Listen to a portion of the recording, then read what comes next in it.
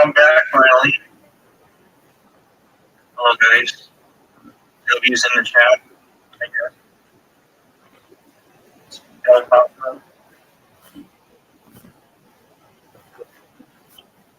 Jalapeno poppers on a ranch. Yeah. Huh?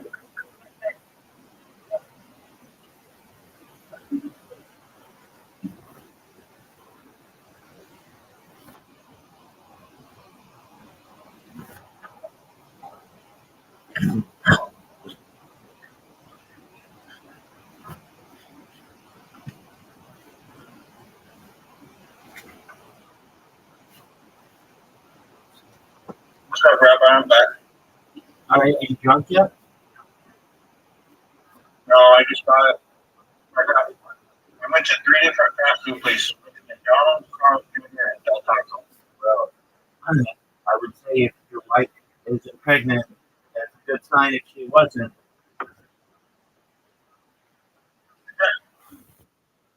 that's it. Yeah, so did you get something different in this place? Yeah. Okay. That's cool. McDonald's, I got the large fries and Coke. Del Taco, I got 2 red burritos. Carl's Jr., I got jalapeno poppers. All right. Is that what took you 65 minutes? How long did it take me? Days, man, days. That was like weeks ago that you were here. Now, my question for you is this. Is there any ping pong currently going on anywhere in the world? I don't care if people are playing in some backroom bar, at some pizza place. I want to know, is there any ping pong going on? No, I'm sure. All right.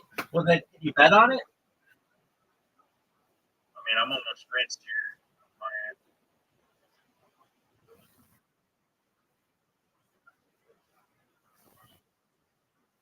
Remember when you were streaming on Kick? I'm still on Kick. So you left your Kick stream to go get fast food? Yes. Okay.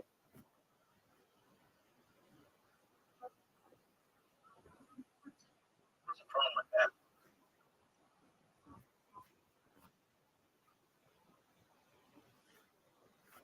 there's some kind of issue with getting food. I just rinsed it all 3 seconds in.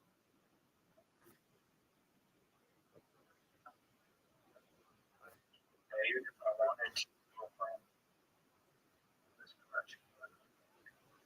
Doug, what do you bet? That's my question. I don't know. Okay. Are there any ping pong games that I can bet right now? That's all I want you to do.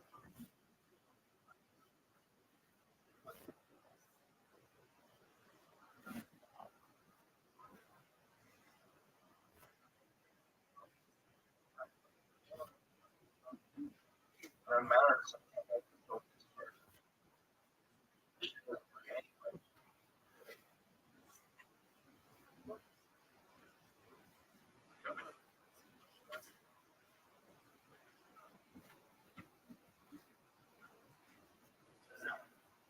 Doug,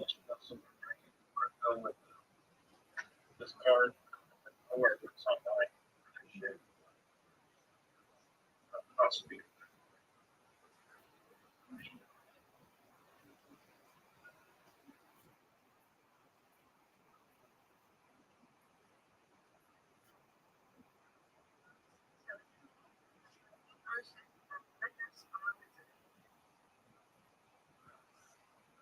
does this bitch want to fuck?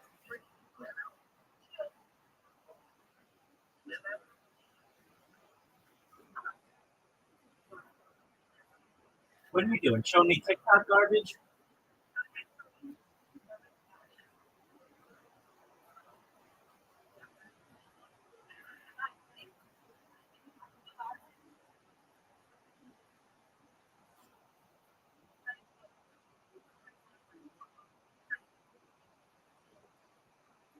Doug, what in the fuck are you showing me? This is the most garbage shit I've ever seen in my entire life.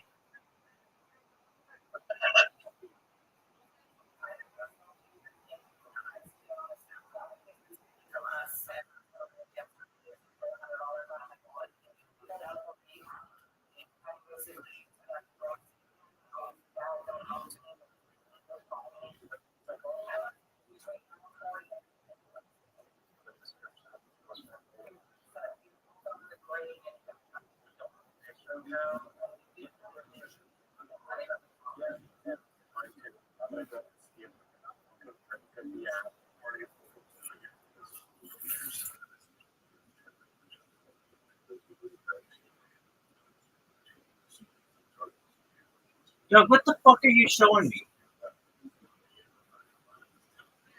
This isn't ping pong. Type in ping pong.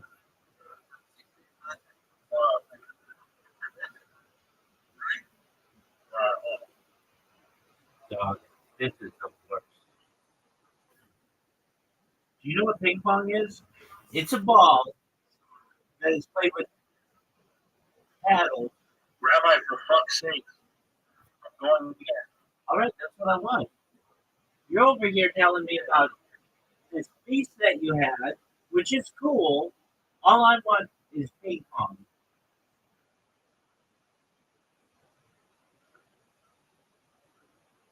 Retro Ray, do you know what Coast to Coast AM is?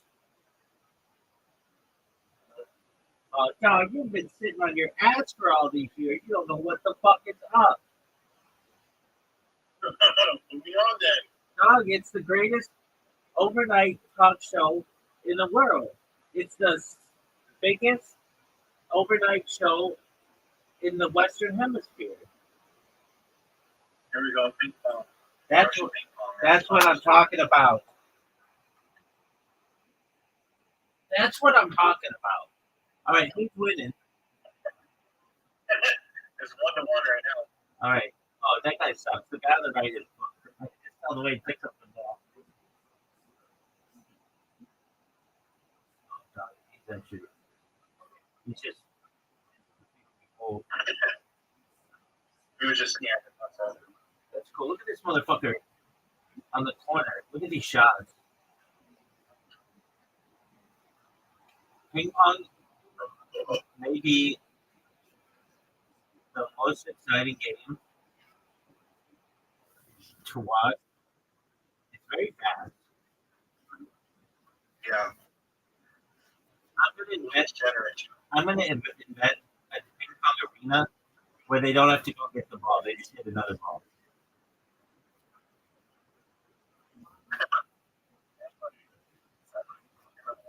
They'll have like ball boys and ball girls.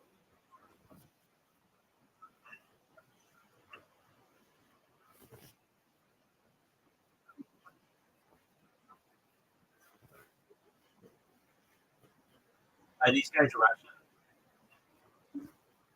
Yeah. I think it is. If you had I to don't bet, know what the flag is. It looks like a Russian flag. if you had to bet on And one, it looked like Russian names. if you had to bet on one, which one would you bet? Ryan Rand.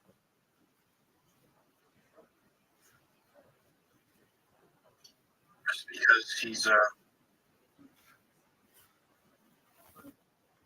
can do it. Well, that's really Yeah, great. my card doesn't work. This card doesn't work anywhere online. Okay, why don't you? It could work on Cash App. Try. No, Maybe next year, no, don't do that. You got pretend that you bet on it.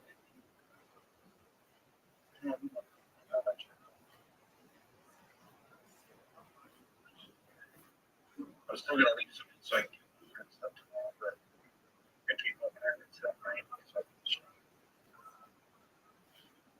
This is the only thing I can think I would actually want to do. Somebody into Cash App and transfer it to a card or something. That's degenerate. This doesn't work anywhere. Like everything online that just depends. It only works instant. So I'm like, okay, cool. I'm gonna use this. Okay, why don't you call your financial institution during business hours and tell them? Tell them what. That your card doesn't work online. And they don't give a shit. I've told them before. You haven't told them before.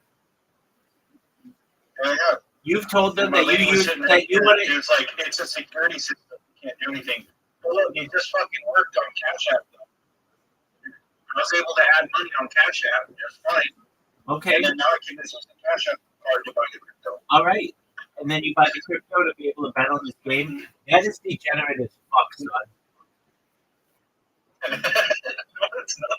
God, that is.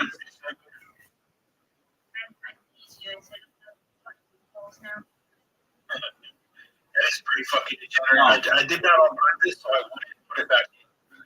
And then I just came up with the amazing idea. Oh, let's just slap it on fucking Cash App. It'll take the card. PayPal wouldn't take it.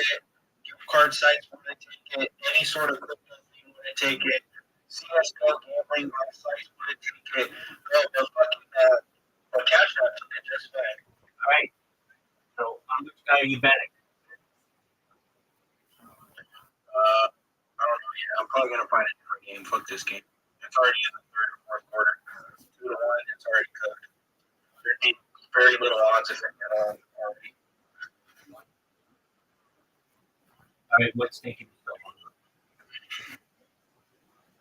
Fuck, let me see your phone. Maybe if you got time to work, you got time to bet.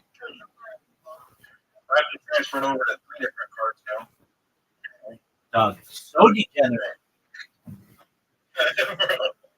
I'm taking a fee every time. Seems like 0836, right? 0836, everybody. 0836. Last 4 digits of my Visa's card number. The last 4 digits of his Visa card number. 08. 4759705090210836.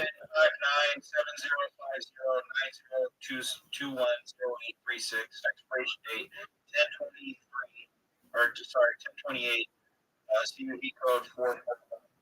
Dog, that's that smart. Take notes, guys. I'm gonna replace this again. And let's do this time. What's your zip code?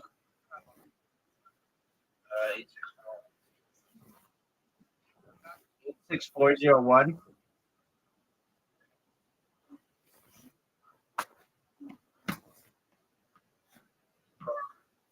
What's your social security number?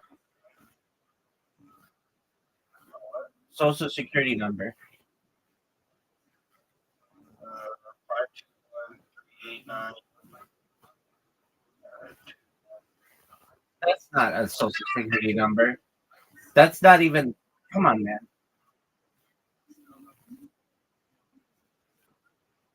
90 transferred into your bank. I should be able to do $97 on that card. And it should go through.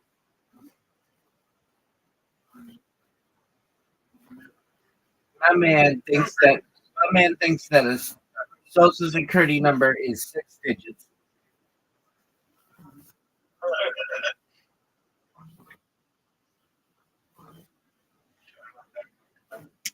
right. Here's my question. I know you're having a lot of fun transferring funds from one financial institution to another. At what point are you going to bet on ping pong? Whenever it lets me buy this.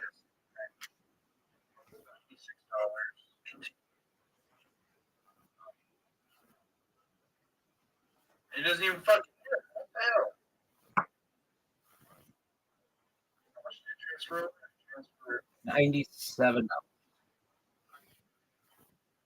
Oh no. There is a fee of $1.95 per transaction. All right. Transfer $93.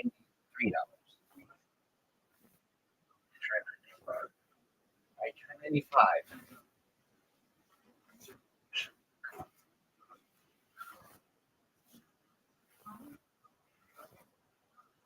Bro, it just fucking loaded and it's really do. Now I have to fucking buy a different way. On a whole nother option, buy crypto or it might work. This is fucking shit. You drink more of this detox.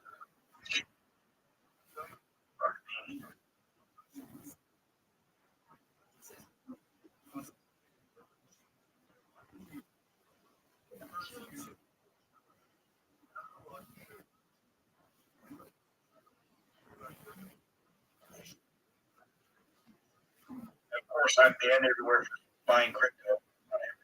Oh, yeah, dog. Use my ladies stuff. Dog, I don't know how the team hasn't left you. Dude,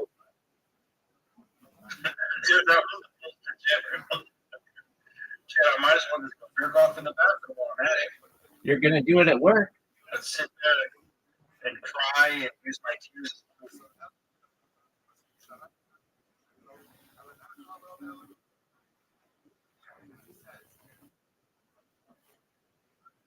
No, but it's the degeneracy.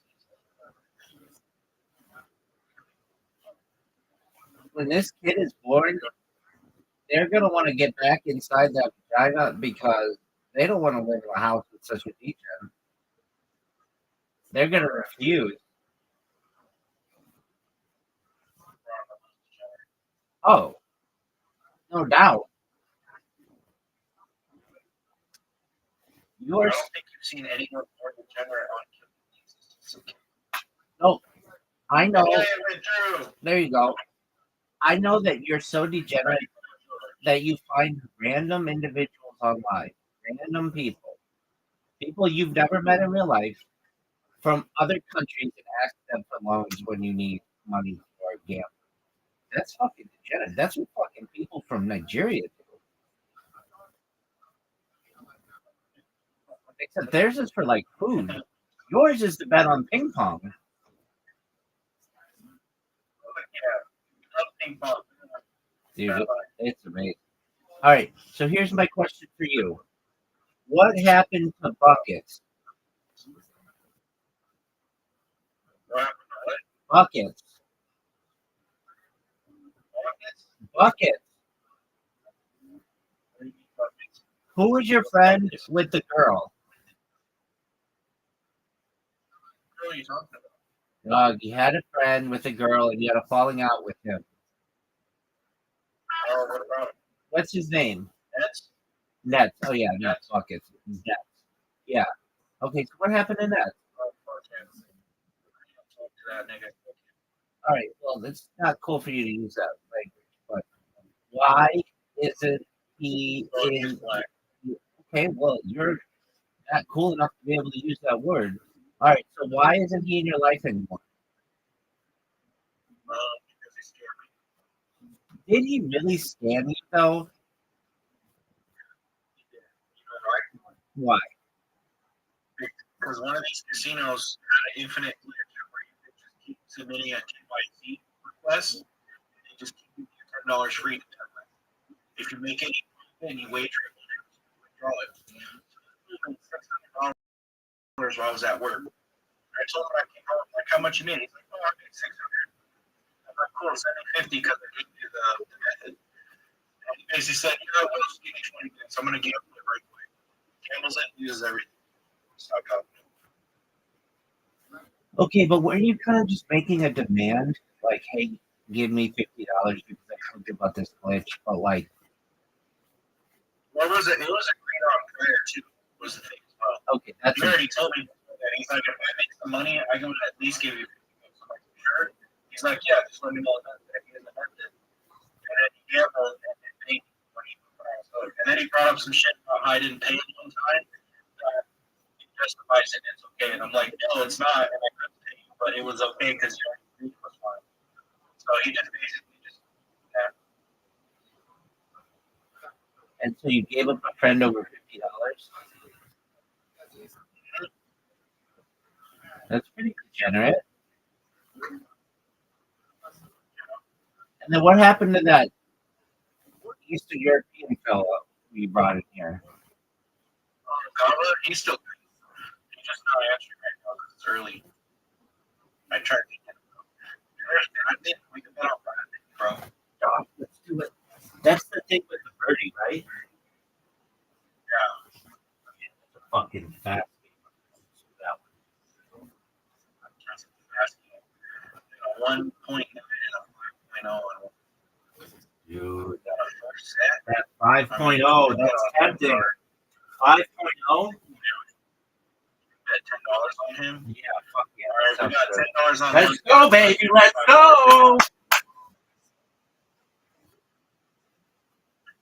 How do you think you can watch it though? Oh, get the fuck out of here. Don't bet it if you can't watch it. It's too late. You can't even watch it.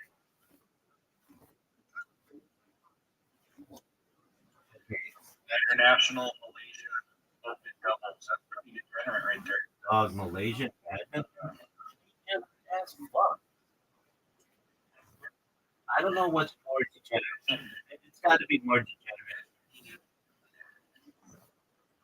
Are you finding it on some like website or something? I'm trying to. It's doubles? Yeah, this is it. I found it. Excellent. You want me to jerk you off? Yes. Okay. So we got our money on card. Okay. You know, Excellent. we're in the first set. Are I they know nothing about this game. okay? Are they top or bottom? Bottom. Damn, look how fast this fucking game.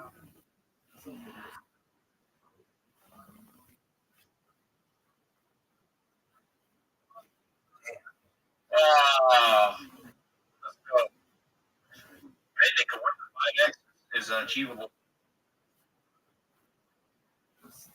You have no idea. No, I don't.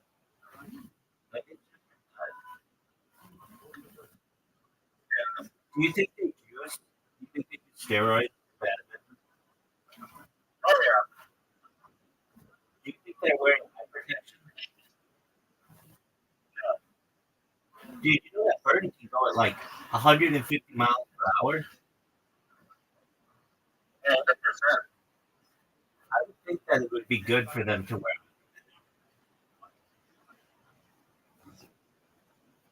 Hey, remember that time we were watching Batman and you just started clicking around on your fucking screen?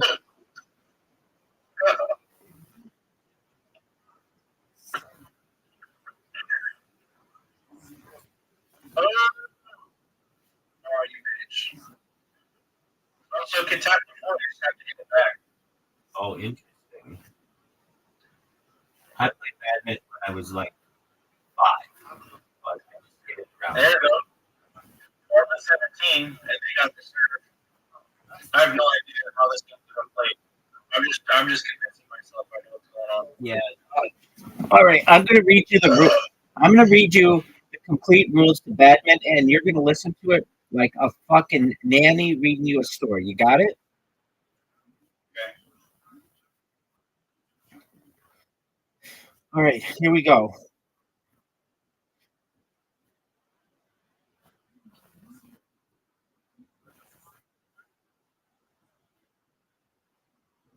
Oh, we need rules for doubles. Right? Because they're playing doubles, right? I have no idea. I don't even know what this game is. Yeah, doubles because there's two people, right? Right. Okay, toss. The rules of badminton states that a toss shall be conducted before a game starts. If you win, you can choose between serving first or to start play at either end of the court. Your opponent can then exercise the remaining choice. Scoring system. The rules of badminton states that a badminton match shall consist of the best of 3 games. In doubles and men's singles, the first side to score 15 wins the game. Didn't you say one of the team though? 18 to 13. So they must be playing. Okay, so we've got to look up Malaysian doubles.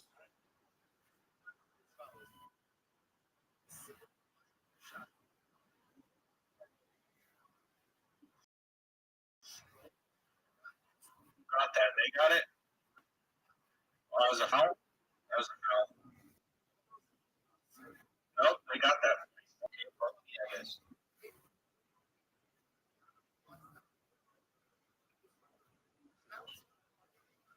Scoring system. These guys are coming up. A match shall 19 to 14. so it's the first to score 21. Oh shit! Who got you cooked then? You're done, son.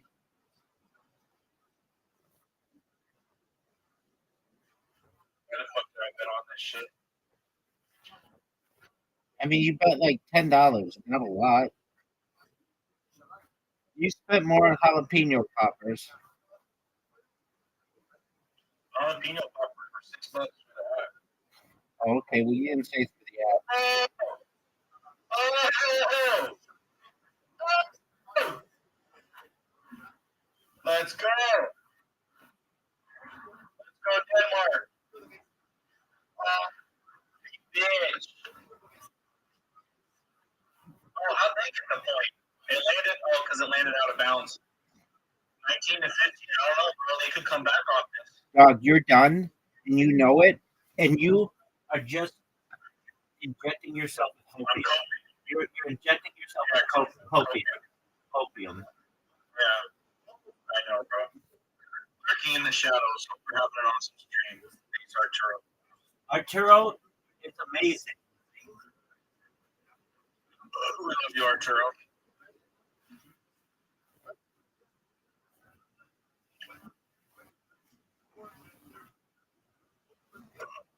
Oh, 19 to 16, boy. You are fucked. Oh, wait, they got 20?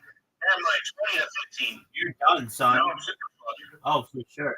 They got to get 6 points to get a lead on these guys. These guys got to basically just give up. Yeah. This game is over. You son of a bitch. You got 21 points? I mean, It only says first set. So maybe there's multiple sets, like they get a point in the first set and then the second one or something. yeah, I mean, I'm probably, hopeful. it's probably best of 3.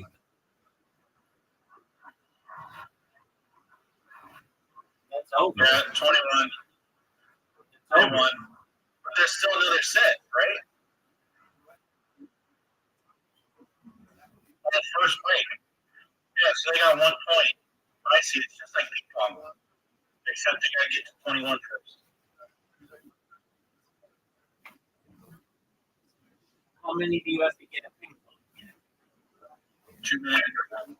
don't know. I think it's like a lead of like 6 or something. I have no idea. That's incorrect. That's incorrect. Nobody believes you don't know. I don't know. It's probably something. You must know since you're asking me what it is. Yeah, I think it's 21.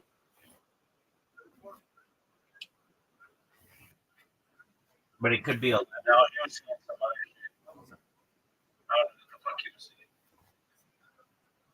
I will later. I'm just getting on a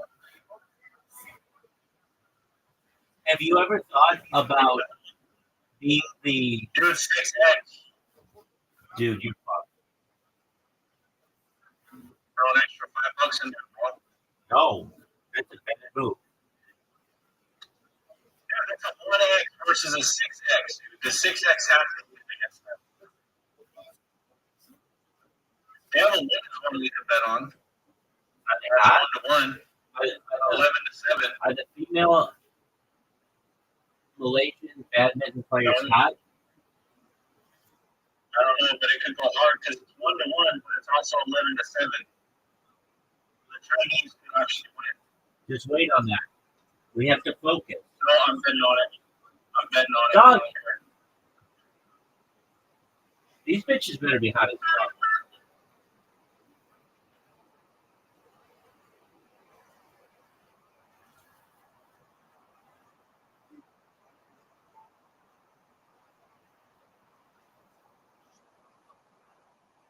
Well, I can't even bet on the women's one because they don't fly it, but I can't even see it because I don't think anyone's streaming it. Oh, good job. Way to just waste your money. I don't want to put you, bro. No, that's what I'm here to do, is critique your every fucking move. You don't breathe correctly, I'm going to critique you. Got it? I got it. Thanks. I'm sorry, Rabbi. No, I'm tough on you because I love you. I appreciate it. Yeah, somebody's got to. Bro, what can I see? Nobody's going to have Malaysian badminton, women's Malaysian badminton. That's like impossible. Their own families don't want to watch them. Shut the fuck up. We got. Okay. All right, are you red or black? Red. Hey, are you up 1-0? 2-0.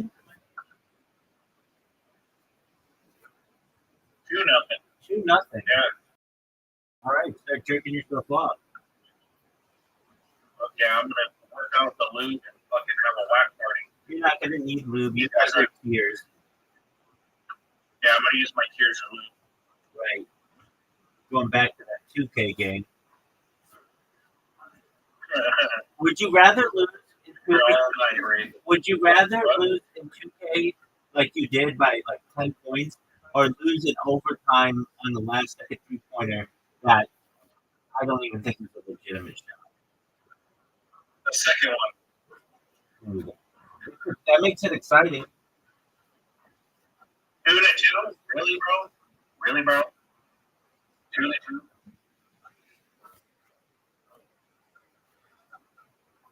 Don't you think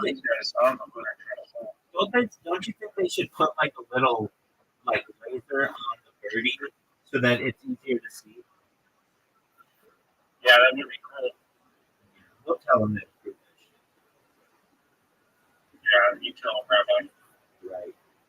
There should be some kind of setting on a TV that you can turn that on and off. Like a hit marker kind of thing. Right. These guys aren't playing. Oh, they're going hard on these motherfuckers. Oh, wait, what? How'd they get that? Okay, never mind. What's the score? 2-4. That's not looking too great.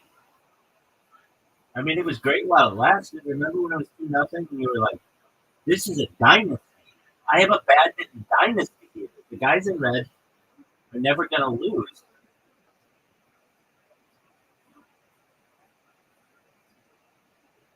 It's 3-4. I mean, they're trying. Do you want to know? Should I put ranch on a burrito? Absolutely. Is that sacrilege? Oh, all of that is sacrilege. But for you, absolutely.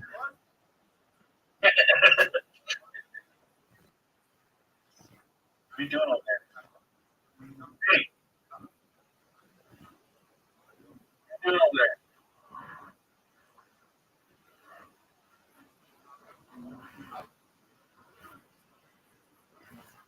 You know me, I'm more degenerate if I split screen this and I did some CSGO face openings. Don't do that right now. Let's focus on one thing at a time. All right. Focus, lock in. 3 to 5. Not looking too great. No, you're fucked. You should just give them your thing. Honestly, just give them my card. Give them my wife while I'm at it. No, fine. I mean, you're coming back. Your wife is Malaysian badminton players, but it may be a sacrifice that may need to be made.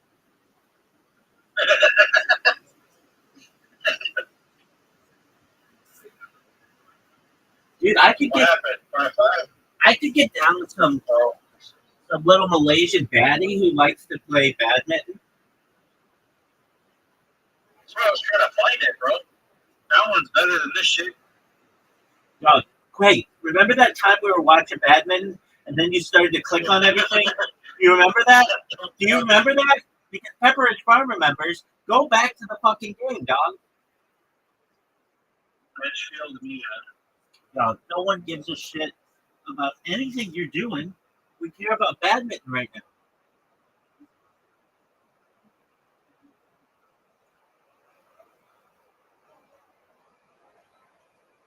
Hey, would retrograde. Hold on.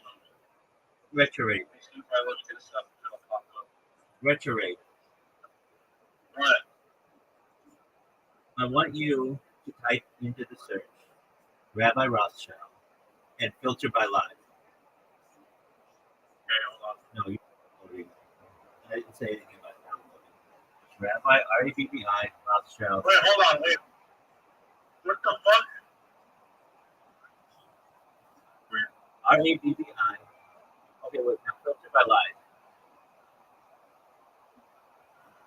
Look at all these lives. Oh yeah, you got emotion. Look at all these lives, baby. What the fuck, dude? How do you make that many lives? Because I'm sexy as fuck. Oh, you got every camera angle. Word, dog. Wave at the camera. Wave at the camera. Hey, baby. No, it's fucking live, baby.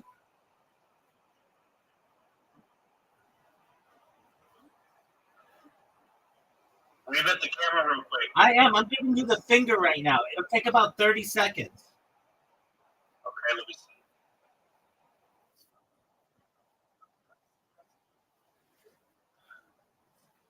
I'm about 10 seconds away. Go back. I'm about 10 seconds away from waving at the camera. I saw it, I think. No, you didn't. You're jerking yourself off Yeah, raw. I did. No, you didn't. Just wait. There it is. There you go. Yeah. I'm live, baby. That's crazy. Have you ever seen somebody out with so many lives? No, that's insane. I agree. I don't know why you're not live on Kick on 20 different channels and on Twitch all the time. Wait, hold on. Let's talk about this. I used to do that on, and then they said that was against their terms and conditions when it wasn't. It wasn't written explicitly in their terms and conditions. So they had to add it. Right. You made that a whole ass deal as well because of you. 100%.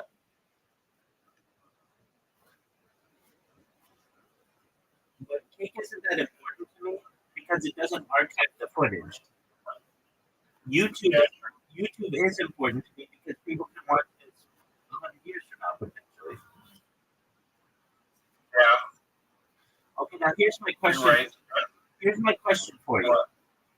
What is the score of badminton? 7-8. That's really good, dude. With a 0-1. Yeah, but that's okay. They can come back.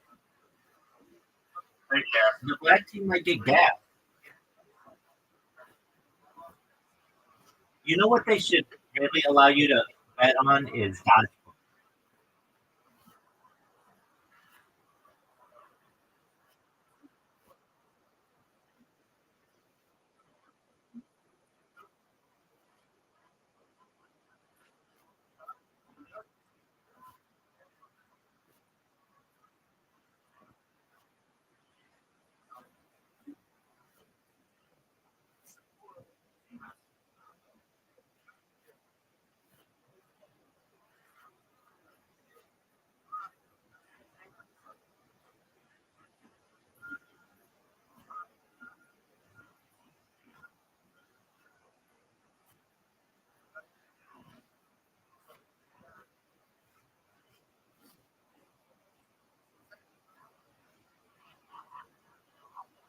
9-8.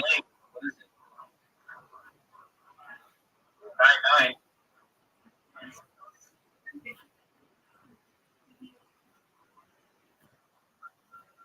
Did your wife gamble? No, she doesn't gamble, thank God. No, she just considers If my wife gambled, we probably wouldn't have a house. I was gonna say she just considers her married. That's her big gamble.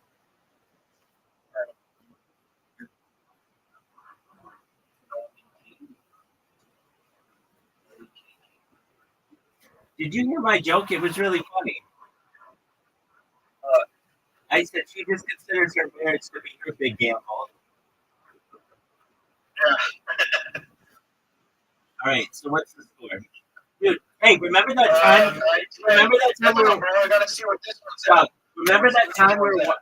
Remember? It's ranked out at 15 or 14. This women's one's good because I got it at a 5X. So that one could pay pretty good, actually. I could get a $50 bid right there. The women's one's looking more promising than the men's one. Okay, remember that time we could watch the women's one on TV because I don't. Yeah, If it's not being streamed, it's like it didn't happen. Yeah, right. Now, what's the score of the red team versus the black team? 10-10. All right. You're doing pretty well, man. So far, they're locked in now. They don't want to lose this shit, or else their mother will be unhappy. Dude, a lot of Malaysian people will be pissed off if they lose. This is the biggest event in Malaysian history right now. Is it really? I mean, do you know another time when Malaysian sports have been so important to a global audience as ourselves? Right. This is like the Super Bowl. Hey, dog, I thought this isn't like the funniest joke, but I think it's kind of funny. You know, there's a winter and a summer Olympics. Why isn't there a spring and a fall Olympics? Because winter and summer, there's no in between. No, there could be. And then also, what about this one? There's a World Cup and a Super Bowl. So why isn't there a World Bowl and a Super Cup?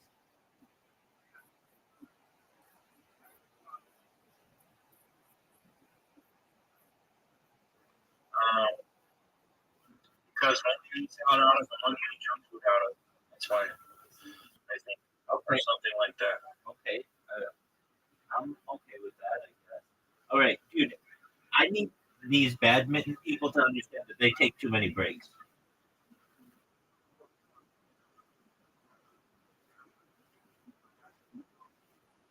Can you even see the birdie? It's so fast, I can't even tell. I can't either. Oh my god, 10-12, dude. Motherfucker. Is there a net? 10-12. Yeah, in the middle right here. Okay, I see the net, but does the net extend all the way to the bottom, or is it just kind of in the air? It's in the air, there's the bottom right there. Okay. But I think it's a balance that goes under or something. I'm sure. I don't know anything. I'm sure. But yeah, it goes so fast, I can't see it. So I'm glad that you can't see it. I wish you could see it, but I'm glad I'm not alone. So, I could kind of see it. I do just let it go out of bounds. I think they get the point. Doug, why didn't you comment on my question? Why don't they let you bet on dodgeball? Oh, I don't know. I wish they would. Dodgeball would be a badass sport to bet on. I don't understand why dodgeball is not this taboo. Well, I think I know. I think because it is a way to bully kids, and so they don't play it in gym class anymore. But dodgeball was always the best of any game that you were going to play. Dodgeball was the best. That women's game is 1-1, 16-17. Okay. That one could be good. That could be an easy $50 payout if it fucking lands. actually stinks though. 12, 13.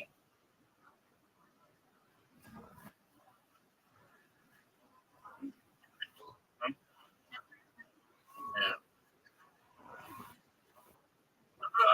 Hope this goes. I hope it goes, bro. I got a couple real ones in the chat. I appreciate that. We got motion up in here, bro.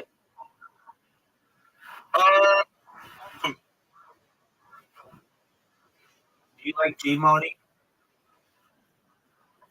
G-Mommy? G-Mommy? Do you like G-Mommy? Yeah, I'm his homie.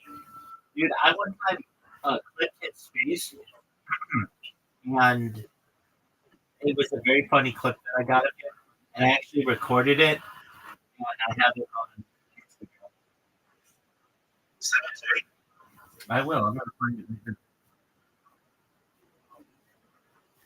So this is what I would do, which I think is really funny. I would spam people until they complained about me, and then I would clip them and tag them on social media. Yeah, basically. All right. I'm gonna look up G-Money. 13, 15. I don't know, bro. They're 2 points ahead. No, everybody knows it. That's cool.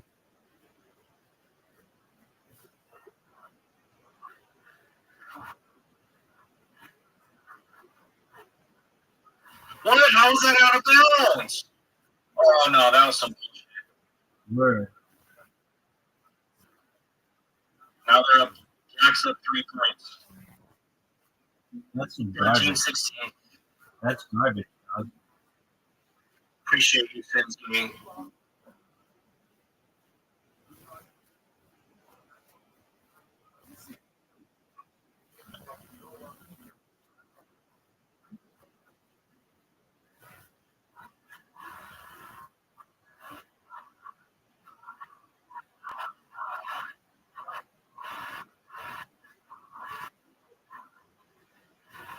Oh, what? 13, 17. I don't know, bro. Yeah, you're dumb. They're 4 points behind. Because they keep hitting out of bounds. Just fucking play ball, dude. Yeah, buddy.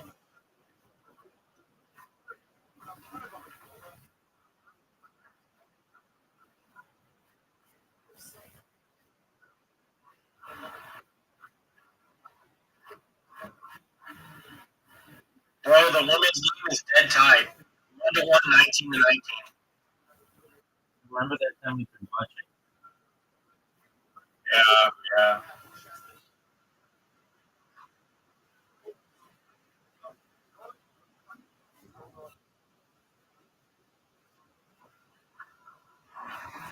Okay, they must have got the point. Really? Still? Fucking idiots, bro. I'm gonna crash out. They're pulling the bag on purpose now.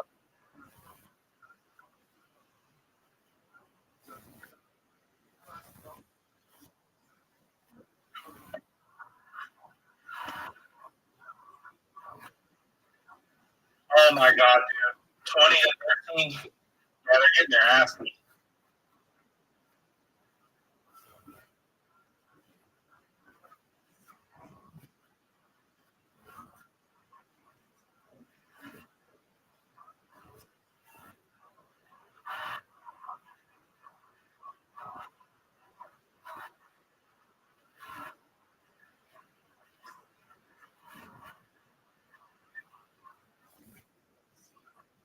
Oh, I think it's over. Oh, yeah, it's definitely over.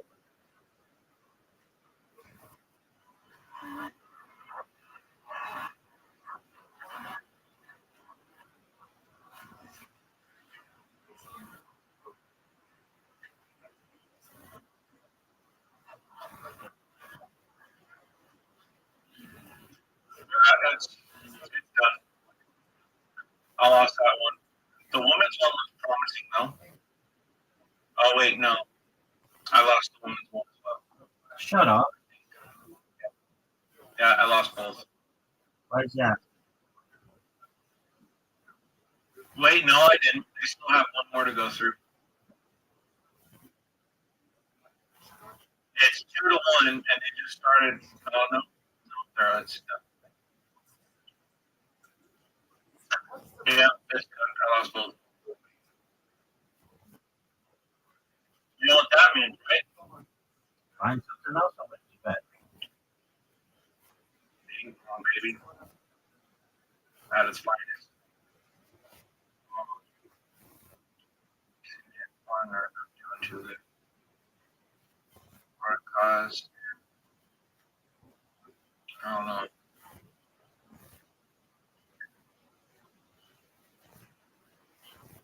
That's 17, baby.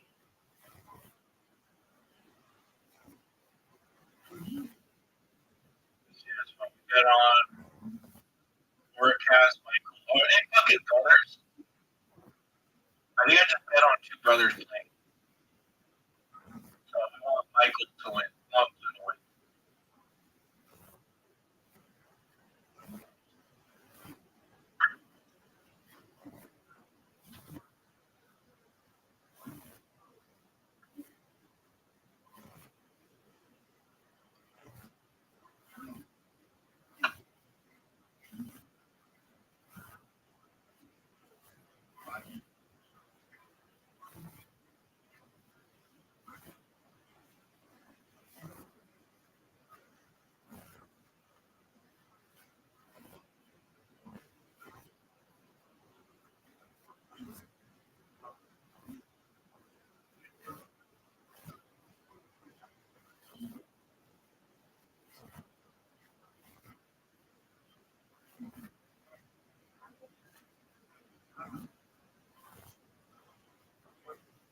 God.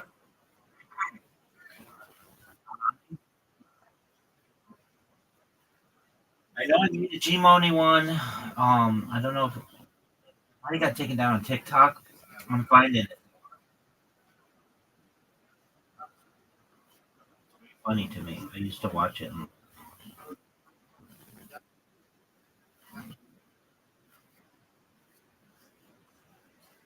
Mommy. I asked somebody, he's like, yeah, that motherfucker used to spam my Discord every day. Like, no shit. His Discord or his What is Tik? it, 8-7? His Discord used to spam your shit. Discord? Yeah, that's yeah, that's true. Okay, 8-8. Hello. Or 0-1. I don't know. I could have this Rabbi. Oh, No, I didn't. for sure. If he gets a point, then it's 1-1. How many points per ping pong till it's over? Is it time limit or what? No.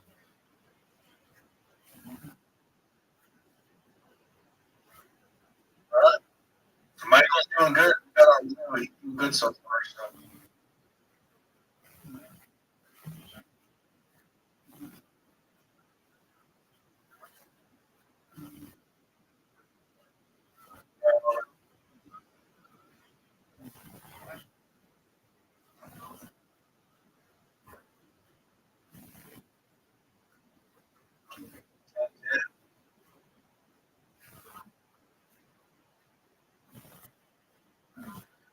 Fucking bitch, dude. Come on. There you go.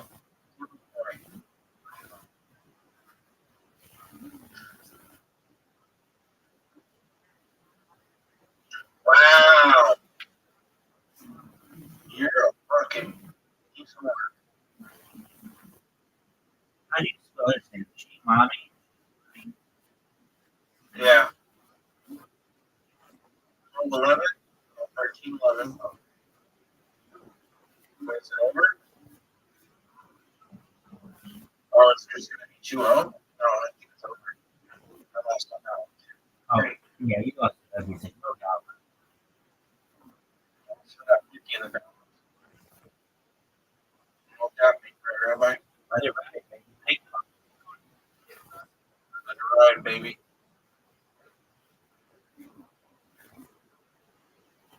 How do you spell G-Mommy? G and then mom.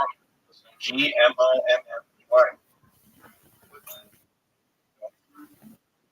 G-M-O-M-M-Y is G-M-M-Y. G-M-O. G. Yeah, like G mommy. There's no E in I mommy. also put you in Discord. No, you can't. There is for him. He has an E in his name. Okay, are you sure it's not? Just spell it. Just read it. G. Yeah. Isn't there an underscore? G-M-O-M-M-E. It's Lil G Yeah, Moment. yeah. It's Lil G Moment. Yeah. Yeah, Lil G mommy. Why didn't you say Lil? I thought you already knew that. No, nobody. You asked me how to spell G, just G mommy. I'm like, yeah, I know how to spell G mommy. The little part. Yeah, it's good. God damn it. Claim the right back and hope for the best. Oh, I found it. I found it. Wait, I found it. Okay.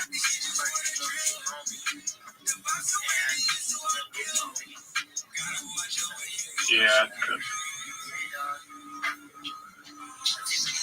No problem, Uber officer.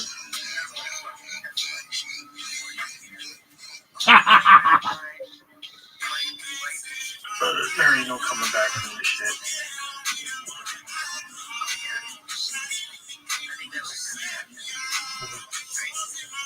Depression sets in.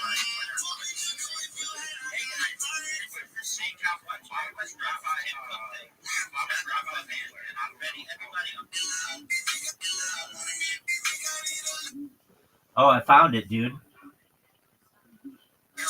Send it to me. Oh, you're gonna get it like you've never gotten it in your life.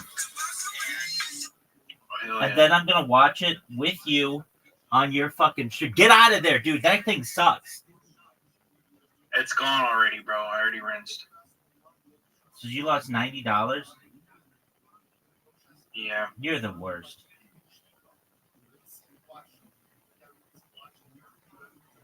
All right, I had a crypto monthly reward, but it didn't let me claim it. quit with that garbage. All right, go to your Discord messages. Let's got watch you. this on Little G Mommy. Let me see here. Doug, do you remember that Let time me see this shit. I told you to check out what I sent? There you go. Listen to it. It's hilarious. And look what I write. It's even funnier.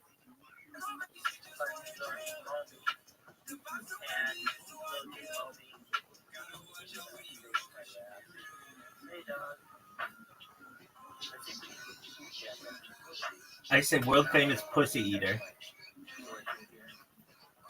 Rabbi. Why did you break this? Oh, yeah. Did you see what I wrote to him? Yeah. Hey, guys. This is the steakhouse. Everybody knows Tim Cook thing. That's what I'm fucking with. I'm ready. Everybody on three. 1, 2, 3. That comes in here every single day. Little G-Man. Don't worry about it. It's not gonna work. Hey, what does he do? What does he do? We're gonna open up this app, and then you're just gonna sit here. Oh, I know. And you can look at Rabbi's photos, and you actually get shit. Oh, dog. What is this? Oh, you gotta do it again. Rocky, what's the word, bro? You didn't update me. What's the word, Why the Rocky? fuck not? Rocky, what's the word? Any Why the fuck update, not? brother? We got little G-Mommy here. Little G-Mommy. I judge you by your Discord. You have a nice Discord, dog. Nobody said it, but that's okay. Not expected. It's very nicely organized. Good for you, dog. It's Little G-Mommy's playhouse. Shout out to Little G-Mommy. Did you see Yeah, what? look at him now. He's fucking... Dude, he looks fat. Did you see what I sent to him? Yeah, the 24/7 live stream Rabbi Rothschild shit. No. Go back and read the message. It's fucking hilarious. I'm gonna read it too. Yo, this is Little G-Money. Go. And Little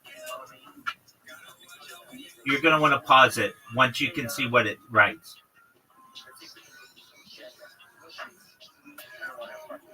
Okay, pause it. What's it say? World famous pussy eater Rabbi Rothschild takes karaoke requests live on YouTube for world peace. And type in viral rabbi in any search engine. And then listen to what he says. I know we heard it, but it's hilarious to me. Oh yeah. I think that was just the accent. Great rabbi. Hey guys, this is the same Capitol Bible stuff. Tim Cook thing. That's not about it. And I'm ready. Everybody on three. 1, 2, 3. That comes in here every single day. No, she's not. It's not gonna work. Hey, what does he do? What is this? Open up this app. And then you just get the zip. I know. And you put on your rabbi's phones. He's so triggered. Look how fat he is now. Look at this fat fuck.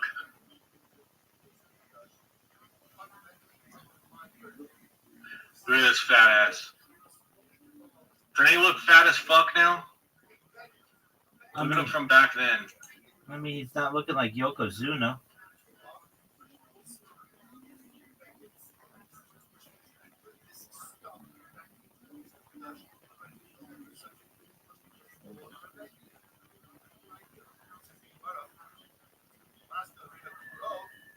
Like, you got some punch, bro. All right. He'll get on those GLP-1s and be skinny as fuck in no time. Is that good for you? Probably better than Not like obesity. super bad for you. Probably better than obesity, son. Probably better than obesity, son. Well, fuck, Rabbi. You ain't got room to talk either. Baby, I'm sexy as fuck. I've got dad bod. It just masturbate to me. Okay. I have a lot of I bet he definitely do. Oh, I definitely do. Do you know how many discords I'm in? It's just a numbers game. If you're in as many discords as I am, people are gonna masturbate to you. People masturbate to lights on the wall. Bro said hello, my little Discord.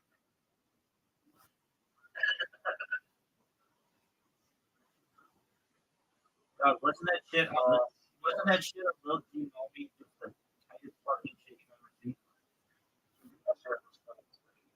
He's like, this dude makes accounts and That's what he does, bro. Deal with it.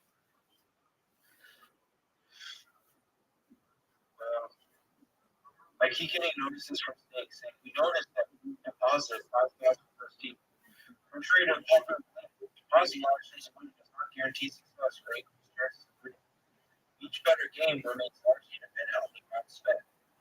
We have the tool which can keep you to assist gambling limits safety and false limits, budget calculator, safety gambling bureaus. And don't hesitate to contact us. If you need help, call 1-800-GAMBLER if you have any gambling problems. Care about me, dude. They don't give a flying fuck about it. They're like, hey man, you deposited over $5,000. That's a problem.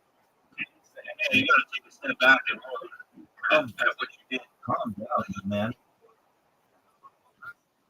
Let me see. Maybe they have some kind of one. Hey, do you remember when you came into my Discord and you were like, hey, Rabbi, you know I got this amazing tool to be able to help people, and then you didn't use it on yourself? Why is that? It's down, bro. Look. It's down. It's not working right now. I have to get it removed.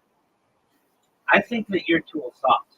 I'm just going to be honest with you. If it doesn't work 24/7, then what good is it? It definitely does work. It's just down right now. It doesn't get little G moment. It doesn't get little G moment to know about you. Yeah, I guess.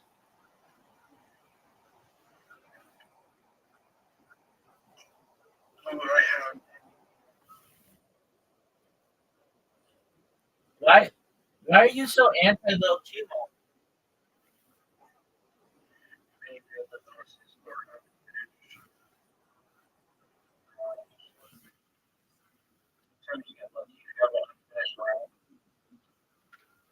So wait, let me get this straight. Every sport on which you bet lost, right? And every video game on which you bet lost, right? Yeah. You're so degenerate. At least I tried. Sure, dog. Do you feel like you're the most degenerate person ever? I'm George. Yo, what up, Zoot? How you living? Dude, are you ready to lose?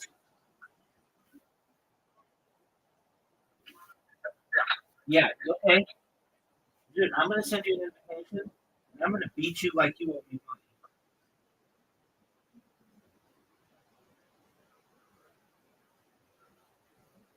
Rabbi, How was your day, big dog? Rabbi, I don't look retarded, but I'm fucking retarded. Well, who's to say that you don't look that way?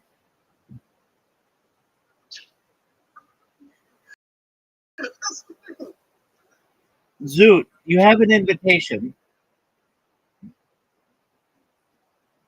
Zoot, Oh, Russell Brand's going down. no one cares.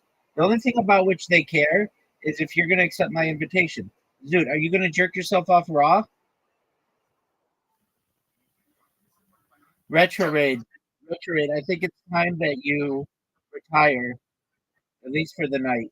You don't want to spend any more money. You literally lost everything. It's only the start, bro. Zoot, do you have an invitation?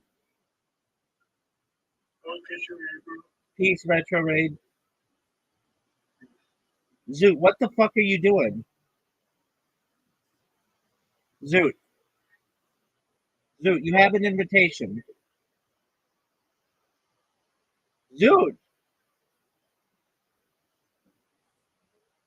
Zoot. Zoot. Zoot, what the fuck, man? Yeah, sorry. My black. Dude, I don't give a fuck. Get your shit together. Let's play. I won. I won one of those games somehow. Which one? I don't know. Out of nowhere, it's like you won $36. So you're gonna go blow it? Trying to. What do you do with $36? I run on the Michael one. I put 17 in. Oh, I won on the one. Huh? I'm talking about it. Yeah, $36. I'm sure you could probably get like 2 in Phoenix.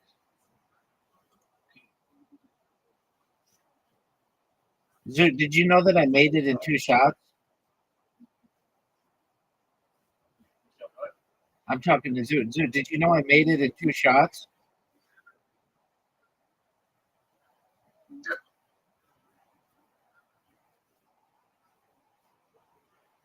Zoot, they're giving me every. Oh, $100.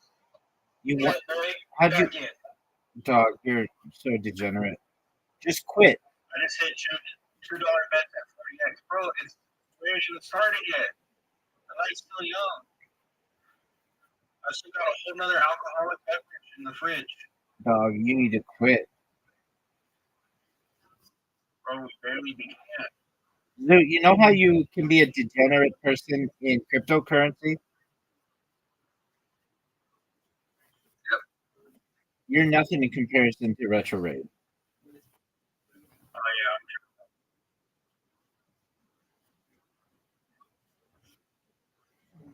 I'm the worst. The Zoot, Zoot, you know you can do better than that.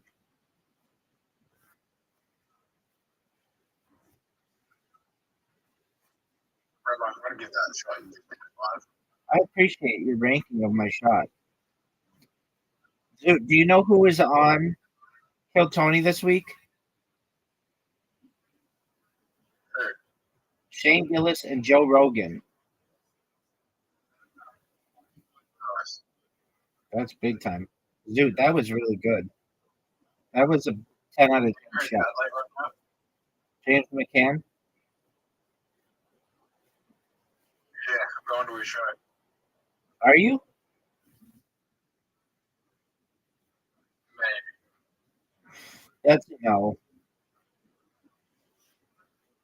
You're gonna give There's still tickets left in. There's still tickets left in 6 hours. I'm going to a shot. If they sell out in the next 6 hours, then I'm not. no, you're not going to his show. You're not going to that. This is a guy that you've met and you've never met him. You've shaken the hand of somebody who's met him. You didn't even know who he was. You didn't even know who he was before I told you. I'm probably 5 handshakes away from the United States. That's not that good. How many handshakes do you away from the President of the United States? One. Whose hand did you shake with your president? A bunch of people.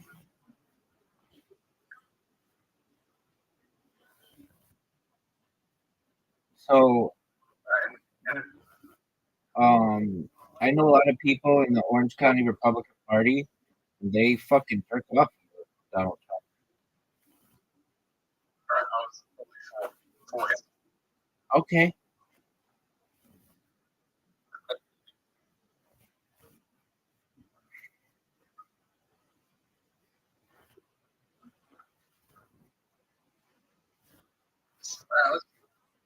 Let's play a game. Nobody. What's the game, Zoo? How many handshakes away were you from famous people? I mean, I know some. Dead or alive? Oh, okay. You name it. Go. Michael Jackson.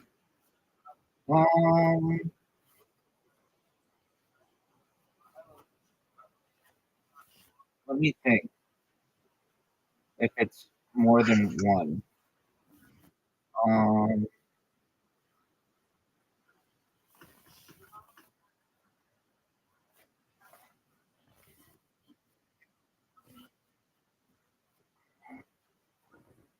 Let me think.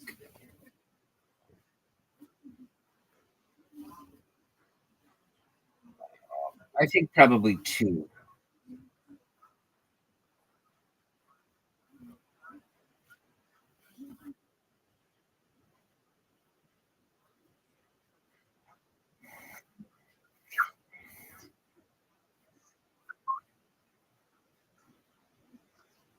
Handshakes.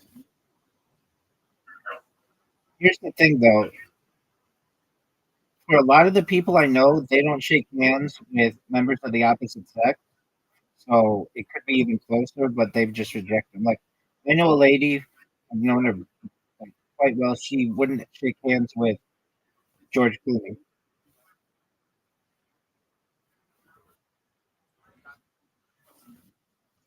Name me a famous person. I'll tell you how many handsets away I am. Cleopatra. Cleopatra. Selena Gomez. Cleopatra.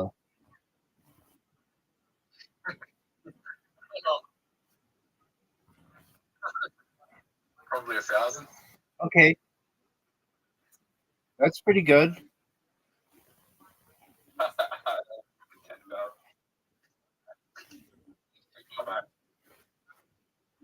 Selena Gomez. Selena Gomez.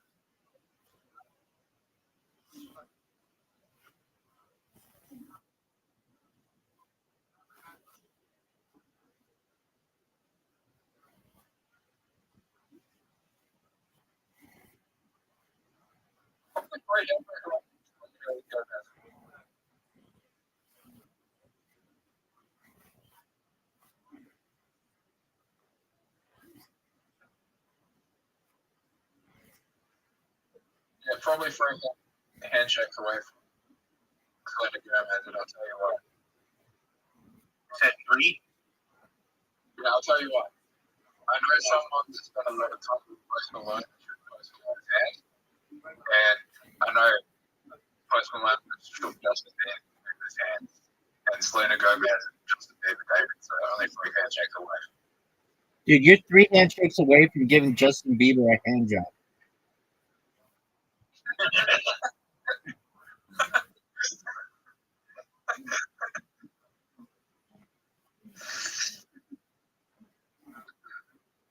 All right. You got $91 in the balance, Rabbi. All right. Let's play this down again.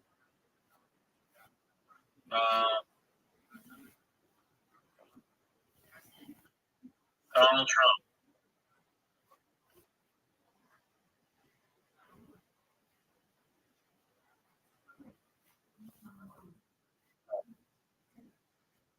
It's crazy. Post Malone hands with Donald Trump, but I know that shook hands with Donald Trump, so this video footage will come shaking hands with Post Malone and Donald Trump, so perfect. Dog, you're like 4 handshakes away from giving Donald Trump a hand job.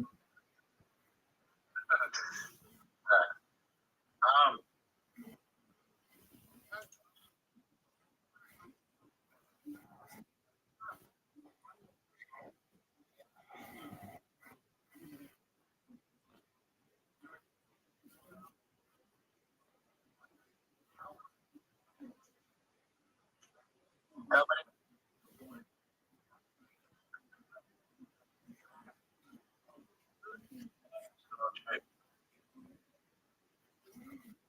Some good.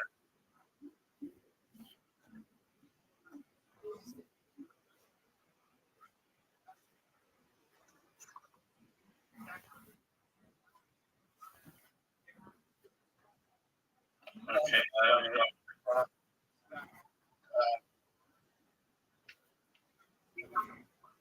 Rabbi, What up, baby? how many handshakes away from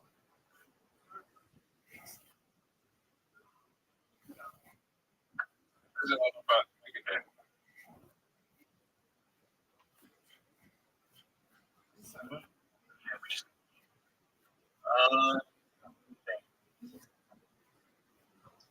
King of England. How many handshakes away from the CEO of Sony? Let's just say,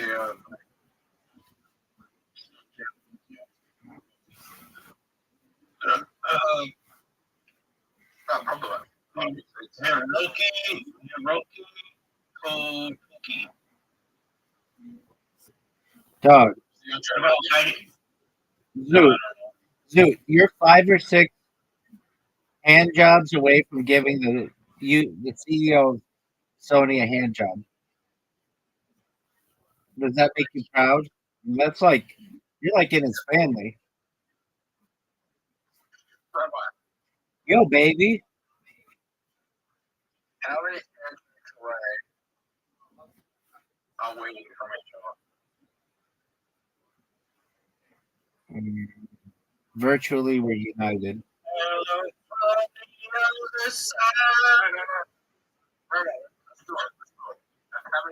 How many handshakes away from each other are we? Have you ever shaken the hand of anyone in Harry Potter Obama's Sonic that you knew? Who's hand you shaking them? I'll scroll back. Well, I've shaken people's hands in Harry Potter Obama's Sonic 10 he knew. It's the easiest way to probably connect us. And if you haven't, then we'll find another route. Okay. I mean, it's hard to get to Australia, so trying to think of I probably have shaken people's hands from Australia, and they knew someone in Australia who knew you, so probably like 3 or 4. understand if you shake everyone understand you're shaking on Joe Rogan.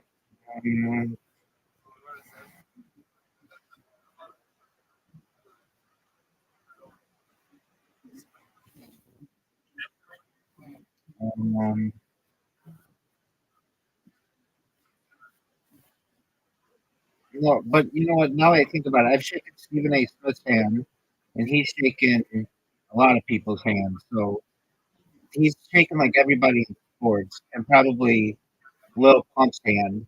So probably we're like 2 people away from each other. So if everyone shakes hands with what's going on, and then so it's like four. No, you've shaken Little Pump's hand, right?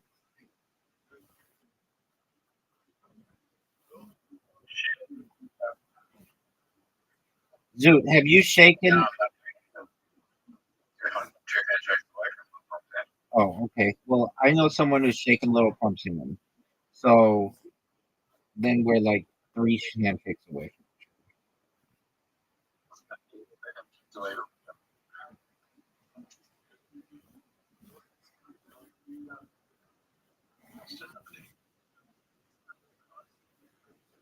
Somehow went from 0 to 36 to 175. Oh, that's amazing. So are you gonna quit? Like what? No. All right. Is there any ping pong on?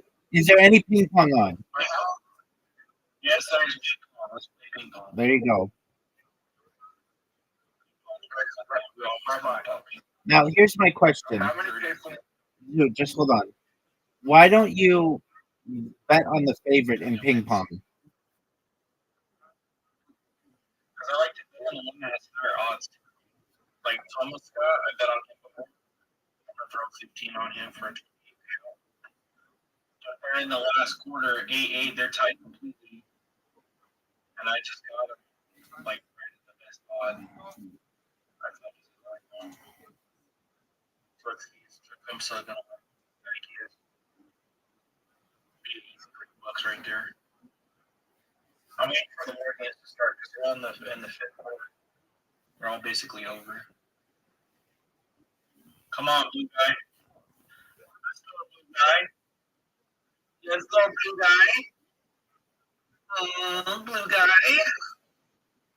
Yes, oh yeah. Blue guy.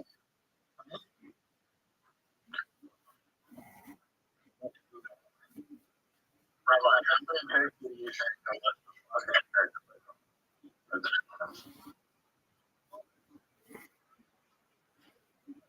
Oh, thousands. Thousands. How many handshakes are you away from Edward Kramer? We're friends on Discord. We're friends on Discord. I know you're friends on Discord, but he doesn't care about you, clearly. He cares about me enough to make my name banned on the entire platform. That's pretty good. Can you name another person who you can't type their name on the platform or it automatically gets deleted? I cannot. Oh, of course. Zoot does not know this. Zoot, get this. If anyone in the entire world types the phrase Rabbi Rothschild into Kick, it automatically gets deleted globally. They've totally banned my name.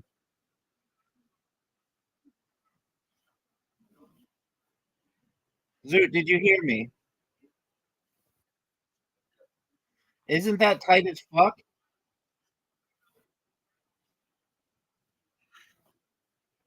Zoot, I thought you would be proud of me for that.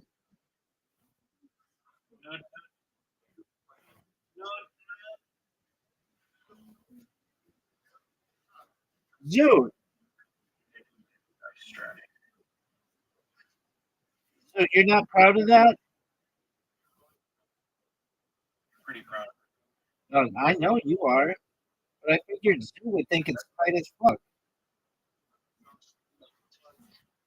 Yeah, he pissed off the whole platform. That's pretty proud of it. I mean, you can literally put in all kinds of bad people's names in there. It goes through. But my name, it gets banned globally. That is a feather in my cap.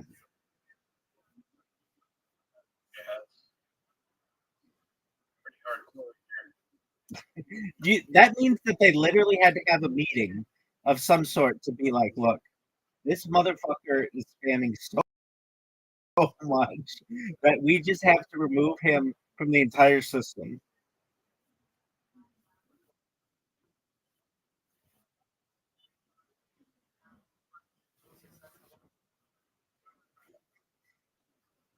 Yeah, they're like, this guy's genuinely a problem, man. Exactly. Okay. Come back.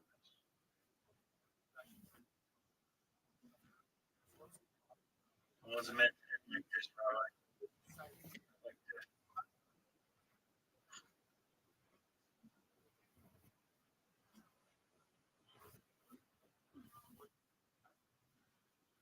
Okay, yeah, now it's officially fucked.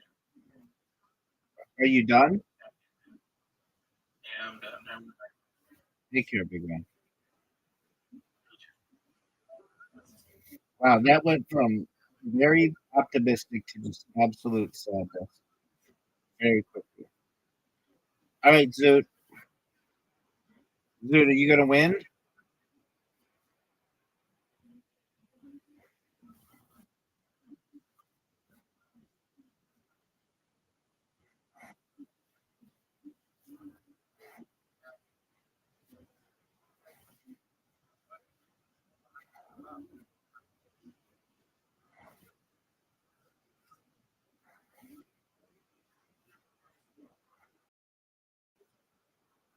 Zoot, you passed.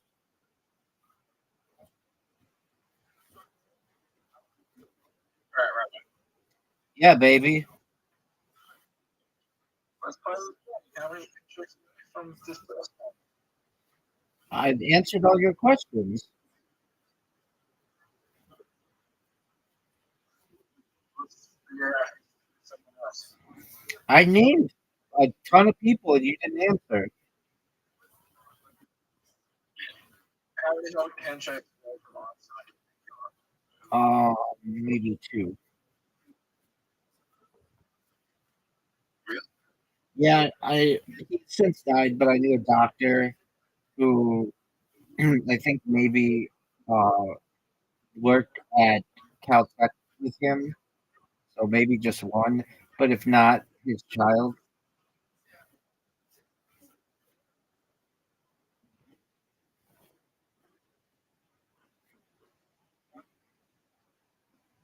And How many handshakes were it could be more than that. I'm not.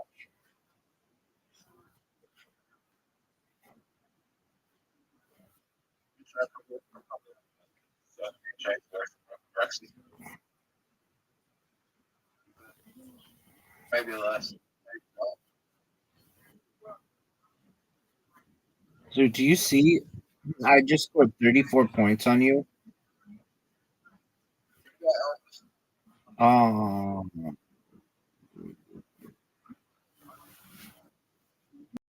maybe three.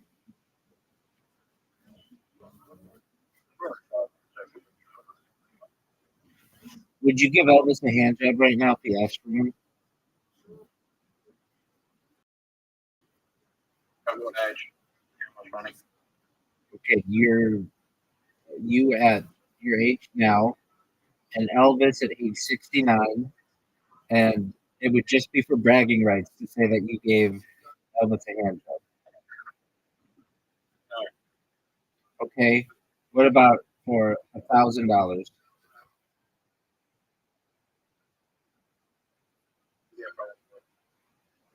Yeah, Okay, all right, you got cut. No. You, Go ahead. I mean, what do you think a hand job is, dog?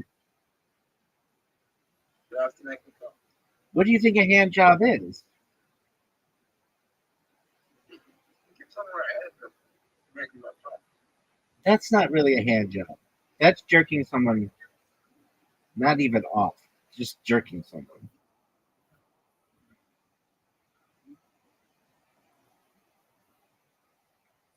So the answer is yes, you have to make him come.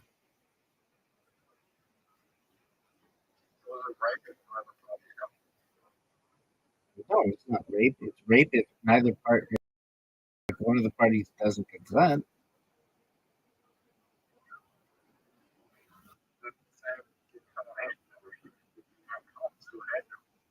No, that's not true.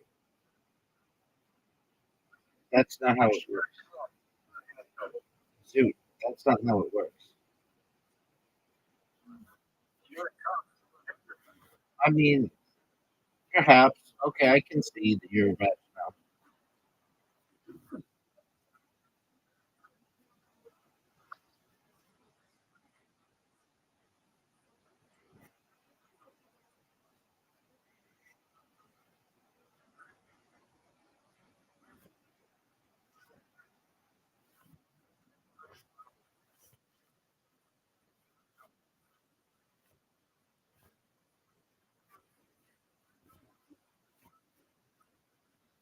Dude, you have 69 right now.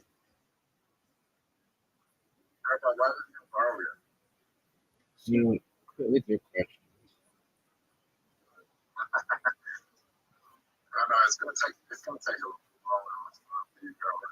I don't think so.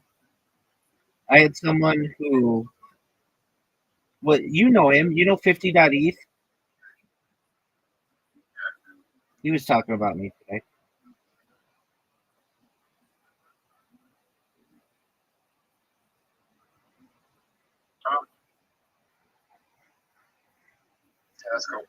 Yeah.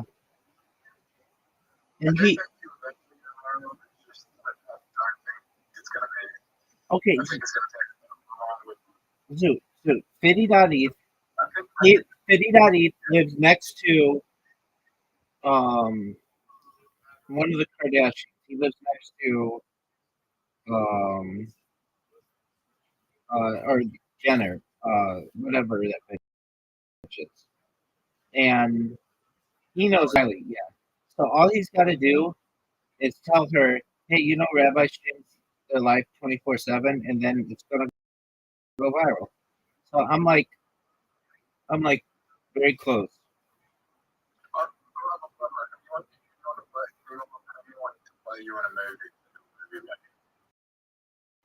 Um Perhaps one of my cousins.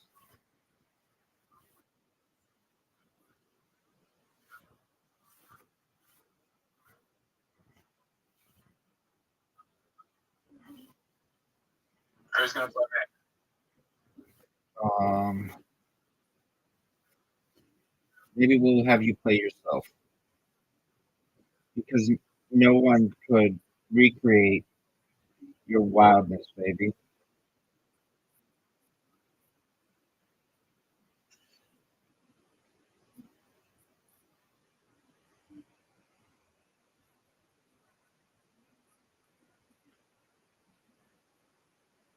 Zoo, why aren't you on X Spaces anymore?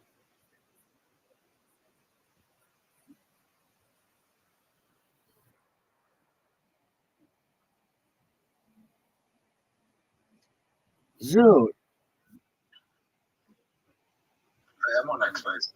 when's the last time you spoke in an X Space? Oh, wait. So you're not really on them anymore.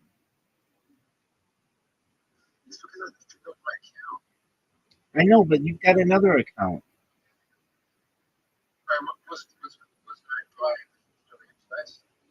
Yep. Yeah, they Viddy.eth knows who I am and invited me to come up and speak, but I was talking to people in my Discord, so I didn't. But I've spoken to him before. He knows my shill, and he thinks I'm sexy as fuck.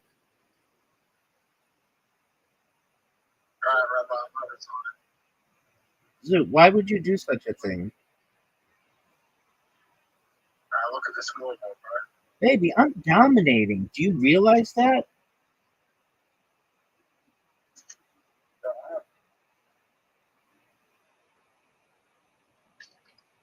I have 90 turn bus, 320 fluid. This will be like here's like a million points in this whole right?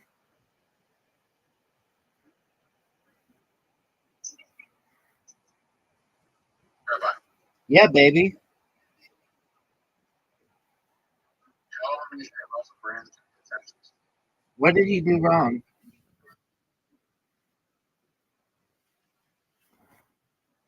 Multiple sexual assaults.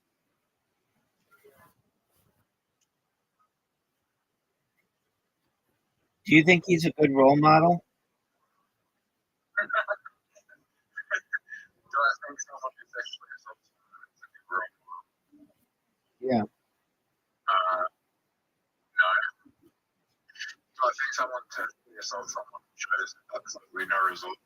Most is a good role model. No. Okay, I think I'm 2 people away from shaking hands with Russell Brand. I The consent? yeah, so there's a synagogue, Beth Jacob of Beverly Hills, and I'm a member of Beth Jacob of Irvine, but that's like a sister synagogue, and Sasha Baron Cohen goes there, and my friend is shaking his hand, so and Sasha Baron Cohen is shaking um, Russell Brand's hand, so that's like 2.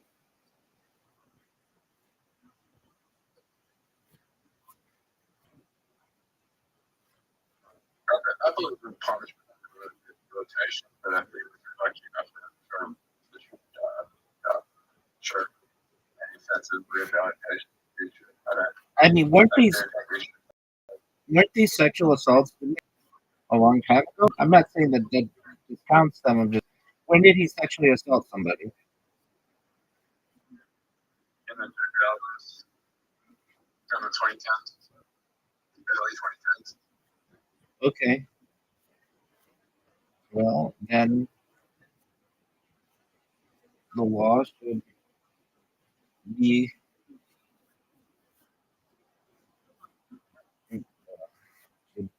if he's guilty, he should have to be punished for it.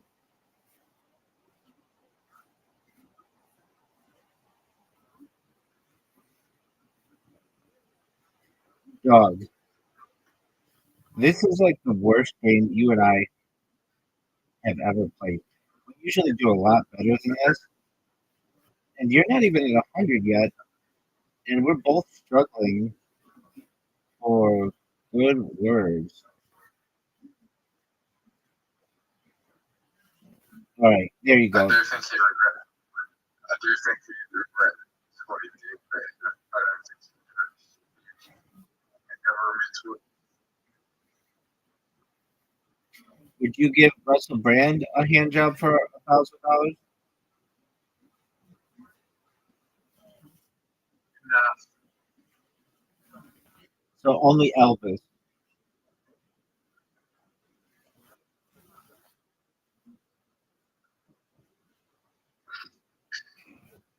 Would you brag to people? Would you brag to people like I have a hand job for $1,000? yeah. All right, that's cool. If he didn't make me sign an NDA and I'm gonna get sued, then No, dog. He would be proud to have Zoot give him a hand job. yeah. I mean, Elvis, I don't Okay. Russell Brand's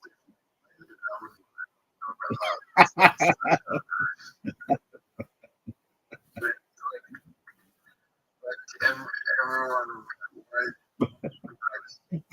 we like forced. Wow.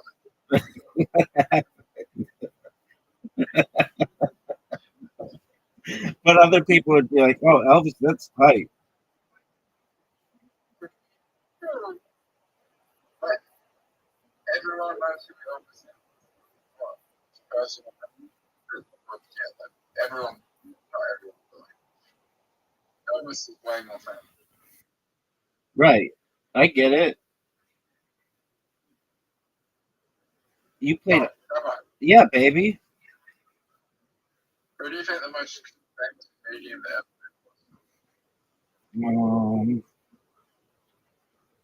It depends what you consider a comedian. Like, if you consider Shakespeare a comedian, then I mean, like, that's pretty big. But if you're talking of like since 1950, um,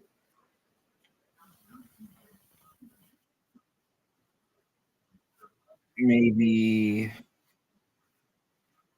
um, maybe Richard Pryor's a pretty big comedian. Jerry Seinfeld's a pretty big comedian. Yeah, but I don't like him as a comedian, to be honest with you. He stole a lot of. He was like known as a joke thief, and what he would do is he would wait in the comedy store and wait for somebody to do their stand-up set, and then he would steal their set and perform it somewhere else. And then people would come up to him and be like, "Hey, you fucking stole that joke from me." And because he had money from like Mork and Mindy, he would just say, "Okay, how much do I owe you for it?" And he would write them like $100 check. And because these guys were like desperate, they would sell it to him.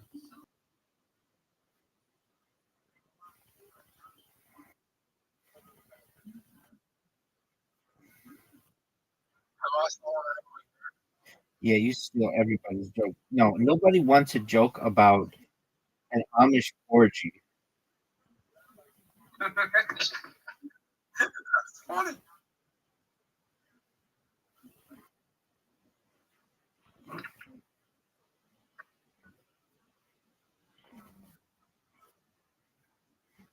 I bombed a few times. I know, Zoot. Happens to the best.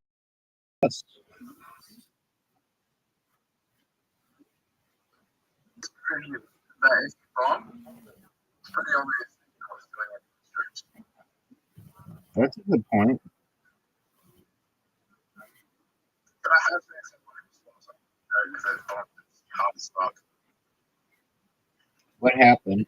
They literally just got on stage and started telling her kill Tony. And then they got away with it the first time. First time they got away with it. And the second time, people started doing jokes on stage. People started finishing the jokes on stage. Someone came along and just started like finishing the punchline to all their jokes. And that was fucking hilarious. Wow. The best way I've heard to deal with someone who steals jokes is to record their set, and then the next time that they go up, just do their set right before them, and then they don't have anything to say.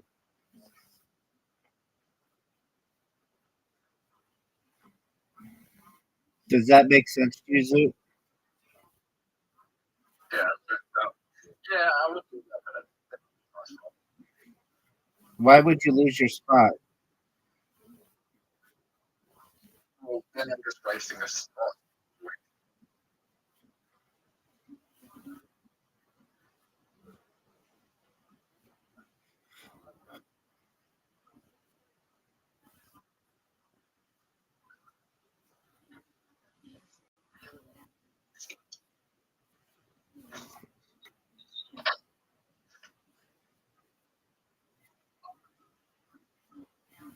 Yeah, like I'll just go like everything. I don't know if you remember these words. I remember everything from Kill Tony. I'm the biggest Kill Tony fan in the history of killing and Tony. Here's the comedian who made the Jumanji joke. I actually kind of remember this. my favorite, Drew's favorite full dance game on G. Something like that. Yeah. And was that not very popular? No, it's just predictable. Everything he was saying was predictable. He was talking about what else did he say? He said something about you want them to give money to homeless people away. What did you say? So, did you hear? You know, meant to give money to homeless people. You meant to pay them. That was one of his jokes.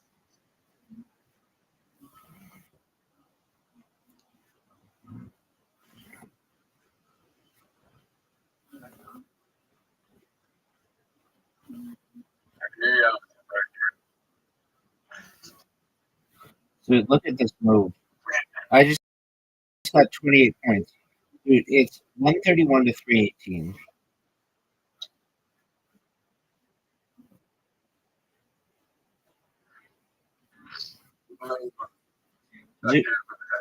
Zoot. No, I'd be able to prosecute going back as far.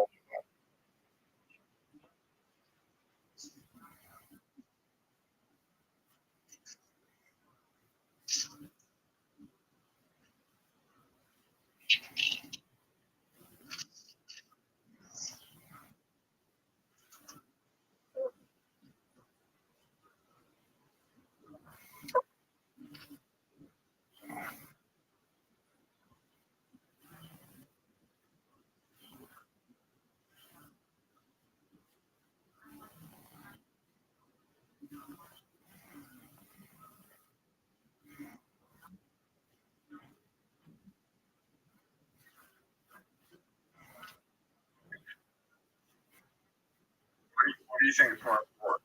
Military something or punishing someone? Taking someone.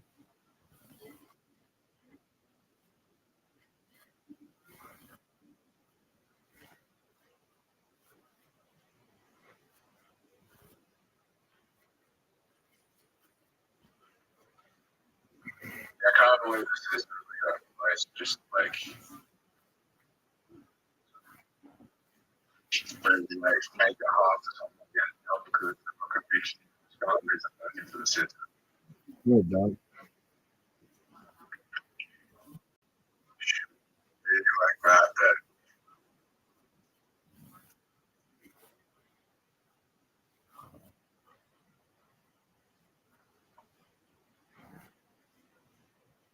There's someone who that at work against it. Work with a child. I agree with that. But someone who, you know, just made it drunk, made a mistake on someone's face. Because I'll go for it. And, you know, felt with manslaughter charge. I think that should be totally I don't always agree with those. Like if you're, let's say, 18 and your girlfriend's 17, and you have a relationship with her, and you can get in trouble, I think you should be able to work around children in the future.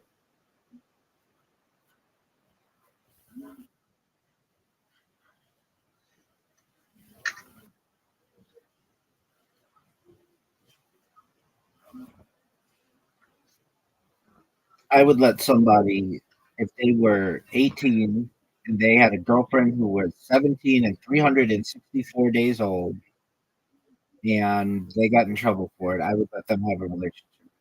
Not a relationship, but like, I think they should be able to be, I don't know, when they're 40, a they should be able to own a uh, they should be able to teach students. I don't. They made a mistake when they're 18. It's like really, really close. Like, but a lot of times they're not allowed to, and I don't agree with that. Now, a situation where it's like a 50-year-old guy who has a relationship with an underage person. No, I agree with that, but everything is subjective. age of consent is 17. Okay, so there you go. So it wouldn't matter. No, it would. It would if they came to the United States. So let's say you have a guy who's 18 and a girl who's 17. They're Australian. They come to the United States for vacation, and he can go to jail if he touches her.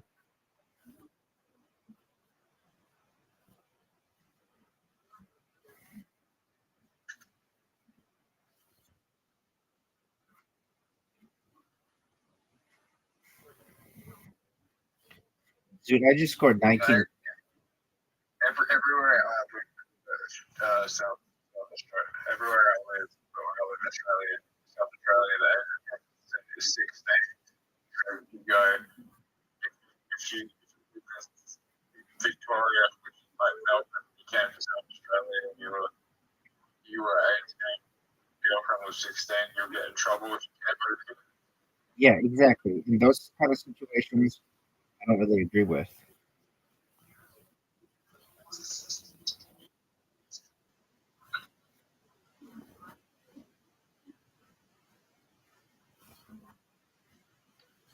Another one I don't agree with. This one's ridiculous to me.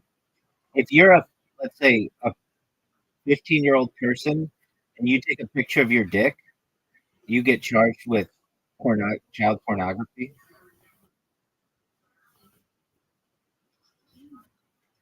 That's ridiculous. That's an absolute joke of a fucking law.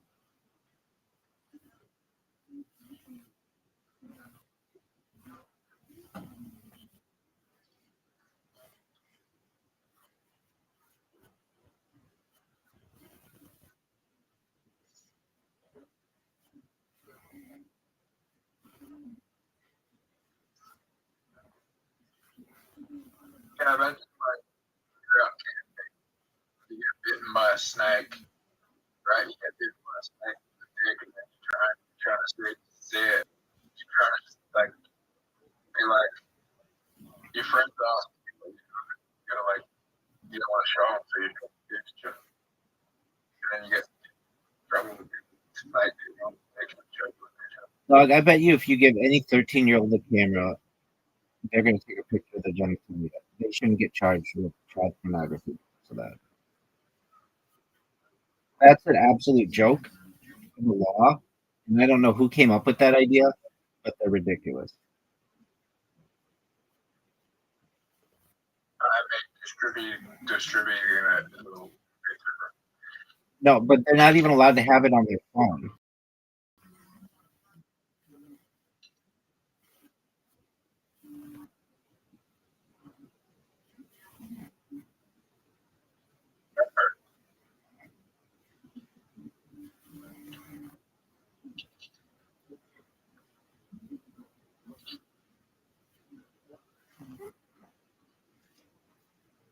Dude, what are your thoughts on my having beaten you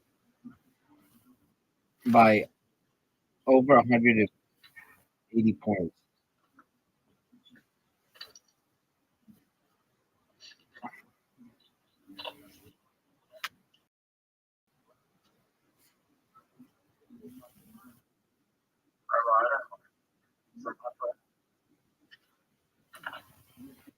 I mean, then don't take a big dog. And I don't know what the fuck to tell you.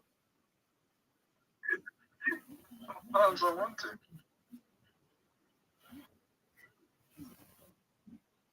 Sometimes you just get lost from girls. It's like you send me a picture.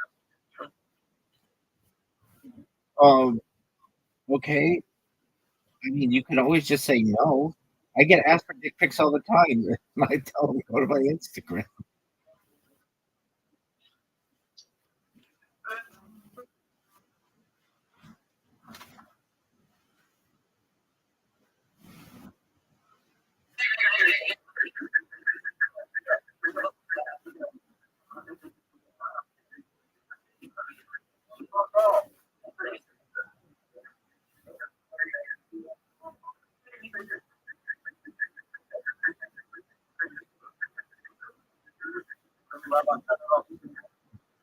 I don't hear what they're saying. They're saying that. I know what they're saying. What's the what's Rabbi. that? What up, baby?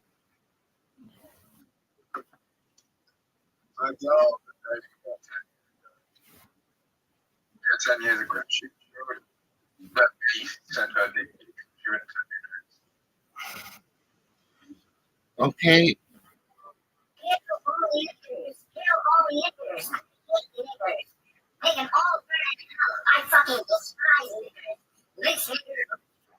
Hello, I am Andrew. You are a fucking nigger. Instead of chicken cotton, how about you pick up some women? Niggers can't be taught to they're black. Holy shit, I hate fucking.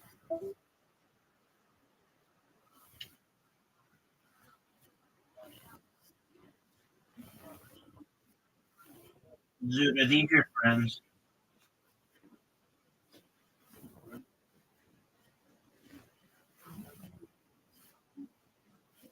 Dude.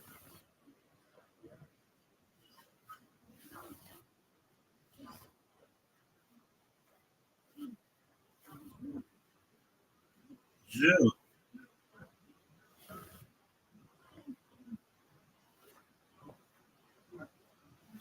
Dude.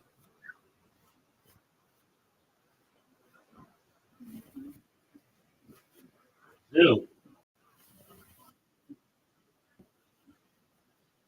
Dude. Dude, you're the worst communicator ever.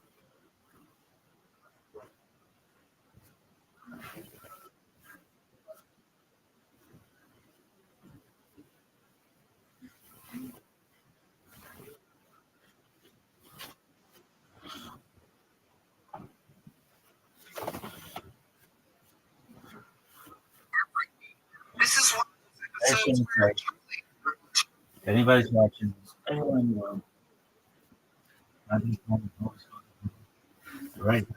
You kill Tony. Joe Rogan's on it. King Gillis is on it.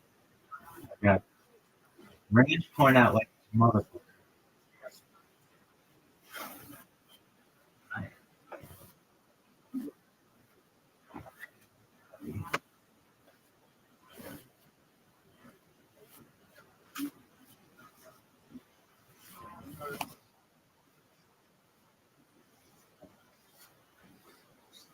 Best. Two of my best friends are on tonight's panel. So, make some fucking noise.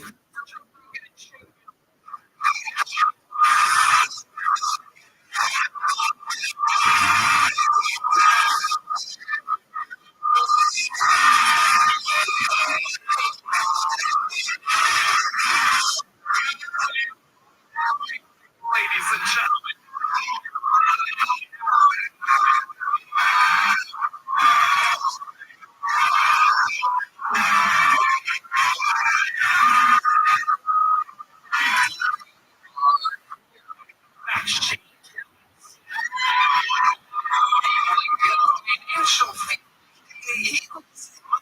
Football stadium, July 17th. Yeah.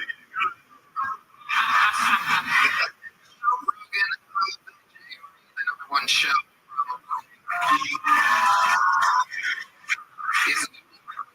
Normally we get on Tuesdays, Thursdays, but tonight we are here on a fucking Monday. We started right.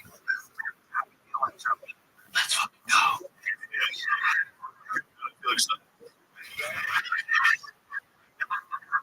Legitimately. You guys are two of the best guests on the show's history, so you already know this book. It is filled with over 250 or so sometimes it's a great upcoming comedian who we haven't discovered yet. Sometimes it's an insane person to just sign up this week. You don't know what can happen. I'm gonna let this guy whose eyes are extremely close together. I'm gonna let you pick the first name tonight. You can both eyes.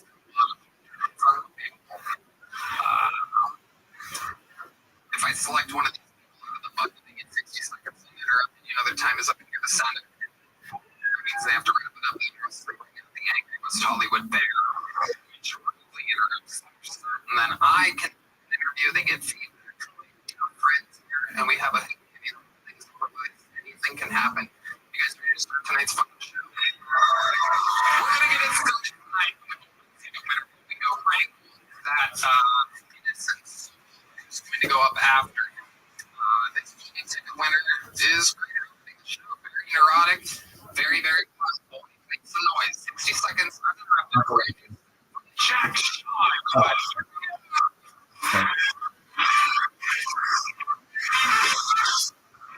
Someone did and they said, fuck you, fuck the Jews. I don't support bombing hospitals. And I was like, dude, that's not me. I'm not doing that. I have no part in that. If I could have a drone, I'd bomb homeless people. Right? I mean, talk about making a woman settlements. That's what I'm talking about. Okay, bingo. Right. I'm just a silly little guy. Dude. That's just what I am. Wow. It gives her the peace and down. I get upset with her, okay? I said, if you don't like me sitting down, you should see me pooping standing up. Also didn't go as quick as I thought it would. Okay. Very cool. Awesome. Okay, got one more. Awesome.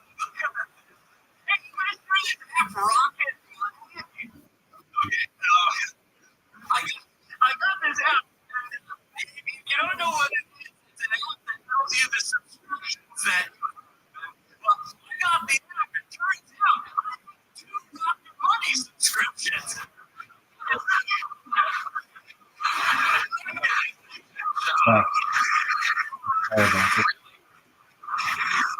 Criticizing itself throughout the set. Not leaving much for us to do, and quite even to bring up the DM.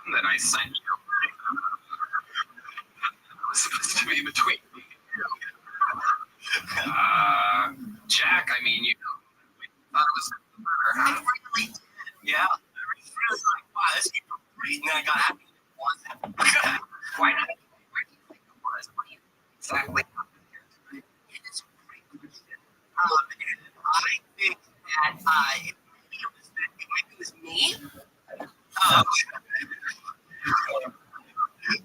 are correct. That is the correct name. Yeah. How's life been? It's been great. It's the most fun I wanted to do, everybody. Wow, that's a way to get the Texas cream on your side. I got some presents for all you guys. That's kind of what I do. I got some presents. Bring out my Hanukkah presents. Oh my goodness. Here we go. It's Hanukkah time. It's Hanukkah time and ladies first. I actually got you something very special. I made you your very own built-in yarmulke. Oh, okay. It says I'm gay on it. There you go. This is really a preparation for this week's segment.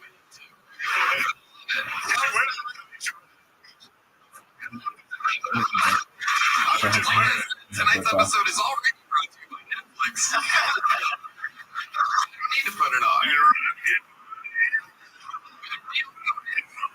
When they do stuff in 2 years, I might have to put this in. We good. All right, let's see. Well, we got something special for Brad, man. I got you a lean cuisine. There you go. Guys, so much better than your set. This is incredible.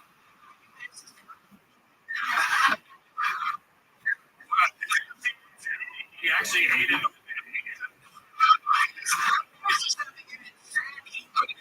If you tear it properly, it actually turns into a lean cuisine.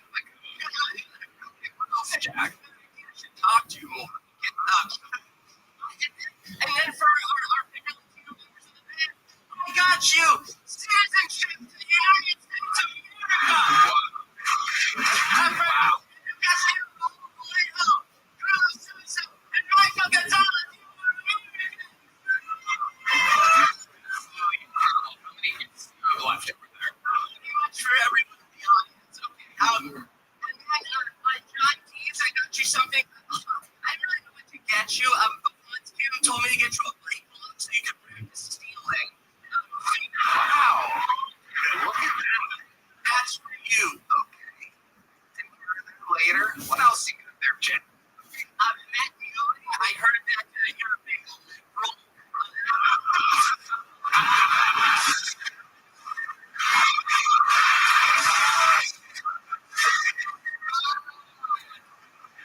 Oh, right. Flag is crazy.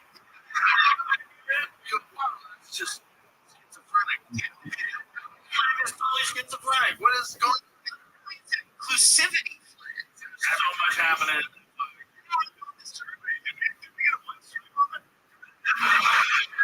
No.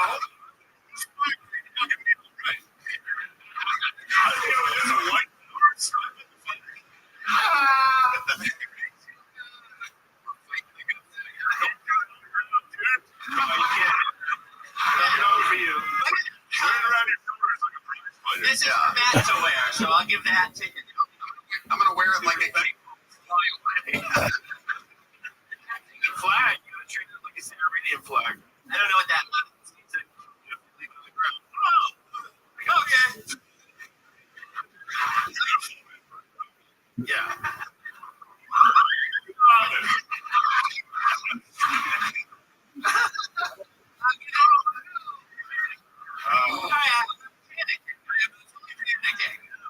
You're doing a good job. You're doing a good job. It's gonna end up in a dumpster next to a kill Tony Yamaka.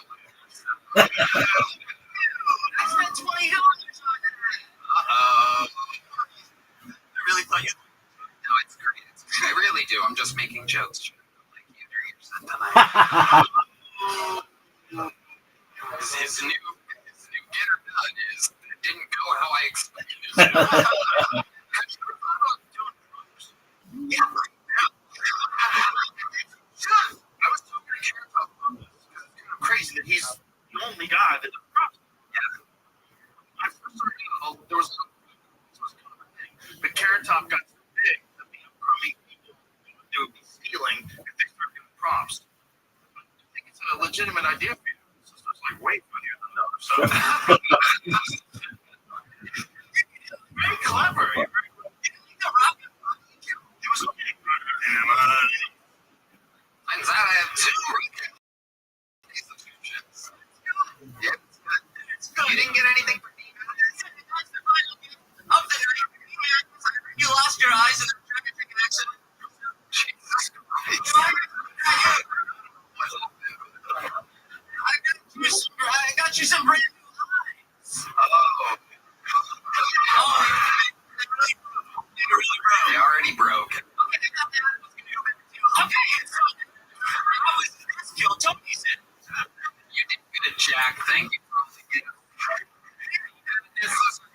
guys. No, it's Keep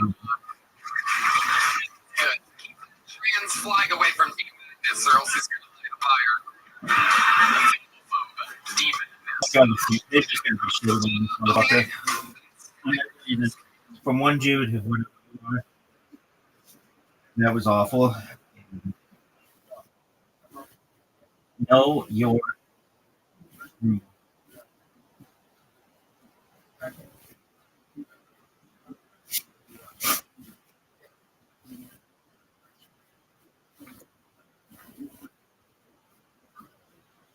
Nobody shitting on this motherfucker.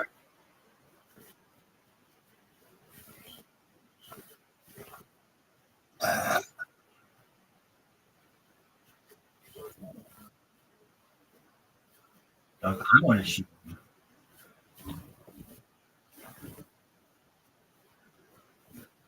He's terrible.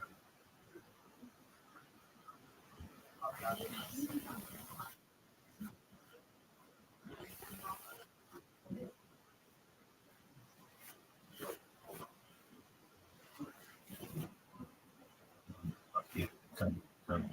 There, not too much.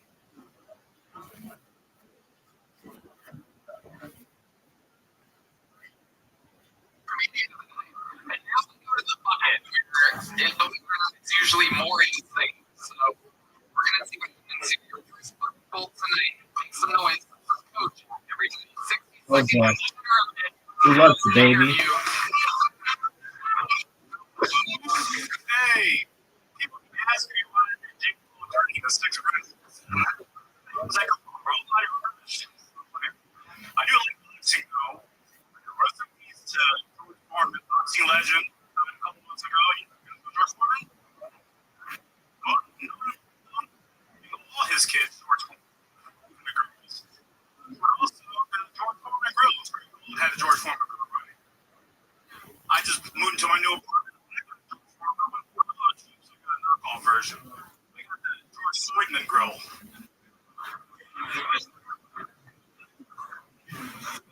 It's sort of like the George Foreman grill, but it's extra hard to get the grill marks.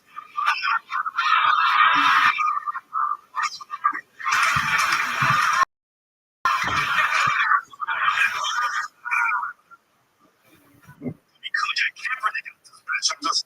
I expected the grill to say B18, but I don't say B11. And that's what it is. I used the perfect twin before, so this is what I. Coach, look at that. Welcome. How long have you been with stand up? 4 years? As soon as you open this? 3 years. As soon as the bullshit open, I started. What made you want to start that?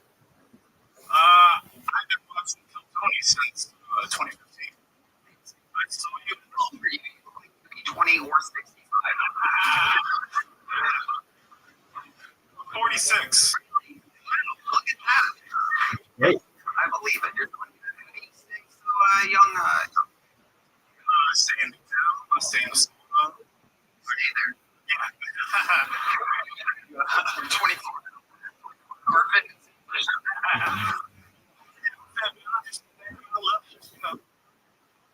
You just looked at Joe Rogan and said,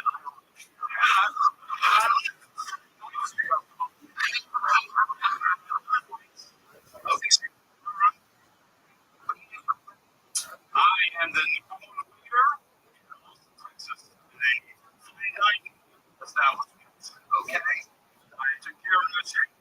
Like, last year, I was eating.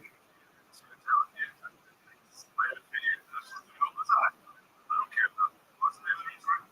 You want to say? I don't fucking remember. It was good, though. You fucking racist.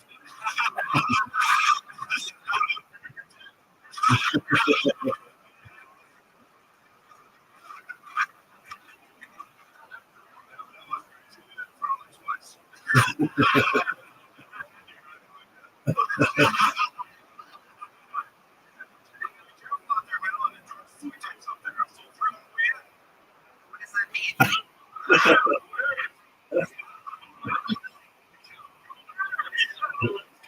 Oh, wow. All right. Yeah.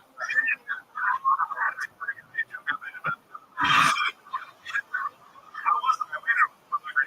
You were one. Thank you, my friend. Yeah. You don't want to say the restaurant. You think you'll get in trouble for George's one. Restaurant.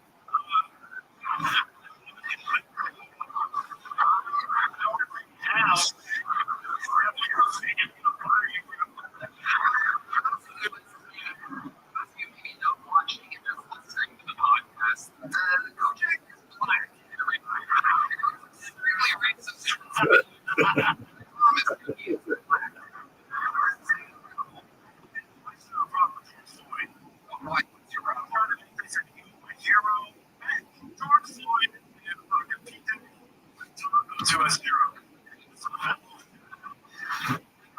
Man, what you gonna say?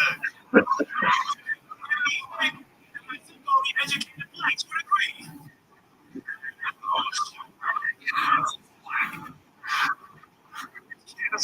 You need her. So, Jack, can you say you're the one leader in all of us? That means I was rated number one in all instead of my. When it comes in, take care of. Okay. All right. You like steak? Yeah, man.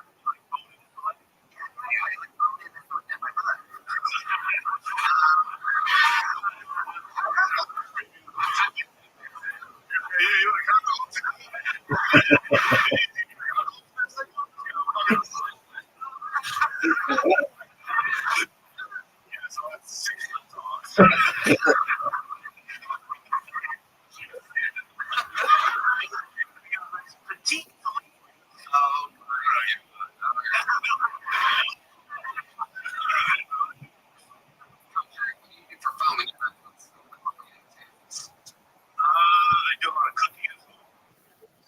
As shopping. So I have my boyfriend is Puerto Rican, so like it's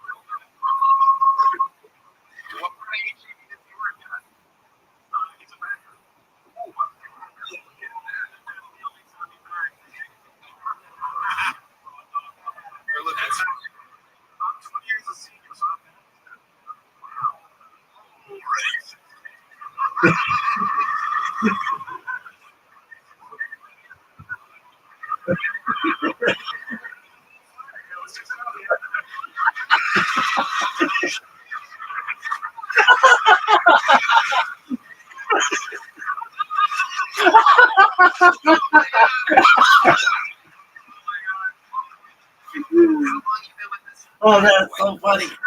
This motherfucker is the funniest comic around today.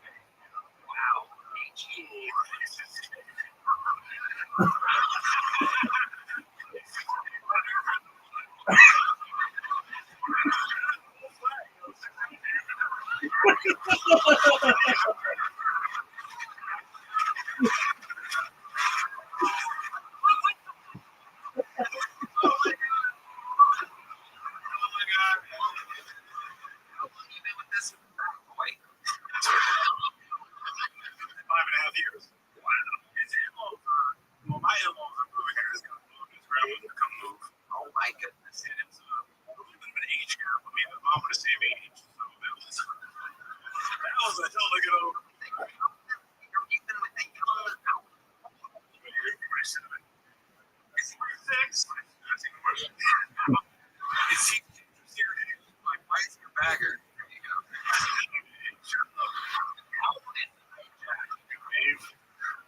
He's such a Wow. Looky.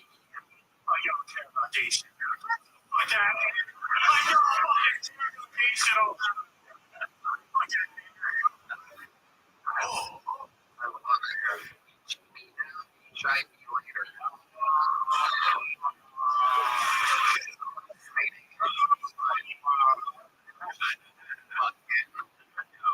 Well, coming back. You know, I like the George Floyd show. I'm getting that big fan, but there you go. Are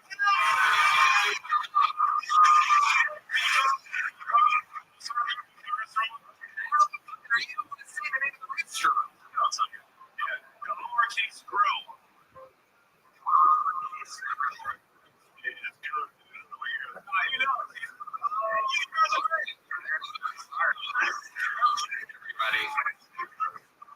There he goes. Right on the back door, just like he likes it. It's so lovely. Hi, everybody. She's going to be working on work tonight on the lights. Regina.com. She's in her podcast. Hey, what's up, everybody? This episode is brought to you by Speakers with Ears Starting a New Yeah, Routine. normally they'd be like, oh, fuck, I was that's what shit. And on Rothschild, it always feels good to be with high pressure playoff matchups every weekend and elite hoops action almost every night. The action never stops and brings excellence, control. Don't have a process. It was so simple to get started on the app. I didn't want my first pick. It really makes my sports watching experience with my friends even better. That is not fun. The app was a feature too, right? Mixed on its early payout. It's off to a hot start. You now have the option to capture the innings before the game even finishes. So get in on the action. Prize picks are now available in all 50 states, including California, Texas, Florida, and Georgia. Plus, Prize Picks puts their users first. All control for fast and secure. Prize Picks accepts most major payment methods, making deposits into your account and easy season.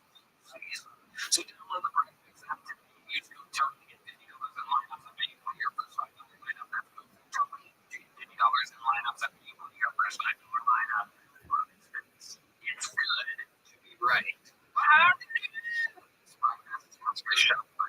2026 is the year you launch your business. One powerful move with your future firmly in your hands. Starting a business with Shopify. Maybe you got an idea you can't shake your ground. Everyone tells you to sell a story you've already designed in your head. With Shopify 2026 is when you finally make it happen. Shopify gives you everything you need to sell online and in person. Millions of entrepreneurs have already made this leap from intelligent check short to first-time business owners. Just getting.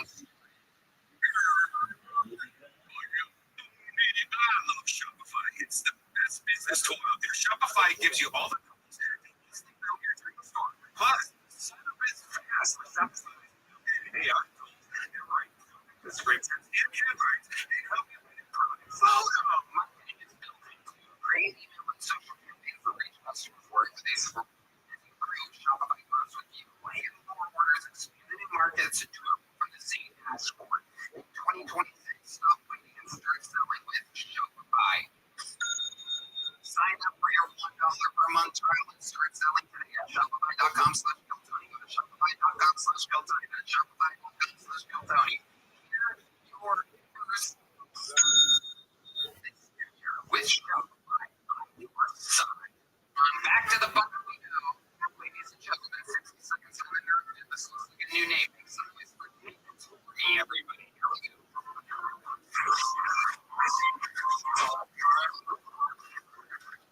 Everybody. So a little bit about me. I'm not really great throwing things. I dropped out of community college twice. I tried to hit myself.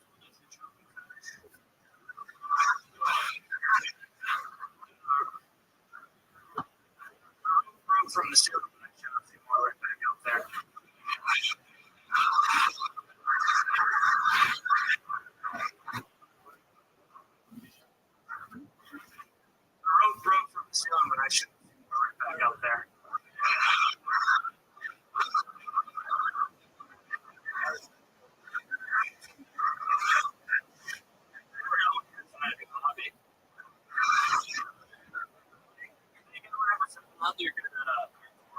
commit suicide. I jumped from the building and the boat was running back into the boat. So French guy show up and he starts playing. I think it's much more likely someone's attempted parkour and found out they're committing suicide.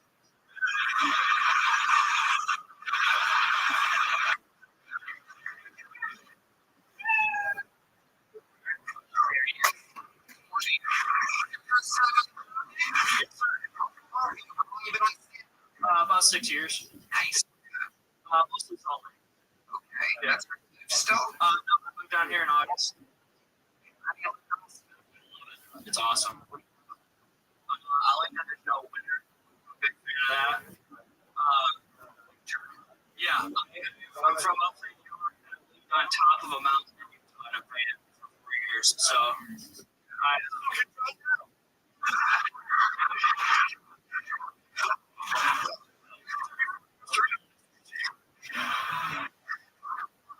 Smart. Love it. I did work in ski resort for a while.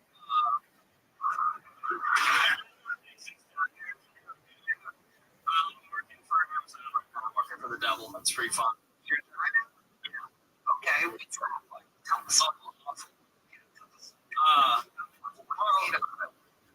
They had got a camera at all times. AI camera that's tracking me the whole time. And I also threw out my bag yesterday, so I'm looking around like Quasimodo for most of the deliveries. Yeah.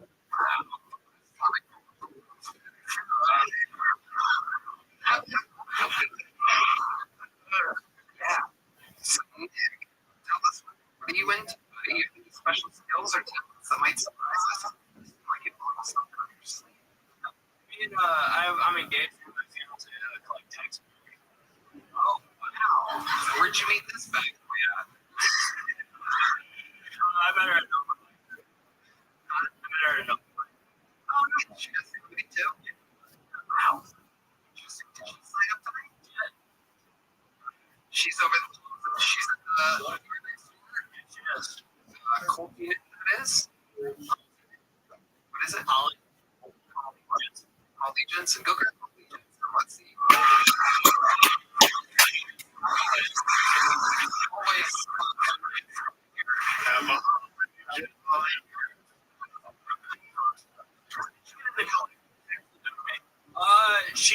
I got her a taxidermied frog. It's like a toad, like invasive species in Australia. It's like a purse.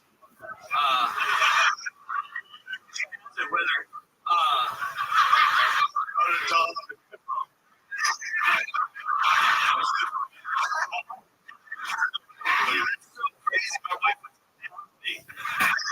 She loves it. We got some ice in a teacup. Doing van life? She lived in the Did you ever get close to the old? I do like national parks. Oh, it's awful. Yeah. That's a documentary on Netflix about this one. Saturday. Oh.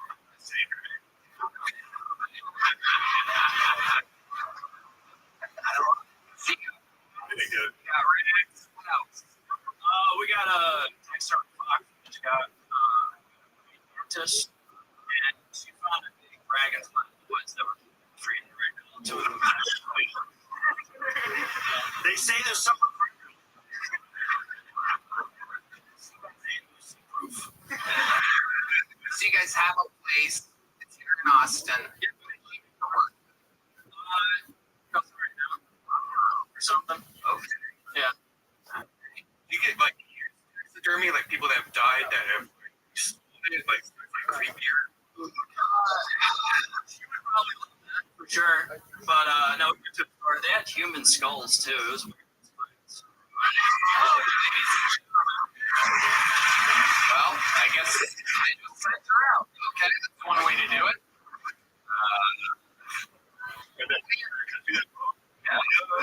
Wow.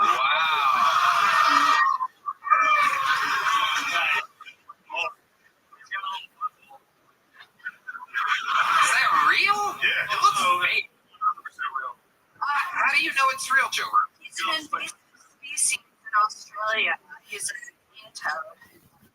James Winston. Legit. I think it's. I don't know. Maybe you're. You were planning on really here. That's probably done it instead of just sending her. Just been doing 60 seconds on and around to make sure I screw Polly. So I'm actually from Salt Lake City, Utah. I just moved here. The first thing everybody always asks is if I'm Jewish. But I did have a lot of Mormon boyfriends growing up. The cool thing about Mormon boyfriends is they have some really weird rules. Like, they won't drink coffee, but they will finger a Jew.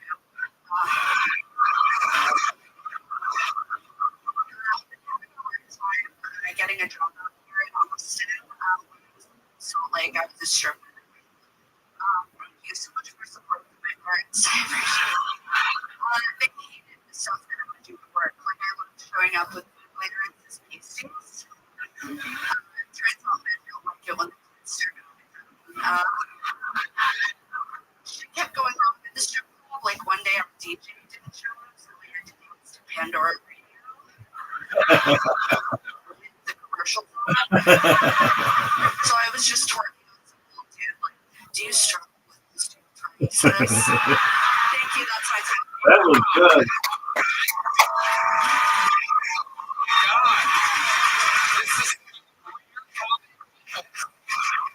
Where the woman is funnier than the man.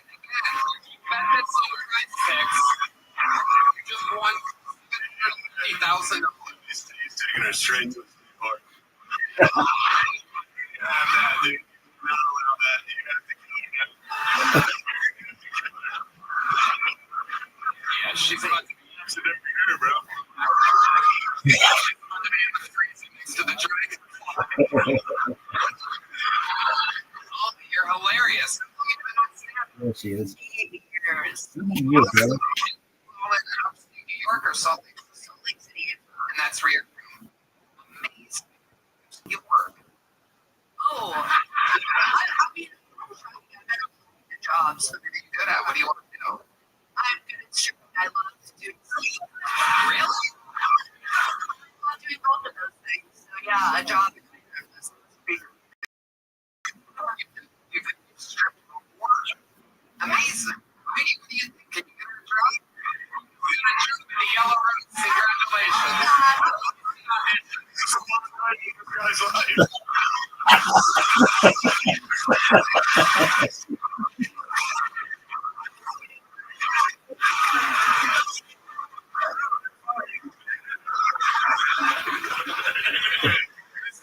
Is gonna be all alone tomorrow. It's 30 a.m. Take a fucking.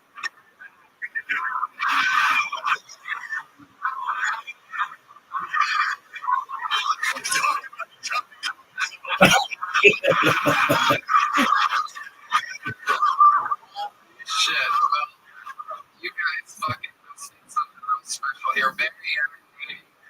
We got a small one for Nick. Time to get a big one. There you go. Holy Jensen.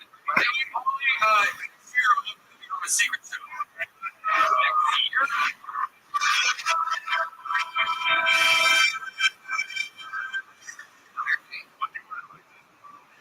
January? Thursday's Christmas.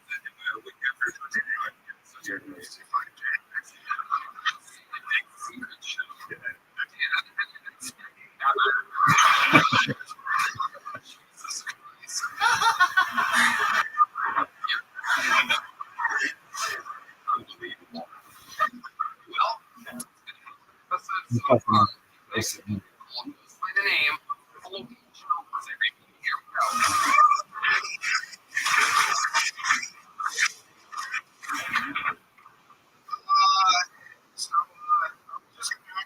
It wasn't a Nazi. That's just so broken and perfect.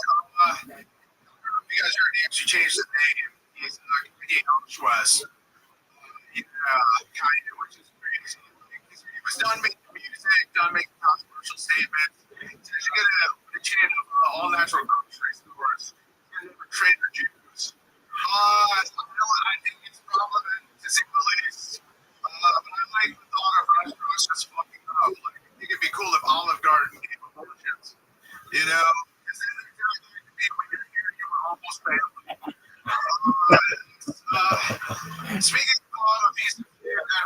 I thought I was Puerto Rican. I'm pissed. I'm gonna pay for it.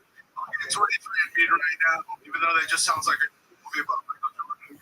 So, white people just hate, they're like, I just want to make sure, like, God. And so, let's go to sushi restaurants because the waitress is black. And she comes over, I go to mine, and I get some salmon dairy. And she's like, you mean green? That's Floyd, is this your first time on the show? Yeah, grab it on the microphone. have it. How long have you been doing comedy? Since like 2021. You were sick, right? Okay. Yeah, she knows. Oh my gosh, you're rocking.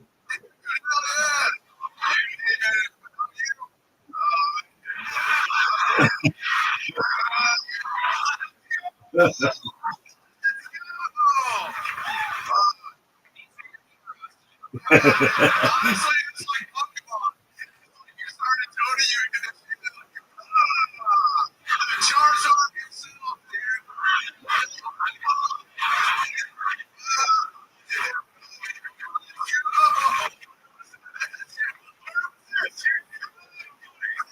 Wasn't ready for it. Having better interviews than sets. Tell us about you. What do you do for a living? Just here, I guess. I play music, man. I'm a Professional musician? Really, you're a drummer? Well,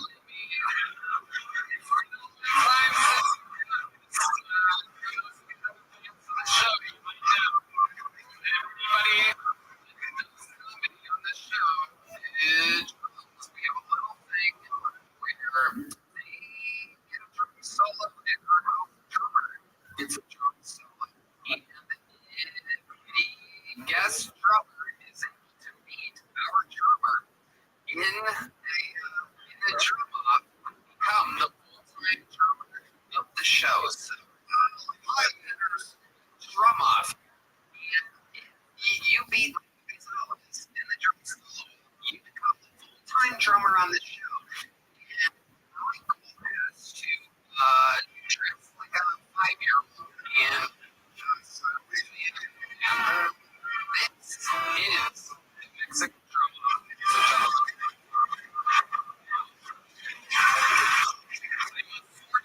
Jones Gonzalez, all-time is undefeated here on his home turf. But I'm guessing that since he does this for a living, might have a little something. Well, he doesn't have anything up his sleeves. He's wearing this. I'm guessing he's very talented. Let's see what happens here. This is Tony.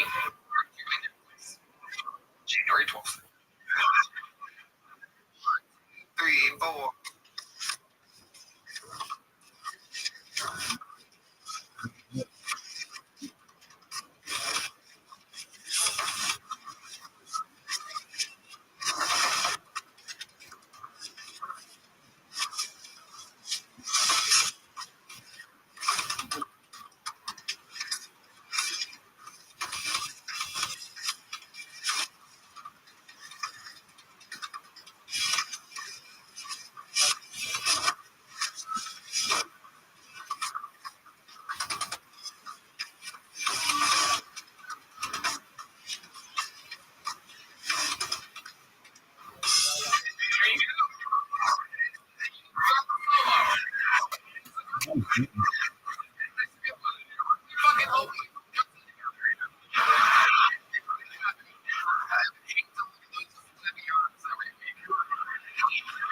Incredible amount of toes every loss on this guy.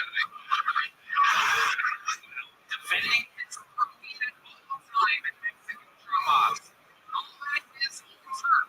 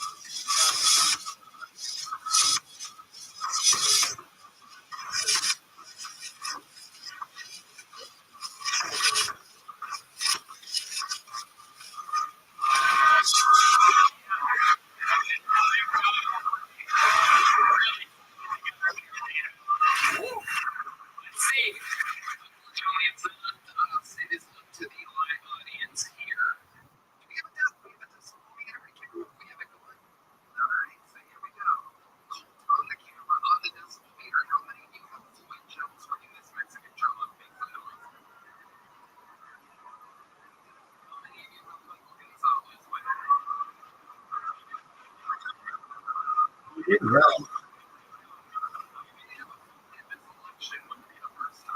New Jersey.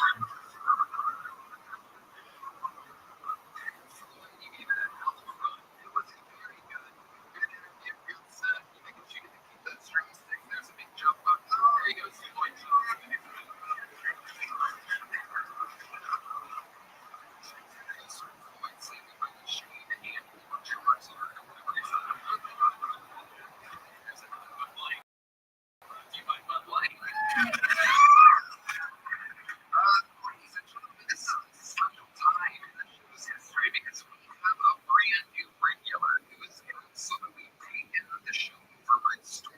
This is a brand new set. They get to do a little bit longer than it if they want. And this is the dark storm of the band, ladies and gentlemen. He is here. Make some fucking noise for Patrick West.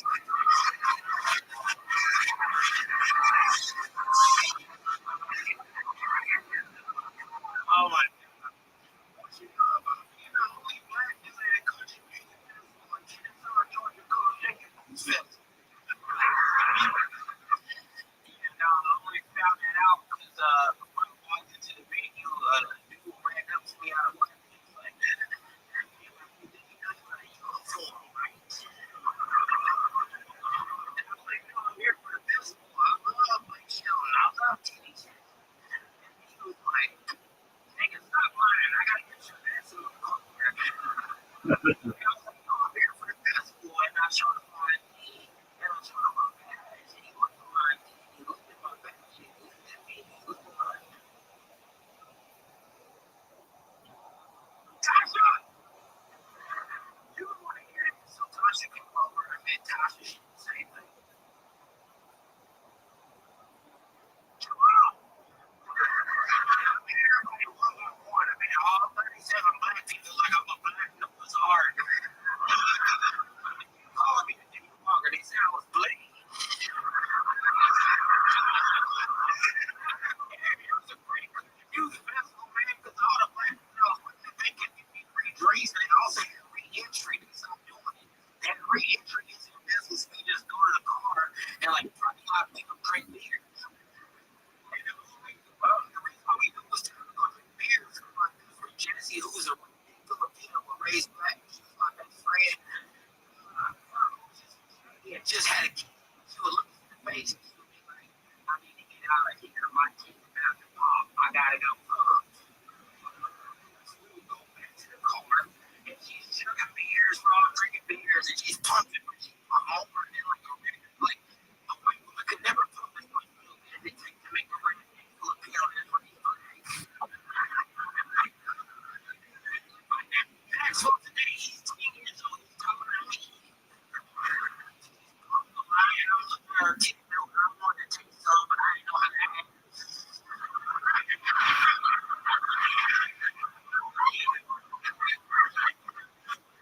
And then God got my back so much. He confused my friend Gary. My friend Gary saw me when they first movie. He was like, yo, I'll pay you $100 if you want to drink Jimmy Springfield. I was really thinking about it. She got a husband.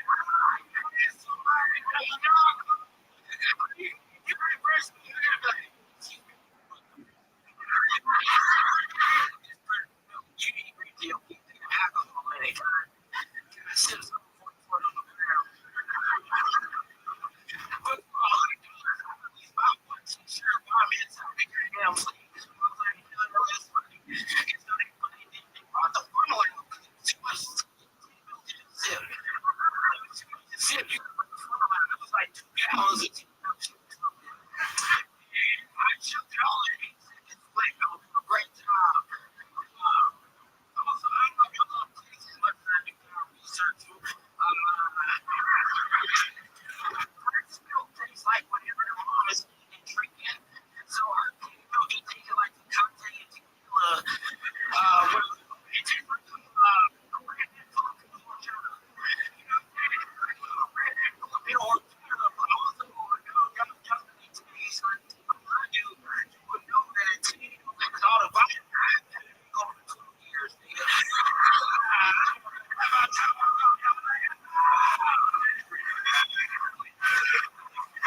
Long.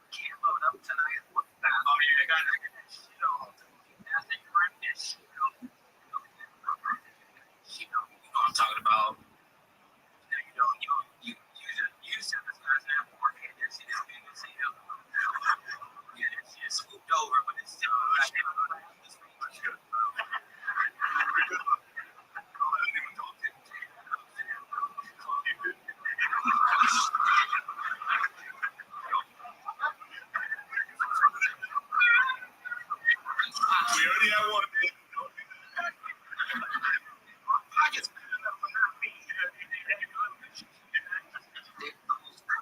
This is also green. It's green. It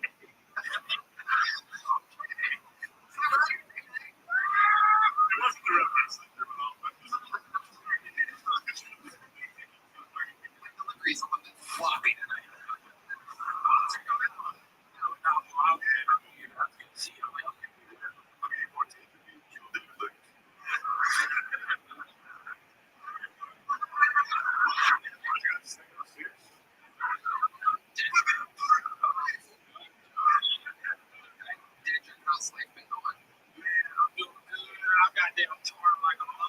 We just California. First road gig together. I ain't never been on a private jet. I was so used to being that down. They were on there, it's like you drink coffee, and I was like, in my head, and interrogation. I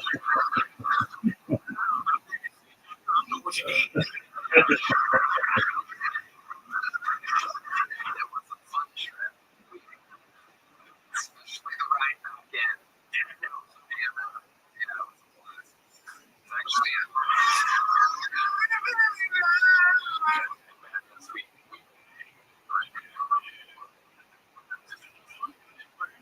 yeah, of course.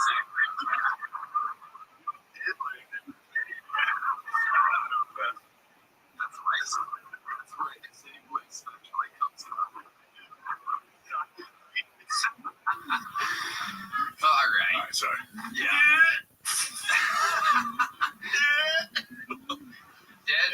Dedrick said. You guys have seen Dedrick, the Dark Storm of Atlanta. What are our thoughts, Joe Rogan, other than his jacket and his hat? What do you like about him? You just got a completely new style. It's like your own thing. It's great. I love it. Thank you so I've much. seen it before a bunch of times. Now it's fucking fun.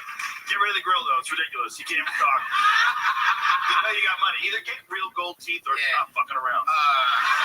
Okay, those aren't even like fake tits. They're like the rubber ones you stuff in your bra. Get a goddamn operation and commit to a look. Okay, That's so crazy. That's a real. Oh, there you go. That's what I like. Hey, Joe, Like commitment. you can affect how much I get paid every week. You got enough. Give me the real gold teeth, nigga. I go get them. I don't give a fuck. I got this to prove to my neighborhood I was doing good. But nigga, if you Joe Rogan, you know Joe Rogan. You know Joe Rogan.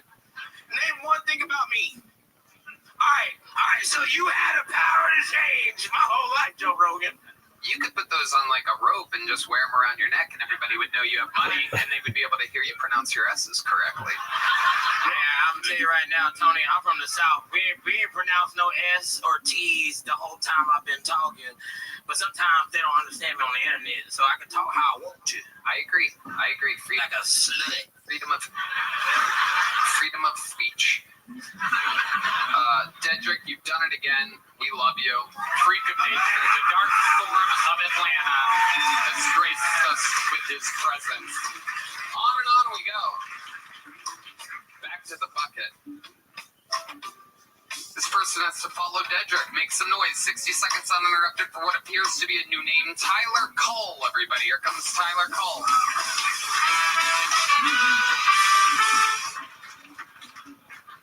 Do y'all think Indians do that head bob thing when they're sucking dick? Oh my god, this is so big.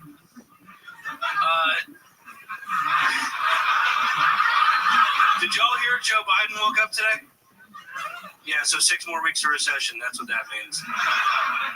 So I went on a first date the other day, told the girl I was a comic, and she said, no way, I'd love to see you perform sometime. And I said, well, we should probably have sex first, so you can appreciate just how long 5 minutes really is.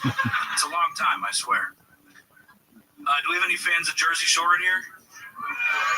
Yeah, someone told me the other day I look like a cast member on the upcoming spin-off Gaza Shore. It's just 5 Jews and 5 Palestinians arguing for an hour. This bedroom was promised to me. Someone also told me I look like the situation in the Middle East. And then they said it looks like my forehead could bench press 225 pounds. That was really rude. I've been Tyler Cole. Thank you, guys. Tyler Cole. Making fun of himself throughout. Fun stuff. Tyler, welcome. Is this your first time on the show? It is. Welcome, welcome. How long you been doing stand-up? 4 months now. That chain's kind of tight, huh? A little bit, yeah.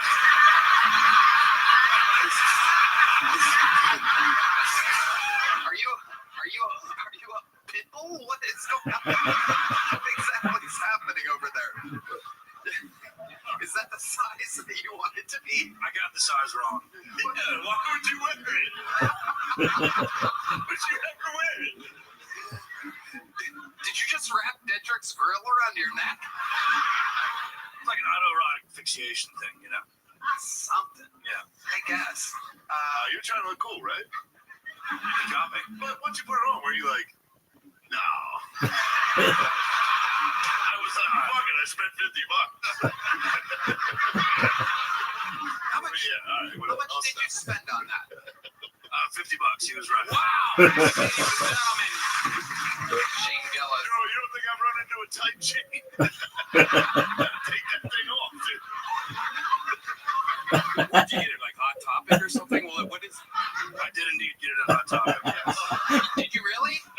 No, I forget. I don't know. You forget where you got the chain that squeezes your neck all day? It's just so tight. I forgot. Did you get it when you were in 5th grade? Just grew into it like one of those fucking African ladies.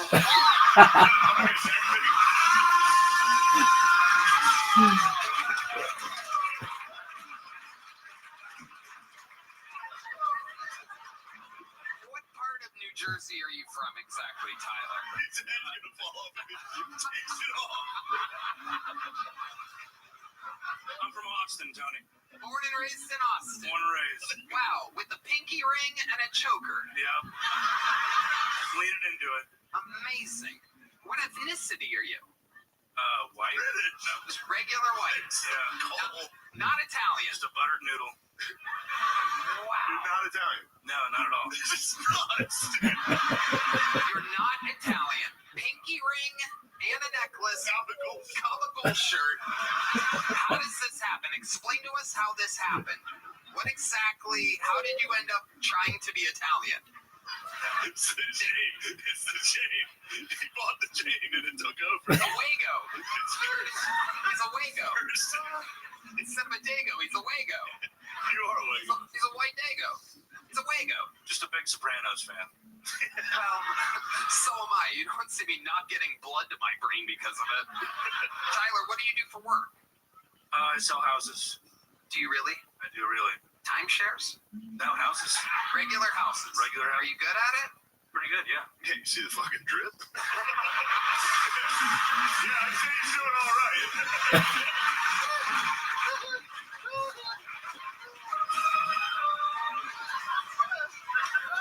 When's the last time you sold a house? When you closed on a house, When was it? It was in October, but I have a closing coming up tomorrow. Okay, what are you closing on tomorrow? Just a 2,000 square foot house in South Austin. Okay, what'd you sell it for? How much? 380,000. Wow. Fuck yeah. Hell yeah, dude. Might be able to add a few links to that necklace. Holler at your boy. I love it. Okay. What do you do? How long have you been doing stand-up? 4 months. 4 months. What made you want to start 4 months ago? Kill Tony. How old are you? 31. 31. And you've just been watching the show and you're like, I can do that. Yeah. Okay. Just been hitting up at mics and getting booked by local promoters. I love it. Yeah. You're taking it seriously and you seem to be doing good at it. What do you do for fun when you're not doing stand-up and selling houses and pretending to be Italian? I like to shoot clays, and when it's warm out, wakeboarding, paddleboarding. Yeah. When you shoot clays, do you get the gun out of the bathroom first? Yes. Godfather reference. Godfather jokes. You shoot clays, what else do you do? Lake sports, like what? What is that? Wake surfing. Wow. What's your love life like? Chicken. Single currently. Single. When's the last time you had a girlfriend? A few years ago.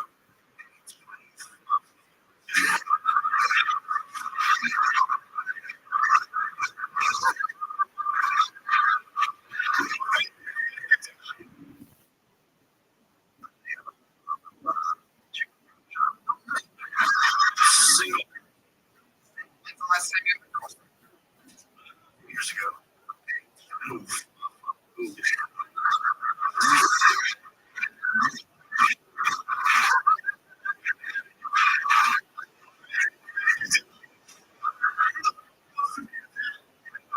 Hey, what the fuck? You think you need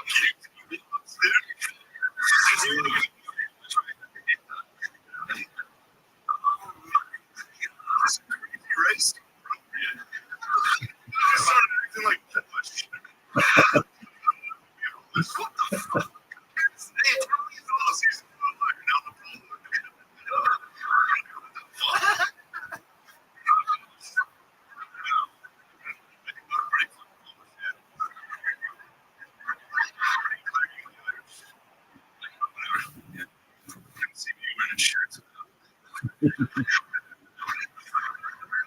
this relationship that ended a few years ago. How did it end? She was married.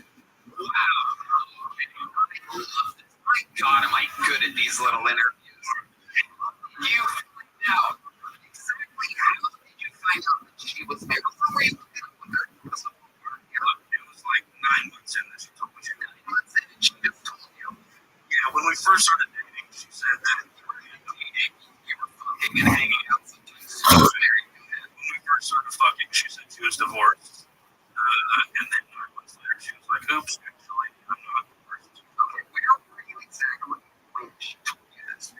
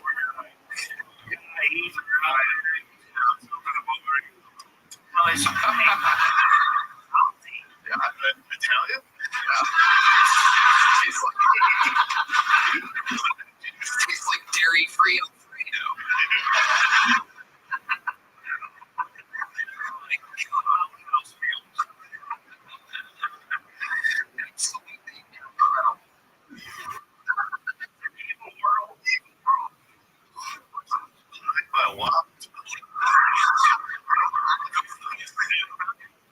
the husband ever find out? This is the $1 billion question. How the fuck do you know? They have kids. No kids. But they got back together. She told you and you haven't been since. They didn't get back together. They didn't get back together, but she was like, oh, married. Okay. Well, that's interesting. Yeah, that's a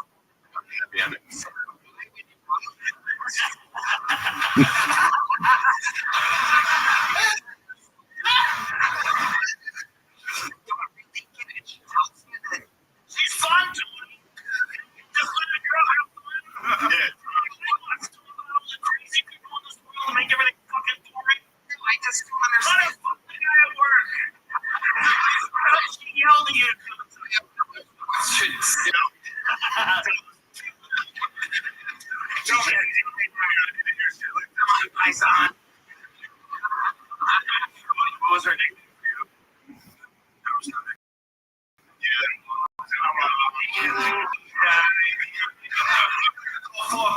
This guy.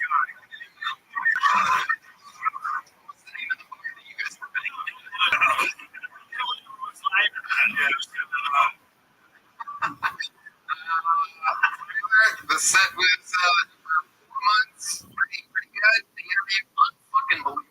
Here's the big joke. You got my friend. Catch. Remember, your future Kill Tony love and honest interview.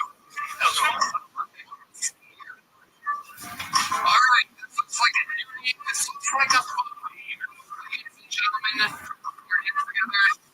Diamond, everybody. Here comes Diamond. All right, here we go. Wow.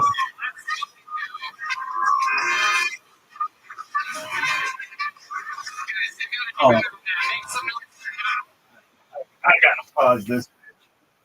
Look at this athleticism, folks. I fucking love it.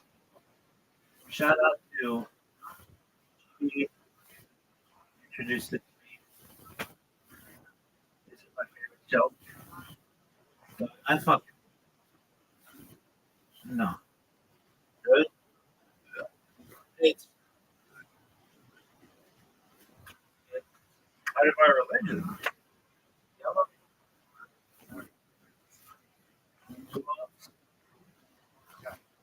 The yellow dishwashing glove religion.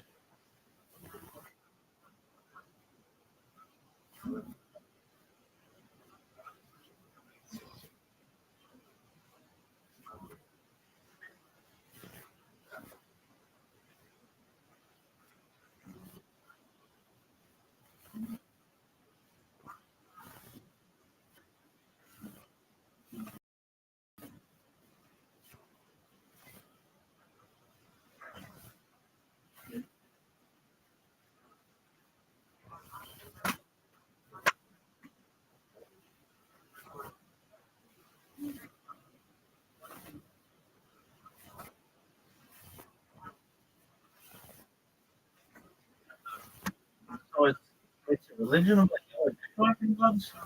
Well, I mean, I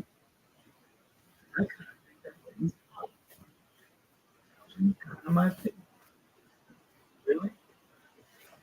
Yeah.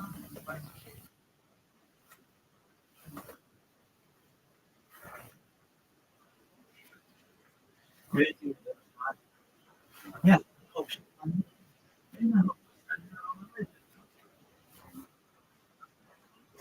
Right.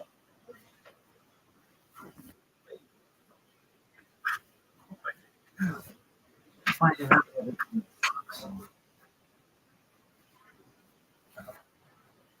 I gotta take a shit. Allegedly.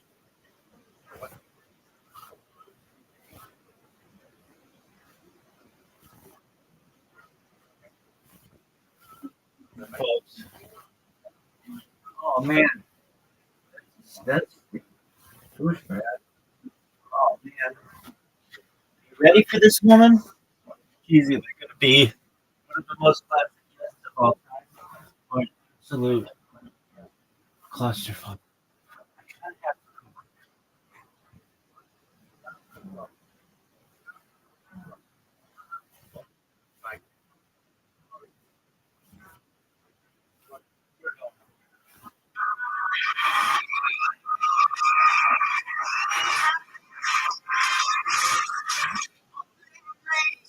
Ladies, I know too much to drink. You're like, you young and Stivers leave you. I was a single mom. I recommend that to any young people. If only I'd had a friend. Surely would have put sales at mine. I wanted to sell to take care of me. Hey, and what's all this about the tea order? We had that tea order back in the 60s. Most of us could not teachers. I was looking for love in all the wrong places during the pandemic. You know, the competition's pretty stiff. Women are out living. But now, even the guys with dementia, after 4 or 5 times, they got to figure out, I'm not Debbie with the pop out, but they see me coming. They just call me Ubuntu. Well, that's it. That beats you. You got to start over like I'm 60s. I'm coming home. Wow. Oh my goodness. This is the first time on the show I would remember you. Well, you can't tell too much here, but crotch. Okay. So I can remember. This is my 100th. No way. In line, these 90% of the times, and tell me you've got to do some exercise. Your wrist never gets to the bottom of the bunk. You'd be surprised. Diamond, how many centuries have you been doing stand-up comedy? Yeah, you have a dinner come back to your door.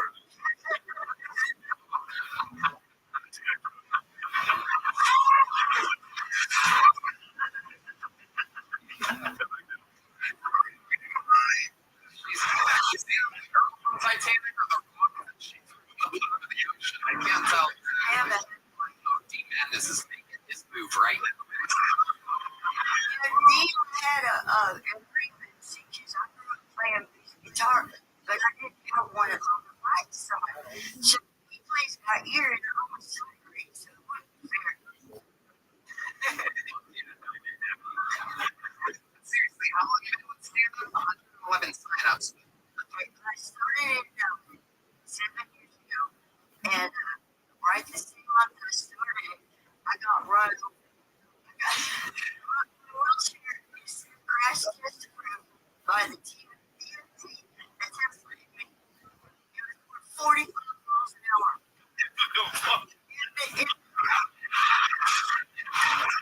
Elon Musk had been doing that. The dentist was shot. The trash. Hold on. You were in a wheelchair and you got hit by a Tesla? 45 miles an hour across the street by the neighborhood. And then Tesla was messed up like my chair was laying on the ground and I was standing up. That's what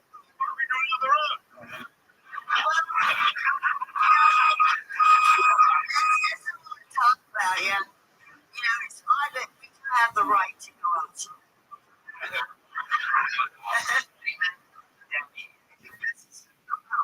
25 years old. That's why she looks like that. No, honey, I got something. Right, and Redman's like 55, so that's crazy. How old are you? I'm 67 years old and 111 is going to let sign up. I'm 68. Wow. You're 61, 12. Netflix comes out once upon a time. It's streaming on Netflix.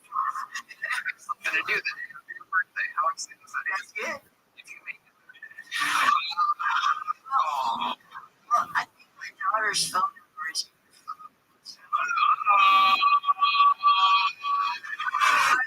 hasn't talked to me in 9 years.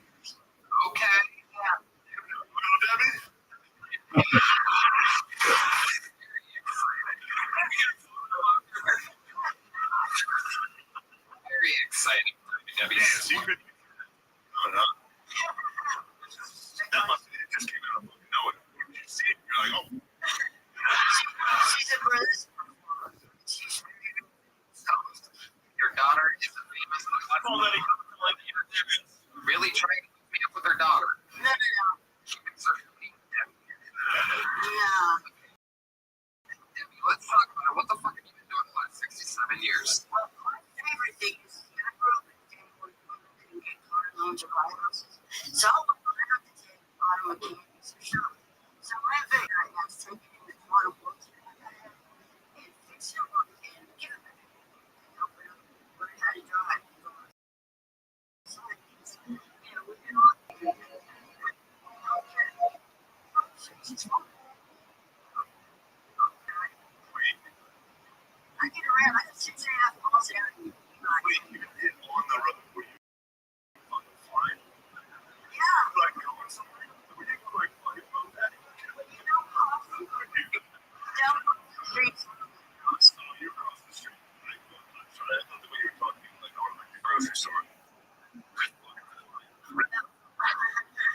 sorry, I thought you were juicing those things. And they do fun.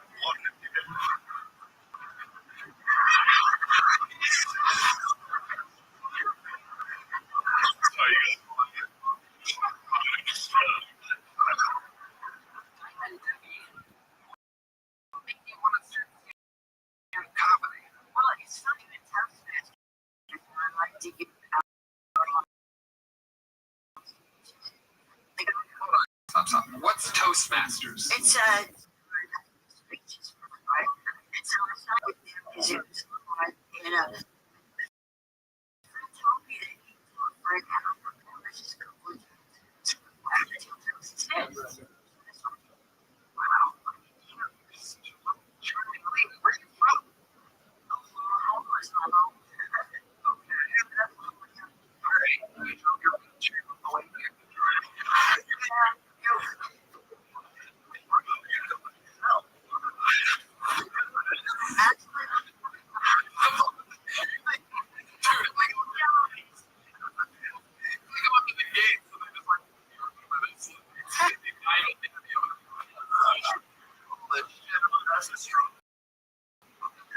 Where'd you get your name? Like a stripper at the Black and White Roots or something?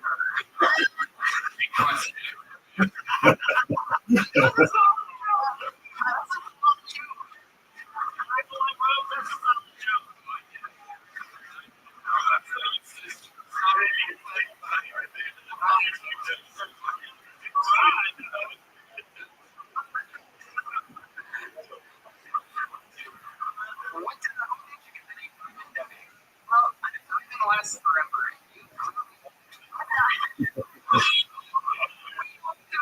What's going on? We all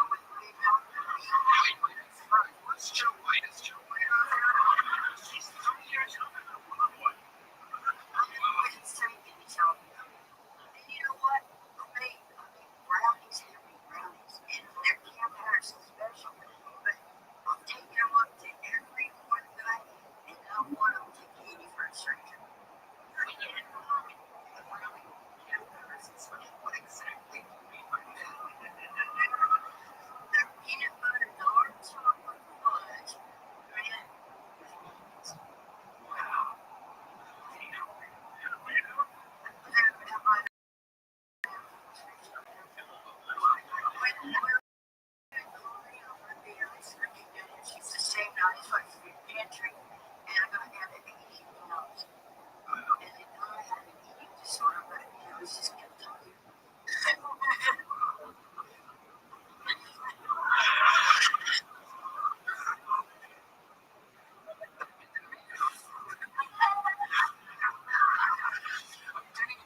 another boy that wants to kiss you. You want to kiss another boy?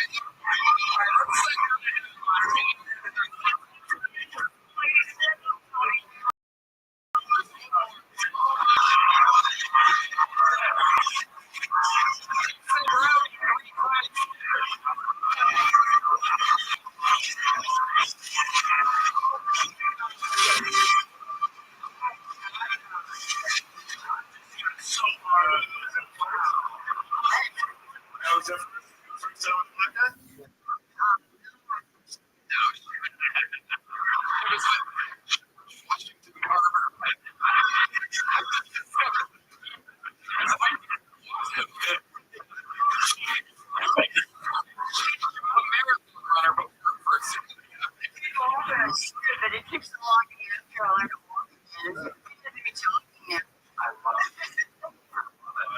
Getting word that the desert just caught polio everywhere.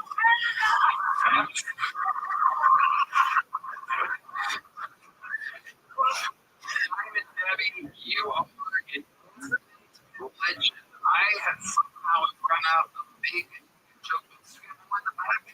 Great. They're going to hand you one in the back. And Diamond Debbie, you know, let's just have you sign up again sometime. But why don't we just like find it out so you don't have to wait out there with all these fucking. Part was right in the elevator from some couple weeks ago. You tried to win. You're all over the pictures.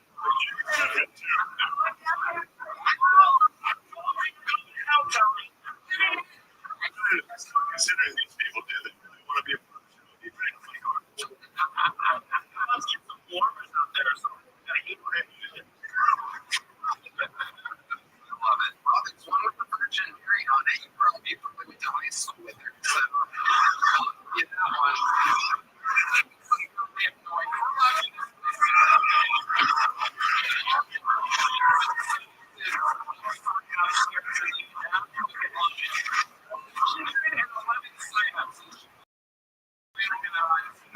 That's absolutely insane. Of the bucket. But it goes to show the bucket's real, or else I would have pulled Diamond Debbie out along.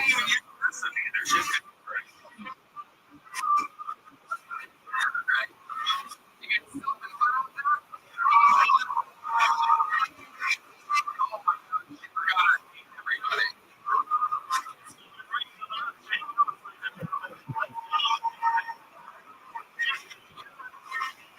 Alright, this next bucket pull is from the inside, everybody. It's for Kelly Quinn, Northern Kelly Quinn.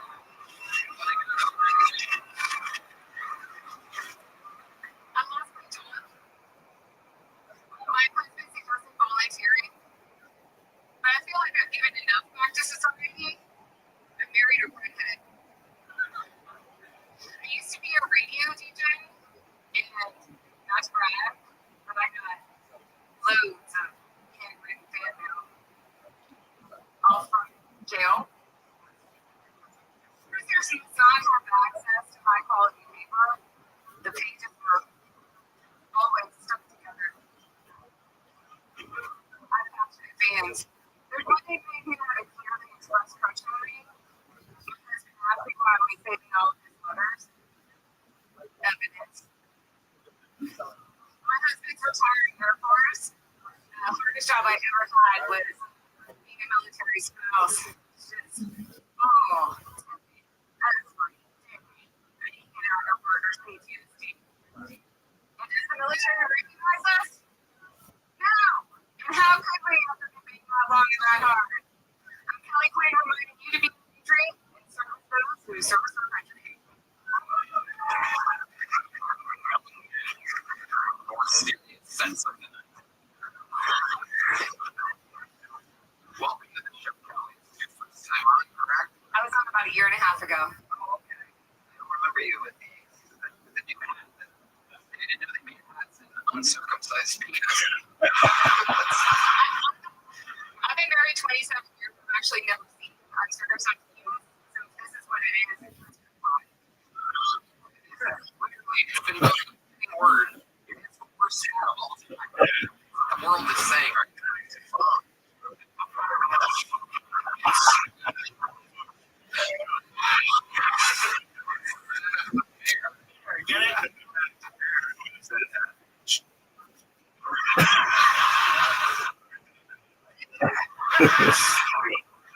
Kelly, you were on a year and a half ago. How long have you been doing stand-up?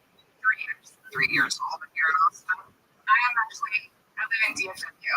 DFW. Hell yeah. Okay. What do you do for work? So I own a small business. So when I lost my job in radio, I just switched almost that. So the question remains, what do you do for work? I own a website called ChristmasCockpit.com. I run it on Shopify. Oh, we love Shopify. We absolutely love Shopify. In fact, you can go to Shopify and start your own business. Not a lot of people know this, but Gymshark and a lot of other companies all started with Shopify, ladies and gentlemen. And on Shopify, you can You were at the men's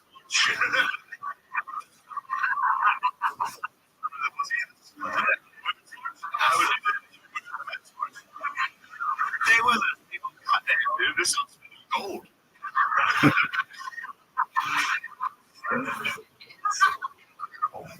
You did it, and anyone can do it.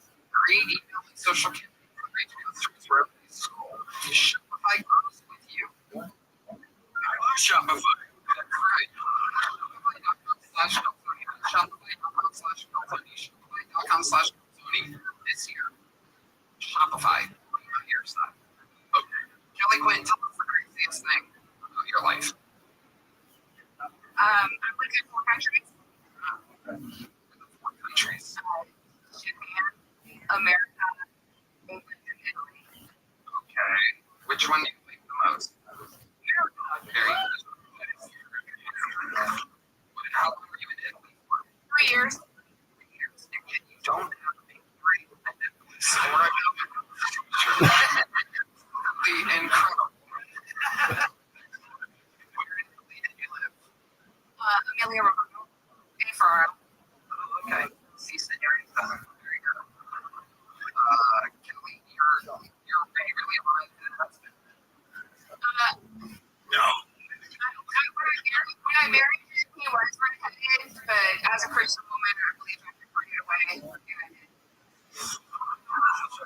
What happened? No, his hair just got dark. He just turned into a brunette. What does he do for work? He's a pilot. Okay. All right. What exactly is ChristmasCockpit.com? So I make stockings like in Crown Royal bags. Okay. So they're purple stockings. Some of them are. I did make special Tony versions that I brought for you and that was like a month ago. Apparently, it didn't make it to you. Oh, we do have pictures. We have hanging with a chimney with You guys got the one thing. totally. Crazy. Out those nice to see you. Half of them. We took photos the other day and shared them with your favorites. Yes, absolutely. They are hung on the chimney here that hopes that St. Nicholas will soon be there. Kelly, have you ever thought about making yourself a buttercut?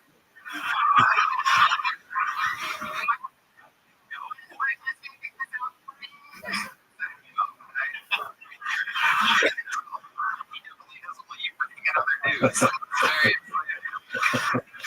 that is an instant moment. From now on, if I'm ever going to finish with a girl too fast, I'm going to picture that hat. It's really good. Oh, the last forever. The hat needs to not come. All right, didn't get the laugh. I don't know, that was fun. Just picture a hat. Some people picture a real hat. I will picture that hat. Kelly Quinn, you gave us a little you're leaving here with a little book. Congratulations. Merry Christmas. Dare you hit a book? All right, to the bucket we go. You guys still having fun out there?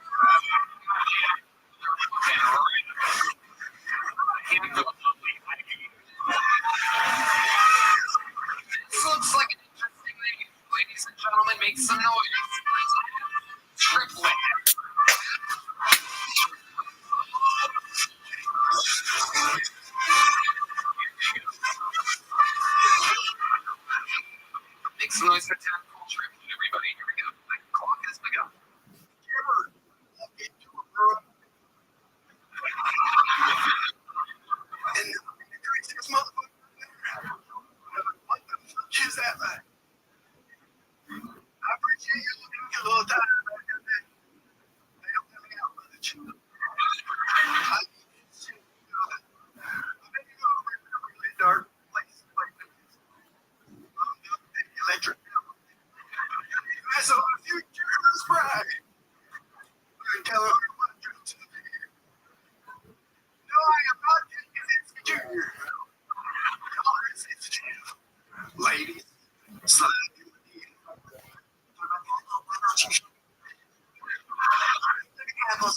Why don't you? I love. I majored in lacrosse. Man. Hello, baby. So instead, it's going down here. Look like a homeless image.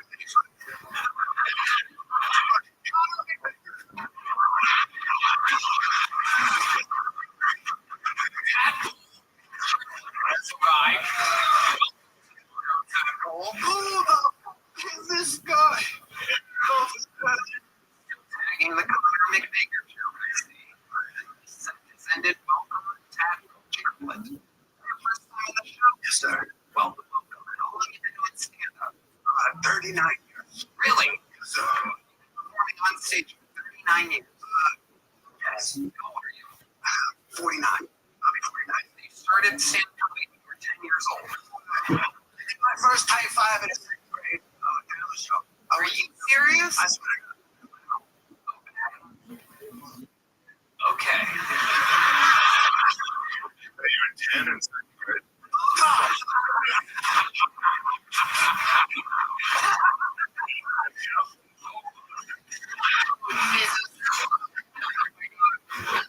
Wow. Triplet. Staring at you like he never King's angry son. I see resemblance. He's the little prince, if you will. So tadpole. You've been stand comedy for 39 years. What else have you been doing? Like perhaps time in Vietnam or something? I spent 20 years in Hollywood. Very cute. What are you doing in Hollywood? I was a writer. Okay. Did you write anything that they might recognize? Perhaps some graffiti on a wall or something? The guy finally the best, that's me. But what else? Anything creative? My biggest success was the Tonight Show.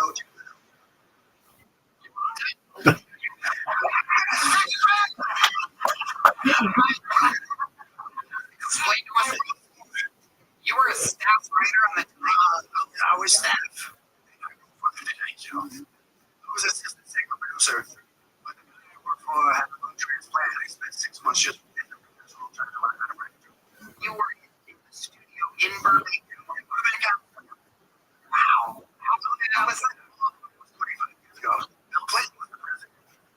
Wow. Well done. This is Before. now tadpole. You came out with a stool. Explain to us why you have a stool. I hit by a drunk driver and broke my neck. And this was it.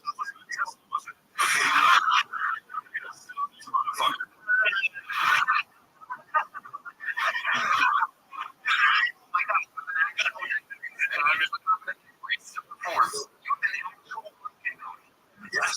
Wow. I'm going to try and tough it out and then put it on. Look like this. Are you doing Before you die. Yeah. Also, for real, this is the funniest thing you can win. I worked about 50% of the time when I was doing it. I didn't want to give a On stage. On stage would be very funny. For real. I swear to God, I think we should. Before I did it, this is my world. No, toss that fucking thing on. I swear. You wanted to put on the neck brace. Ladies, it's Tony's. It's the first time we've ever seen a man put on a neck brace with a broken neck after performing. This is incredible. So, Tadpole, tell us, how did life change? You gotta get the beard out of there. Explain to us what it's like having a broken neck. Maybe for the day, decide if you want to be a tough guy and Right. And that was that day or every day. pretty much every day for the last 12 second grade. You got hit by a Tesla 12 years ago? No, that's all it is. I think.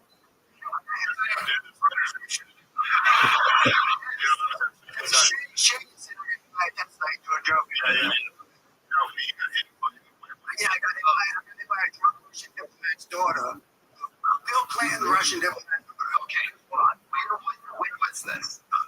96. 96. Did you get money for this? I had to sue my grandfather's insurance to pay for my surgery. It's not money, yo. I put all this effort into telling him to I dropped. Right. So they gave you surgeries and you're still braced up. About right.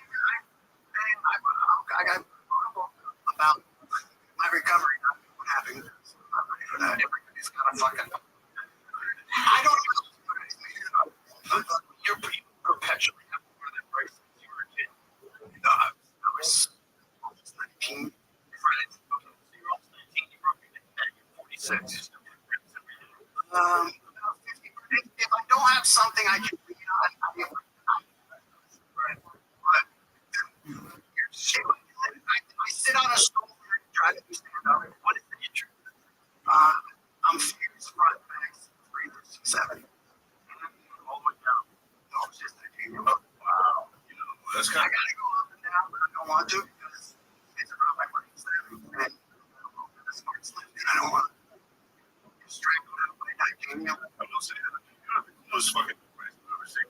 You know, the most fucking ones actually like that. Yeah, you. Like that's so far. That's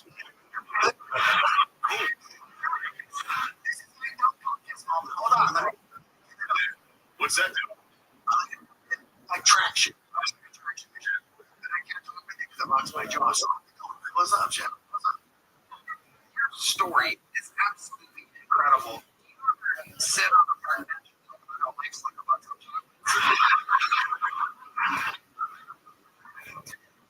I'm going to tell you what I'm going to do. It's something that I've never done before with anybody in the history of the show. I'm going to pick up the tab on this. I want to see if breaking over ways to possibly zip something into you that might be able to help you or give you some type of relief.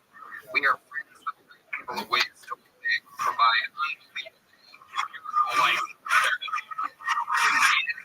What happens? Your neck's been broken for 30 years. They said I never walked. Now I can straighten you for like 90 seconds. Don't you worry about it. Doing that right now. I listened to them and I sat in bed for a decade. Now I get up every day. Yes, don't forget I can get I'm in the cage right now. I'm like that. I get a little taste of it. But I'm not never talking. You are that.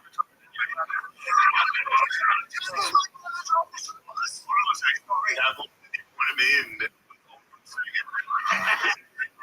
very, very. I'm just kidding. Never do something. Big works. I see the temple of your fucking. This is my breast cancer journey.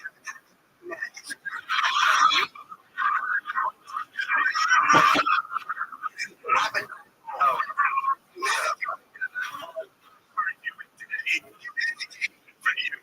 Yeah, well,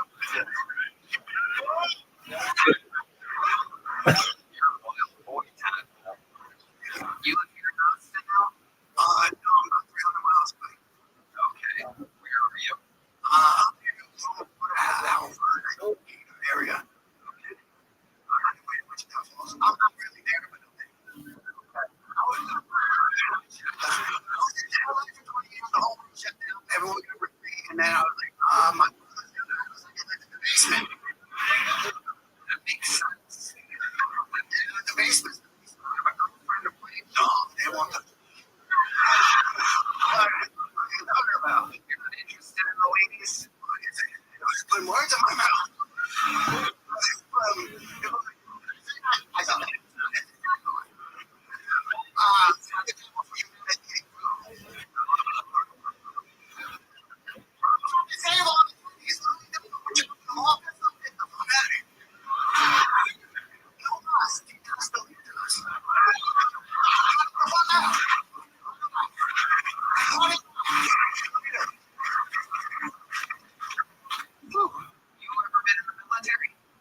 whole family wasn't brave enough. I threw jokes and I was pretty privileged. You were good at basketball. I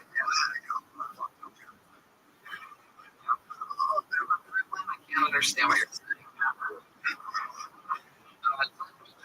We are going to get your contact information. We're going to try to see what ways to possibly do it for you.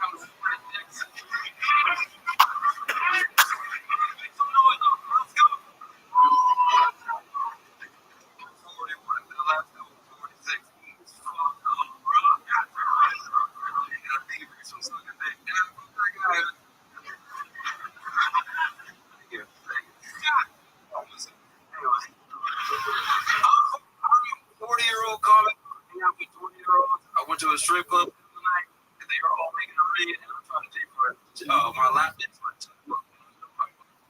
Exactly. I don't know what you're Mr. was like, hey, make it read. I'm like, how you spell I or what? So, yo, 12,000. She's never gonna pass that. Yeah. I'm celebrating my year in the service. I'm fucked up right now.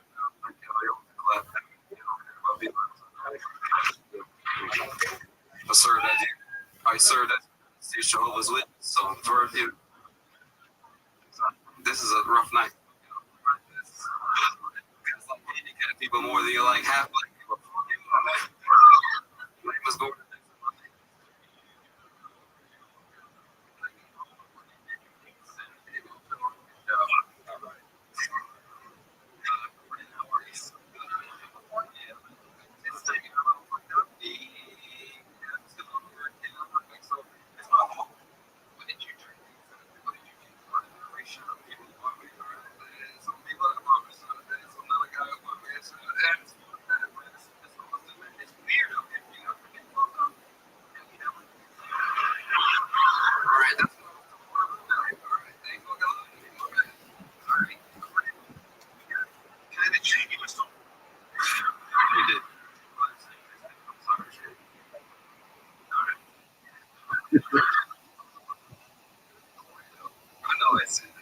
How many shots you did tonight before tonight's set? How many would you guess?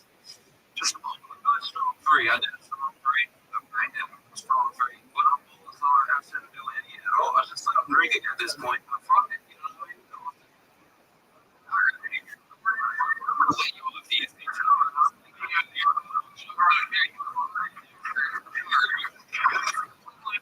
Roll up here. Lazy ham.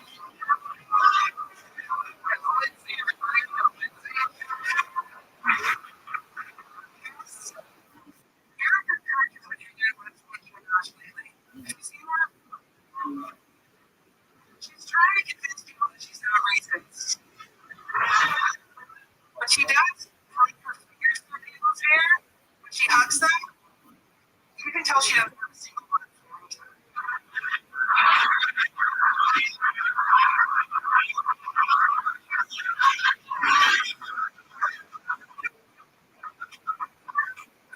So anyway, I had this experience like 6 months ago.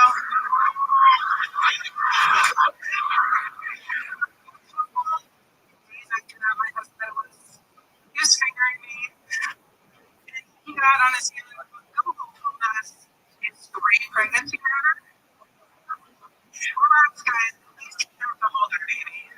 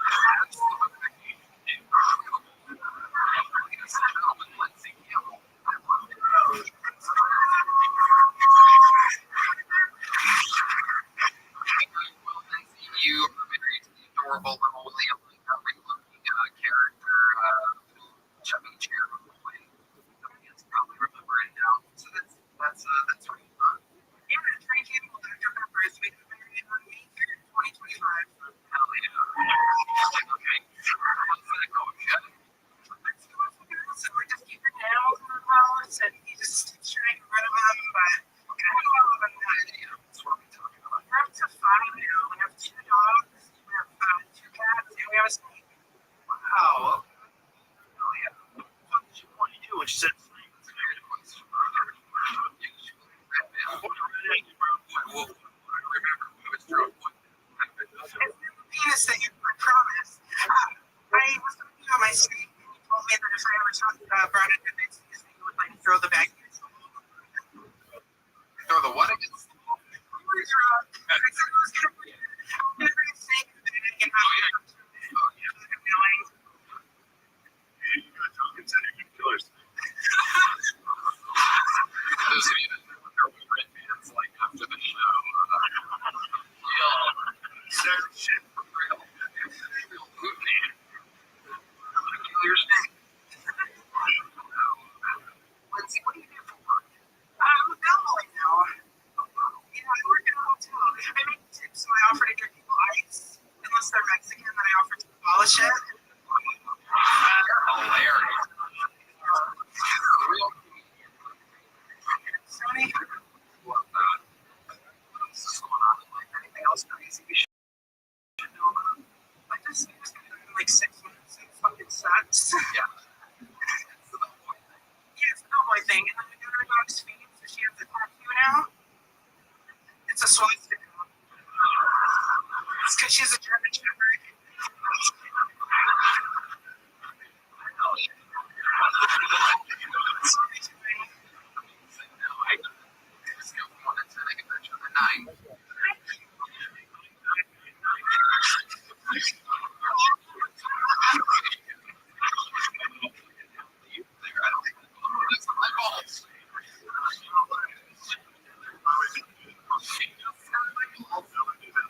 You did.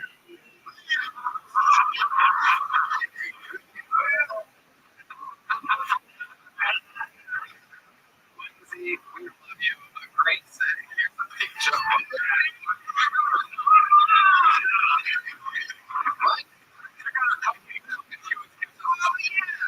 Cupcake lady.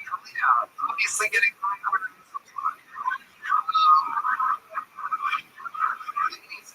what an episode this has been. I mean, shit. Feel us. Financial field of my 17. Rogan and the J.R.E. There's only one way to end an episode like this. William already on Christmas break. However, there is a young man who's 3 minutes of one day taking his sins on the great country honor of the United States of America. Now you're yes.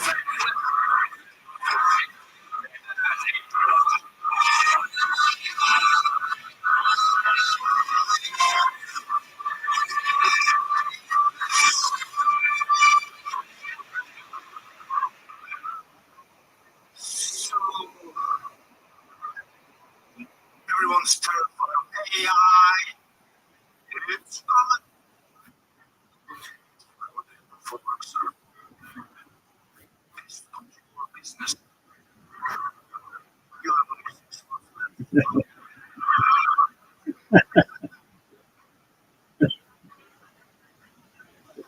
See the secret is you better get a job that even AI doesn't want to do.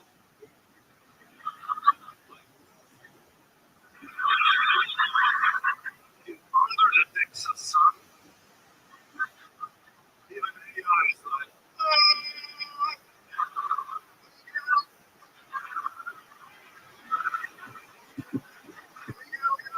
it's too fucking hot. There's an overheating. This is fucking ridiculous. This is inhumane.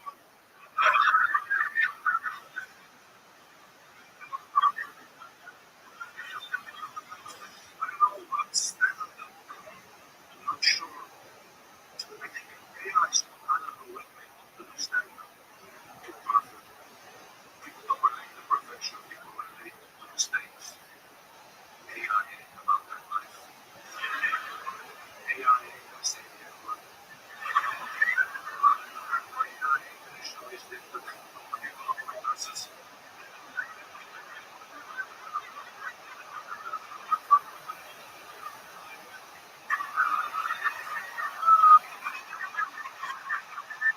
AI stand-up is gonna be all another one back on now.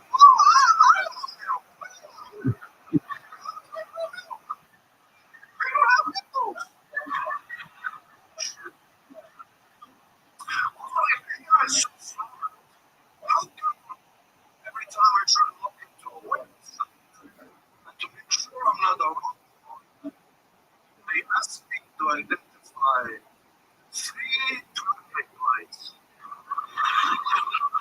in the picture. So you're telling me AI sees this puzzle?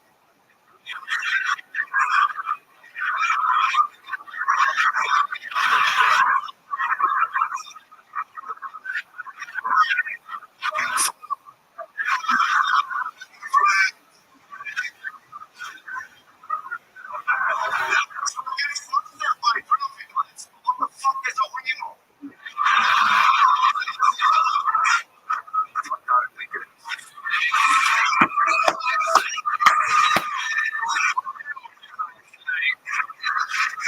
And without a doubt, the best hit of the night. This is incredible, Rabbi. You've done it yet again. There's a whole No one even knows. You know, that's what's great about this. Was there a callback?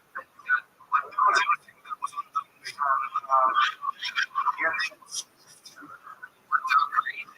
Amazing.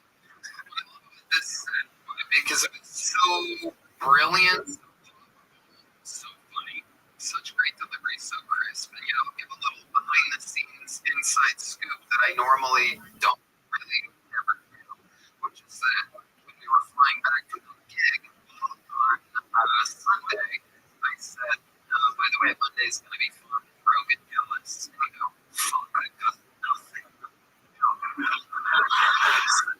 I'm just curious, did you just fucking cook that up in the past 36 hours?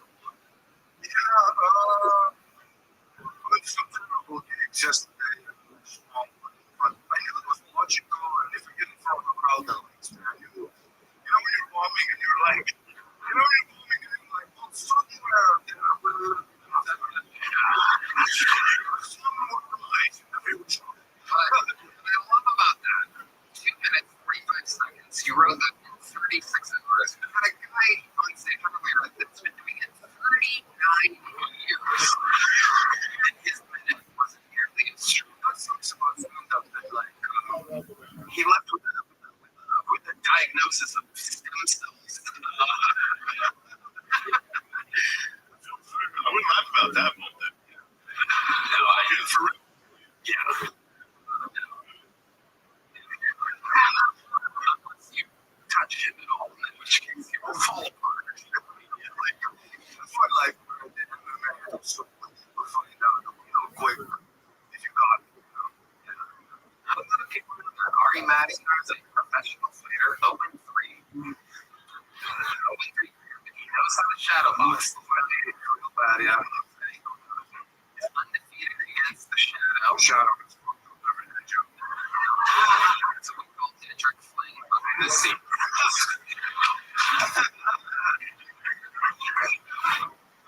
Ari, what else is going on, man? You're killing it. I don't know, watching this series called Spios. Because Spios.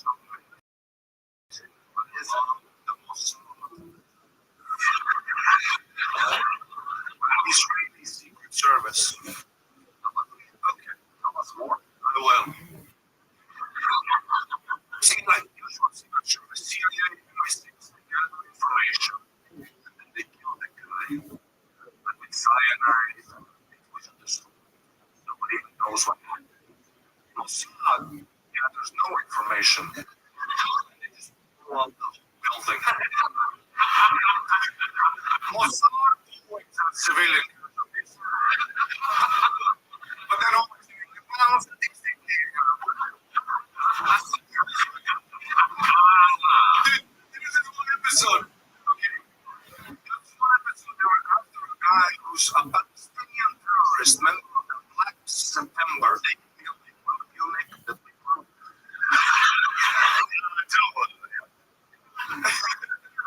Worst thing that the Germans will do,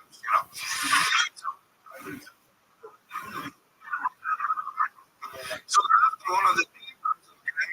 And they find him disguised as a pizza delivery guy. Great disguise for terrorists. You have a bicycle, you got some pizza box Meeting guys in the alley, you're a fucking pizza guy. So the Mossad tracks this guy down. They pull up on him in a car and pull him and square downtown. His head off with a shotgun. Flying to the guy's friends. You know? Mossad disappears. Successful mission, you would think. 6 months later, they find the wrong guy.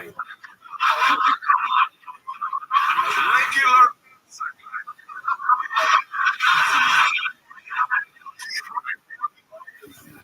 Imagine you're at the funeral. Your parents are like, what did my son do? Next September. But of course, see, but the downside about those sons, they always get called. Those guys got called. Is after they blew the guy's head off. They took the part of the rental agency. That's how Jews get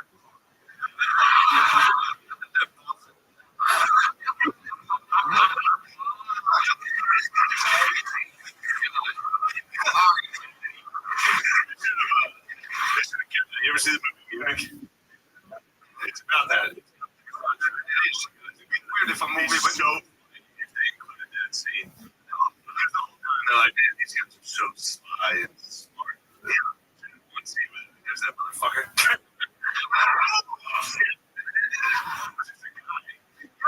One guy in an apartment building, and but they didn't nail they tried to nail which floor it was on. They're like, no. Yeah. The Mossad is crazy job.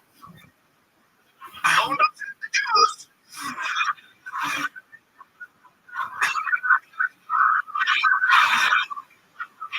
Who's that?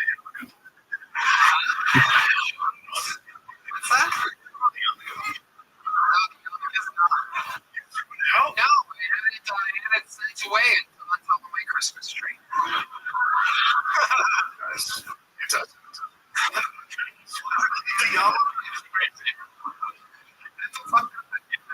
gonna put them on you.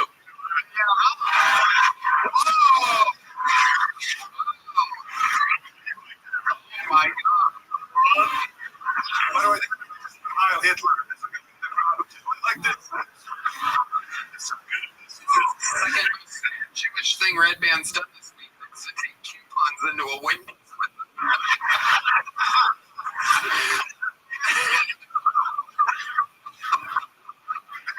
Shingles is not true. Shapiro joking here, so burrito.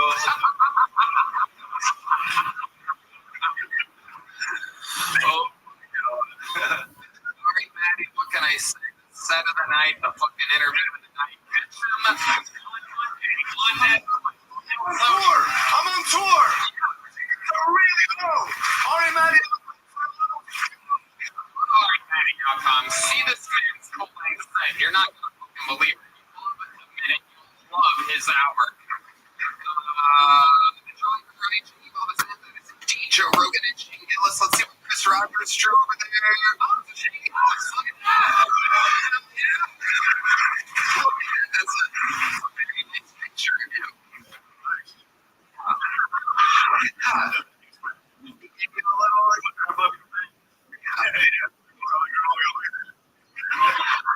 The real thing. Shane Gillis. July 2046. Fucking financial deal. The biggest outreach of all time. More time. Fucking man himself. Next Monday, go to Netflix. Watch the whole goddamn thing. Tell everybody that you know. Watch Kill Tony Once Upon a Time in Texas, filmed live at the Moody Center on New Year's Eve. Here's on Netflix next Monday. We will not be here on YouTube. We will be only on Netflix and then back on YouTube the next week. Fuck yeah, man. We did it. One episode. How about one more time for the best damn man in the land? Single pandemonium. Everywhere where music is available. And get it right back. Love you guys. We love you. Netflix next week, motherfuckers. Good night, everybody.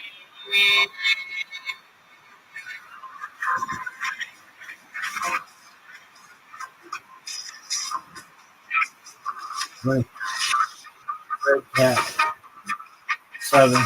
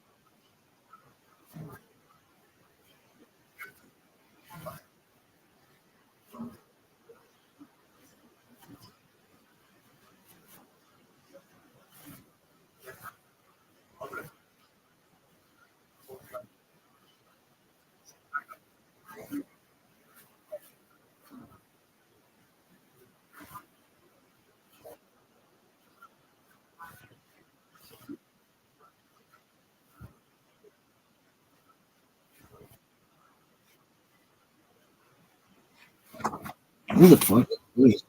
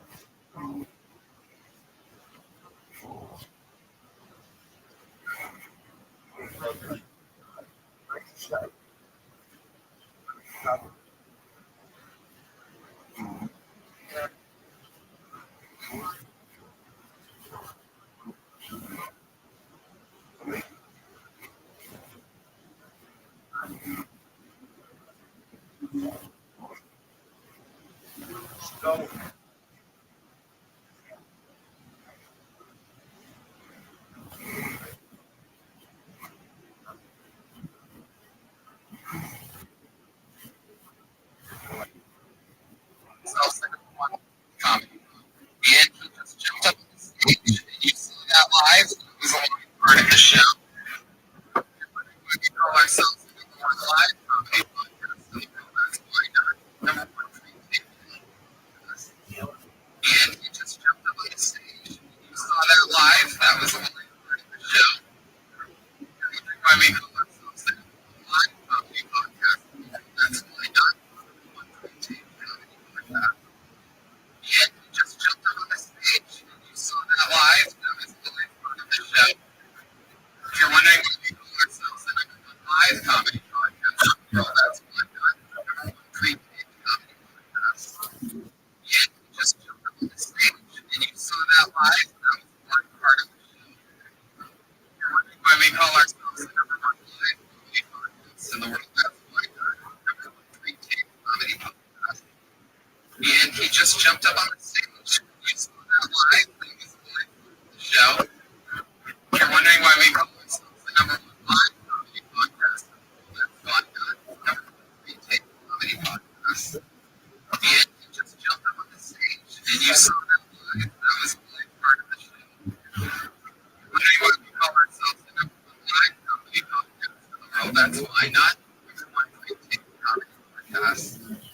And he just jumped up on the stage. And you saw that live. That was the live part of the show. If you're wondering why we call ourselves the number one live comedy podcast in the world, that's why not.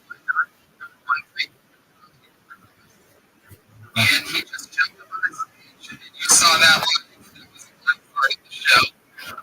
If you're wondering why we call ourselves the number one live comedy podcast in the world, that's why not. Number one pre-taped comedy podcast.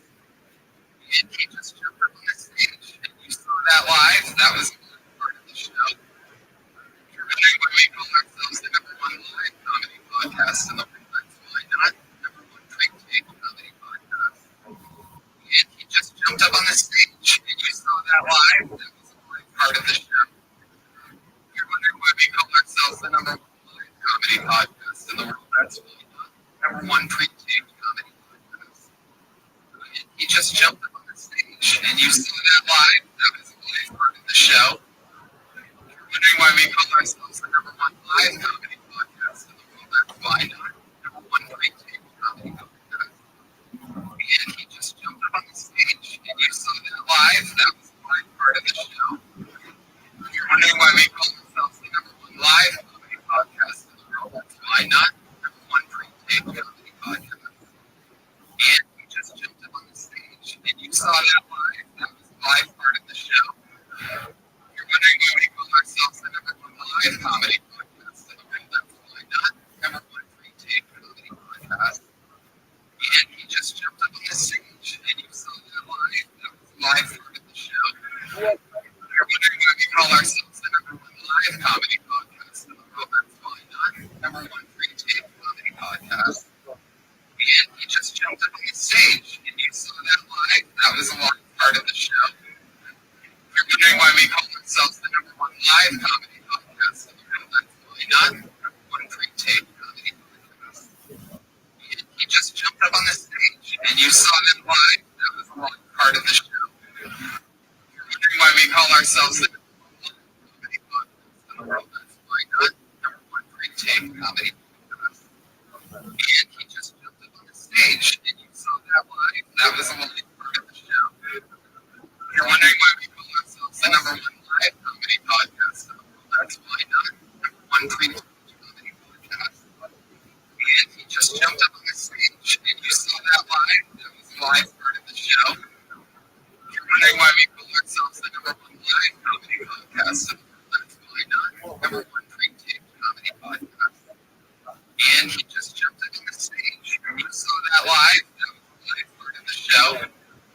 You're wondering why we call ourselves the number one live comedy podcast in the world. That's why not.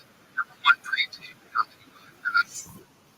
And he just jumped up on the stage, and you saw that live. That was the live part of the show. You're wondering why we call ourselves the number one live comedy podcast in the world. That's why not. Number one pre-tape comedy podcast. And he just jumped up on the stage, and you saw that live. That was the live part of the show.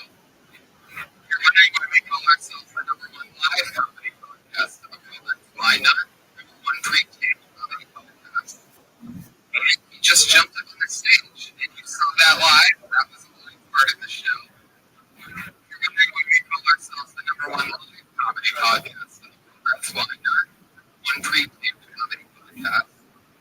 And he just jumped up on the stage, and you saw that live. That was the live part of the show.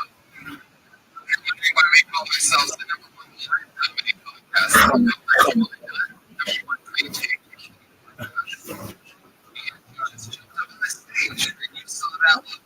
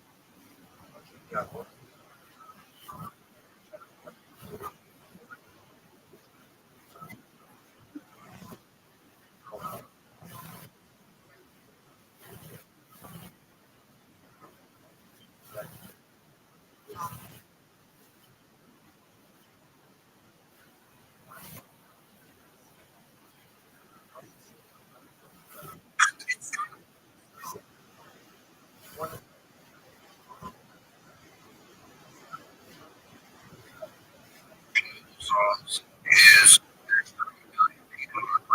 don't have internet.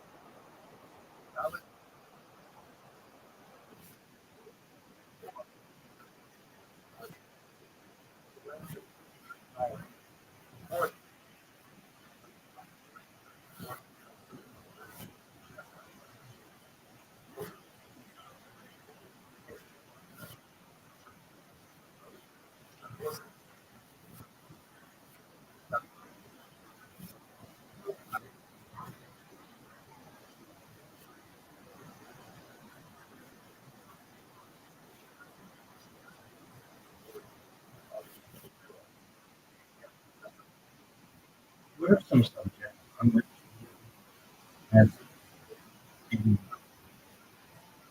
artificial intelligence model make a 50-50 of you like not many neither one?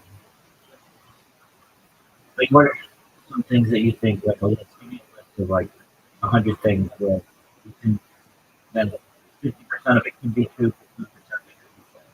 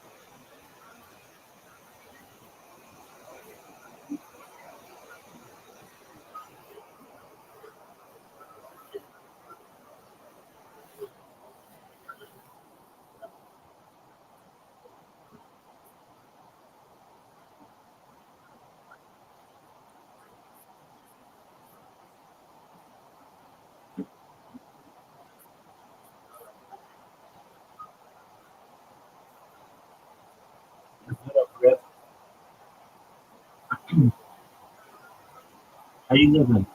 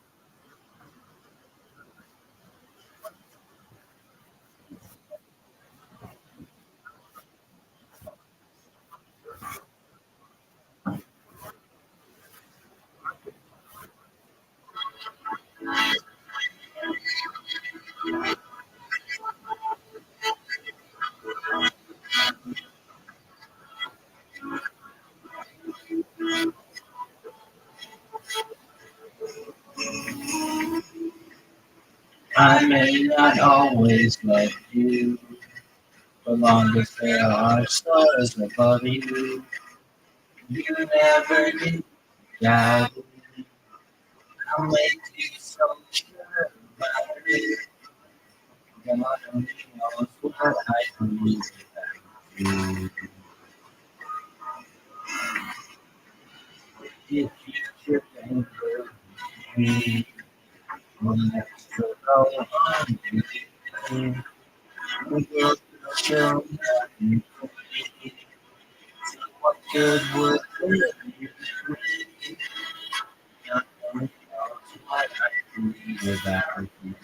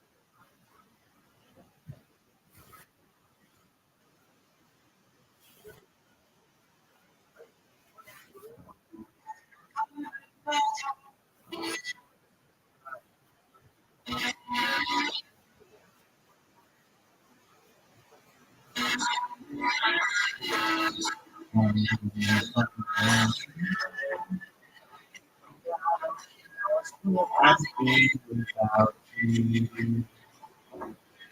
If you should ever leave me, and life will go on. It will nothing to me. So what good will living be? God only knows what I do without you. God only knows I could do that. Nobody knows what I do. Nobody knows what I do. Nobody knows what I do without. Nobody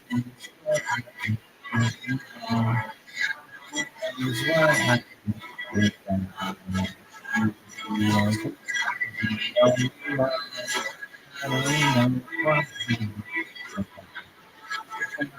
Knows what I feel now.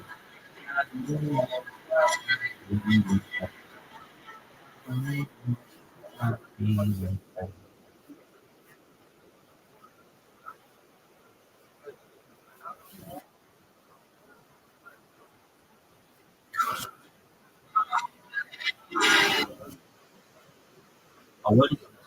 Oh, shit.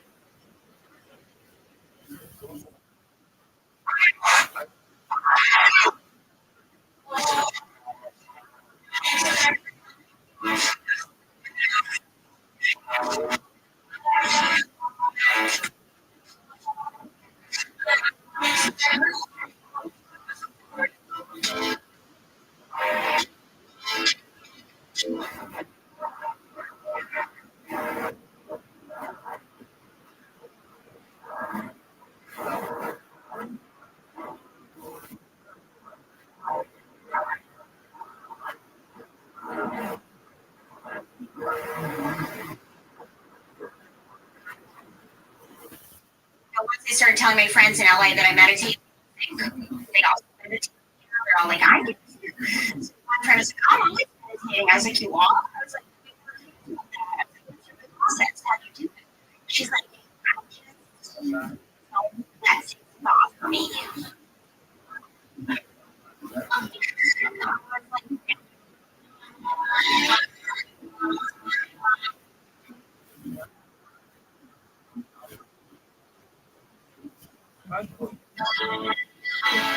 Yeah, I'll do that one person yourself if you can shower like that. Art. My dog, I know, it's super fun.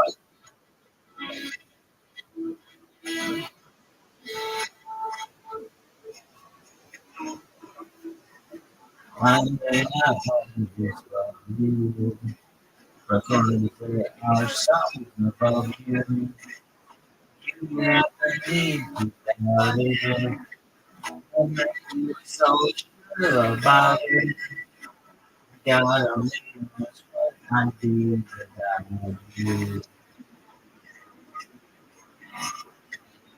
If you should ever meet me, life will still go on, believe me. Your love will shine up into me. So what you put there, God knows what I do without you.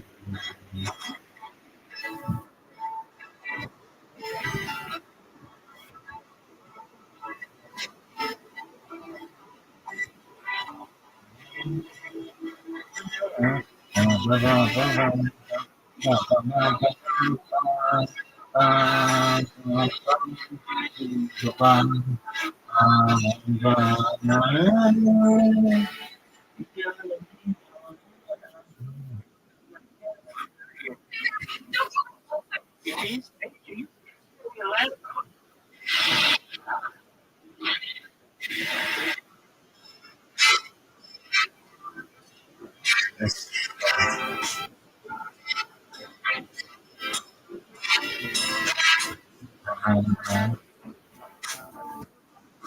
so in love with you.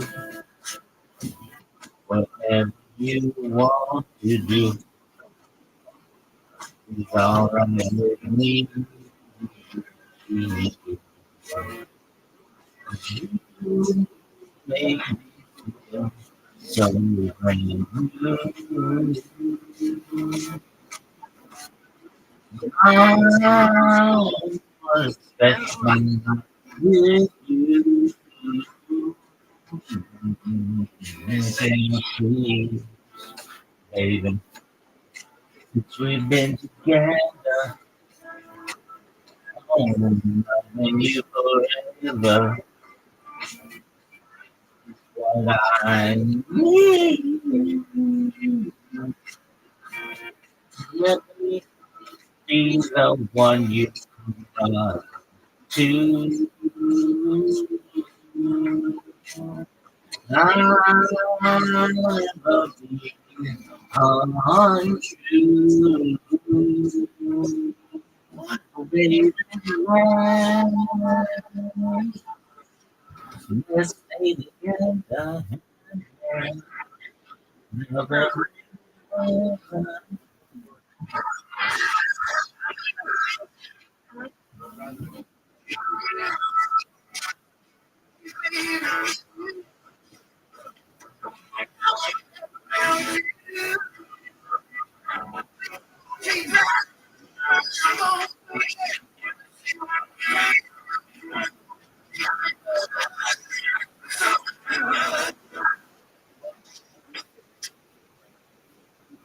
First one. Making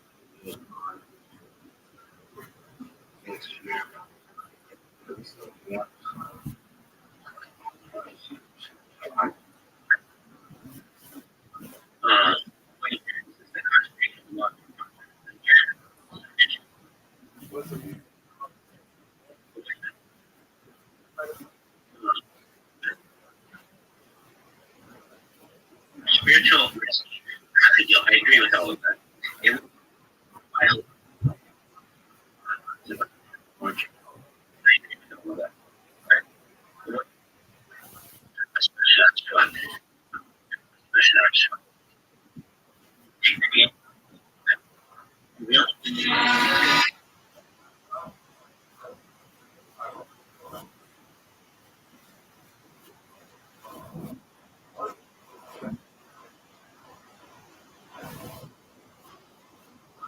But I'm not into religion and the modern Orthodox world and academic. Like, how can you have respect for things from a spiritual standpoint, but also want to be historically?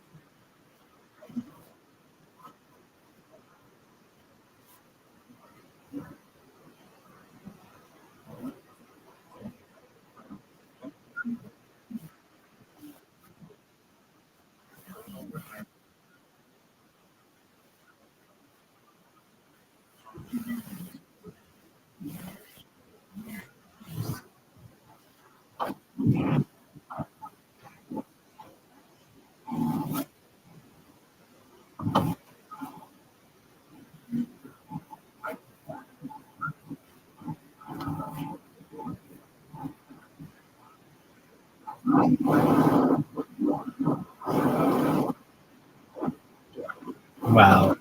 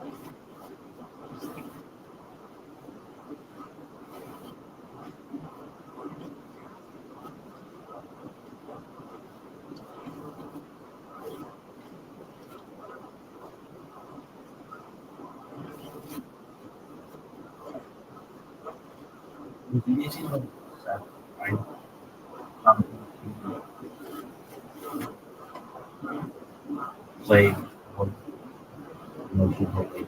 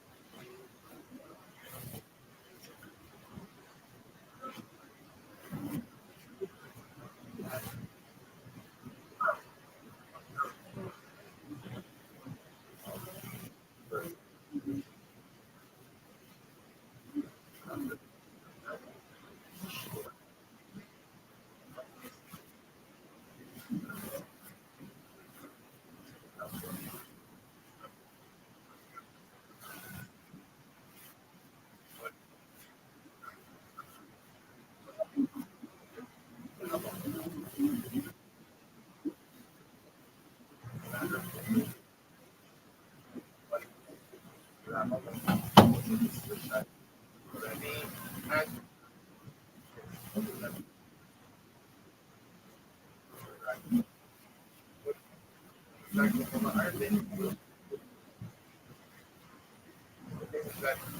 Rabbi said, so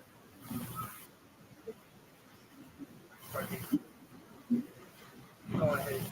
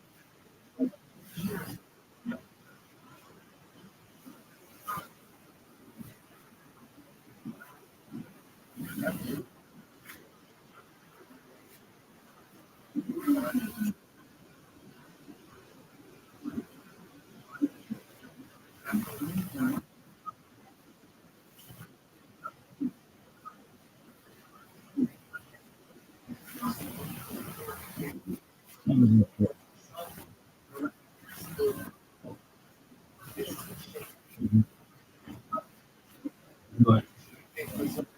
Okay. Well,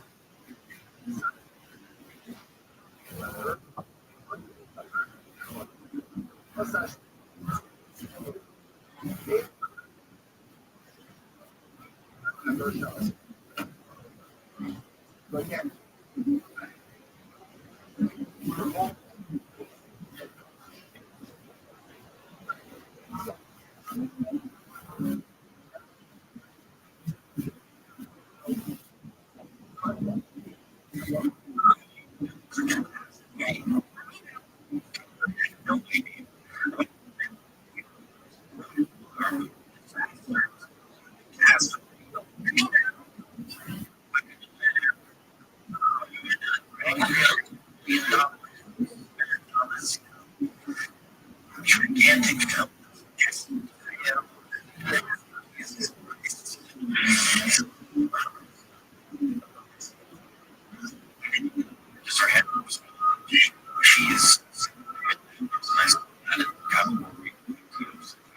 She is so committed, amazing, and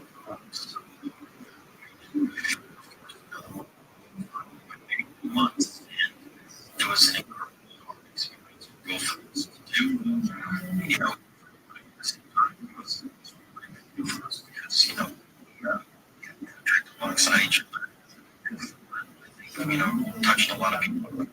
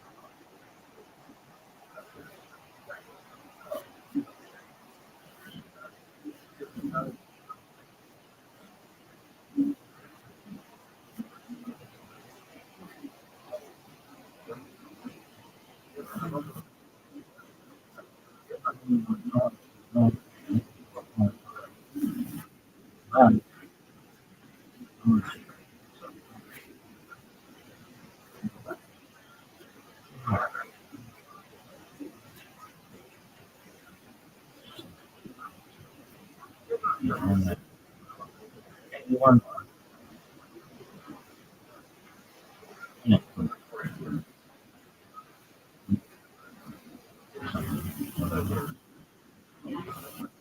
Yes.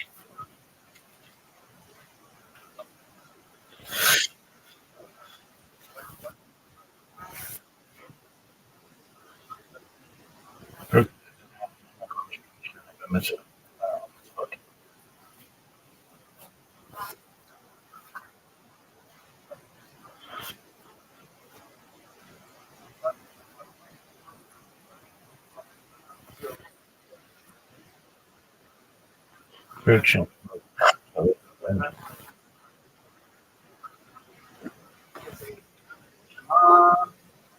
Yes.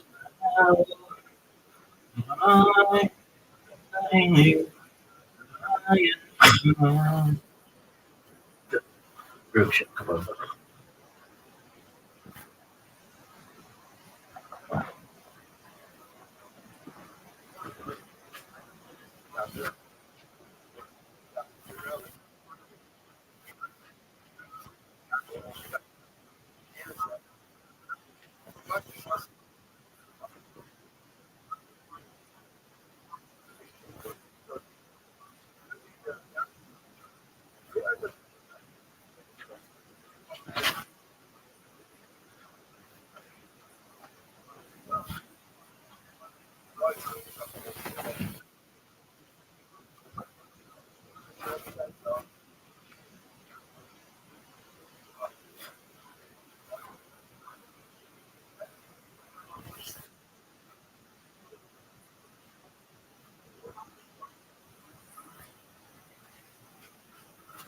What's up, guys?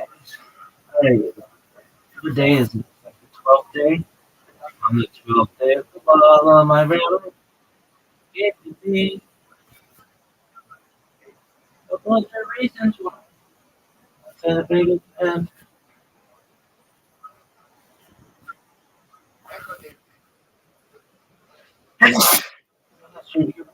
doesn't have to. No way! Dog, I sneezed so fucking far. No way! I fucking sneezed so far. Whoa! Dog, I sneezed so far. That's gonna be like 10 feet. Dog, I sneezed so hard that that was fucking incredible. My saliva hit a phone and opened an app, and I saw the saliva slide down. That was the most baller sneeze of all time, and what that's the most famous. Really, anything I do, that's the most famous. All right, that was fucking unbelievable. Dog, how about like this? That bitch, I'm like, why is that fucking phone moving? And then my sleeve actually opened an app. It opened a fucking browser on that fucking phone. Dog, that was fucking unreal. I've been wanting to talk about this for hours. I can't believe I talked for 2 days ago and 2 What's it? Day 12 of a Kabbalistic study. On the 12th day of Kabbalah, my rabbi gave to me.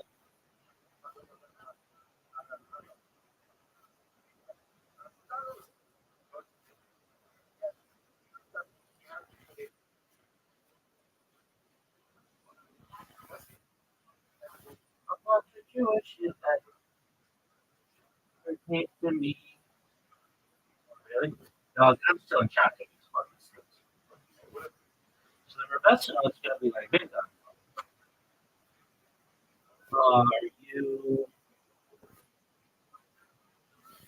Who are you? I'd be like, dog, you ever see that? You ever hear that song by the Who? I'm whoever you want me to be, baby. Really? Yeah, dog. I have to say, that was one of the most amazing fucking seasons ever. How did, dog, unreal. All right, so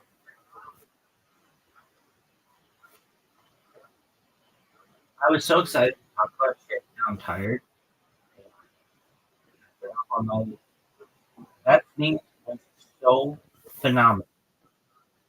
Unbelievable. All right, well, let me say this. A lot of problems with you people. You really care about it. Like what? I hate never. I hate it. I hate it so much. I want you to be strong and confident and not self-deprecating and negativeness. Negativeness. It pisses me off. It makes me not like you. Why? It's just like, why do I want to do a bunch around a bunch of fucking motherfuckers? I'm like, strong motherfuckers. And then you got Israel, who are like the Sabra, and frankly, just quite rude to many people. From a very good oh, but when you get to know it, so nice. Dog, nobody wants to get to know you. Dude. So there's that. Dog, I can't believe that. All right. So I got a bunch of shit to read. So what are we learning in Kabbalah? Well, I'm really stuck. I'm really sad about this Moshe.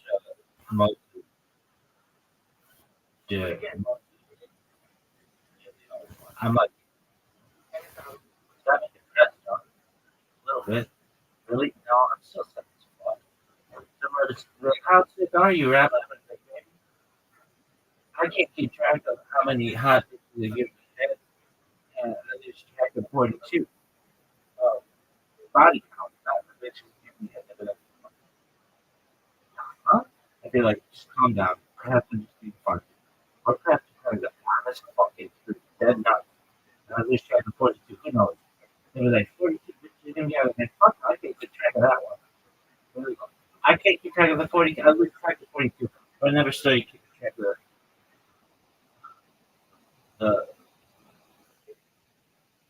the beach situation. Anyway, why? Um, I'm just sad. I really was. Like, I was really motivated to like Kabbalah, like better than anybody. I feel like by the end, I figured it all out. I disproven Maimonides with his negative theology. And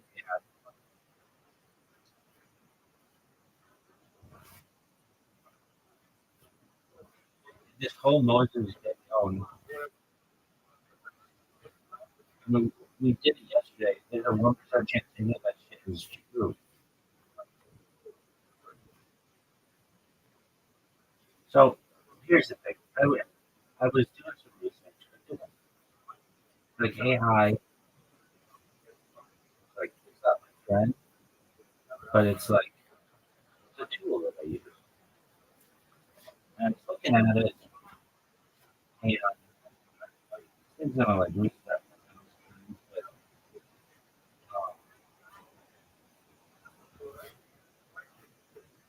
kind of interesting. ChatGPT and Chabad.org are like the two websites.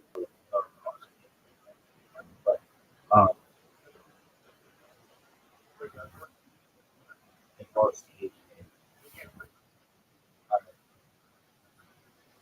So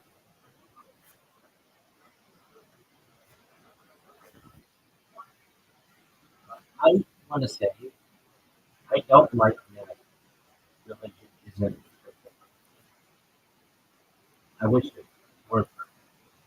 I wish there were like laws that were easily followable and they had a perfect source and all kinds of stuff. So I have, I don't know. I mean, I've been a member of the Hasidic dynasty, um, yeah, and modern Orthodox, and other some academia, and maybe at least one or two secular. That's not a lot in there. I wouldn't have to do that. Anyway, I'll calm down. Um, Just anyway, um, some representatives be like, okay, go ahead. You think that rely on the Grand Canyon, one drop of water started all that shit. She'd be like, yeah, but it took like thousands of years. And I'd be like, yeah, but it's not, baby. And as long as I keep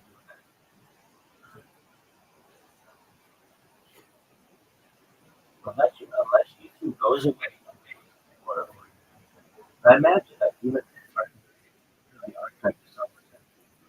And then I've seen social media, like, they go down and all this shit's gone. And so that can happen, but like Google's a big company, I don't think it's totally remember. So what happens is I do this for long. I do try to fucking shit. Not recording.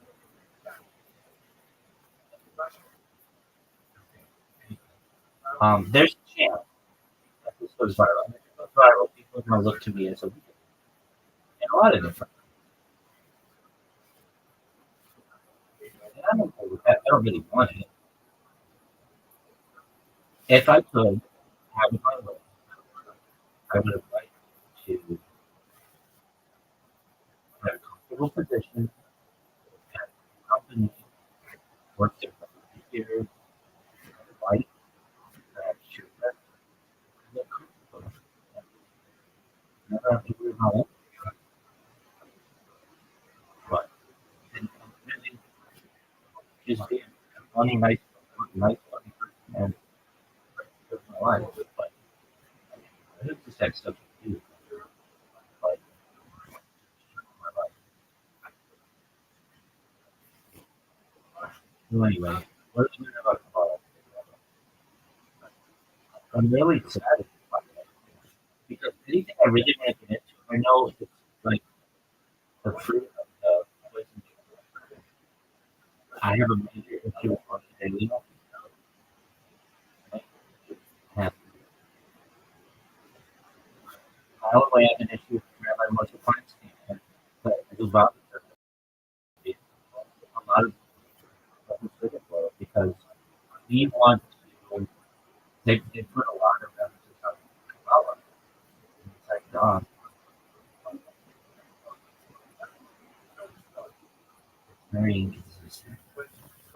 And then all goes back to that. There's 1% chance that people will know. And that's sad. It really hurts my heart. I thought I was going to like learn mystery schools and shit.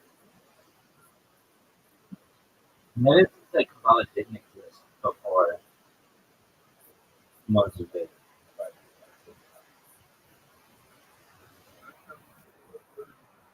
it's like, I have to pretend like I have the Rabbi's here. I would literally send you right here. I'd be like, you have such a vision for the world. I admire it so much.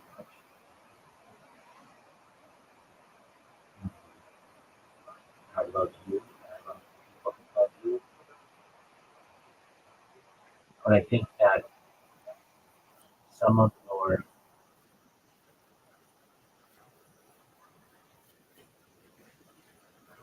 teaching may have an opportunity to be flawed, but I don't blame you. You have the internet now. It just becomes about when you die. So I can I have emotional honesty. You said and I love you. I love people like you. And I would dedicate my whole life to you. And I do to both of them. And the Rabbi Miller and Rabbi Soloveitchik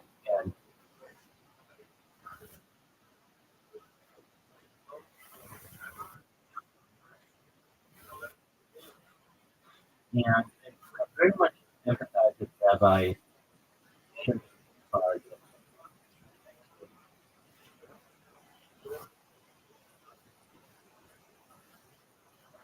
And then, I don't know, there's this lady who I saw on Instagram. I made fun of her.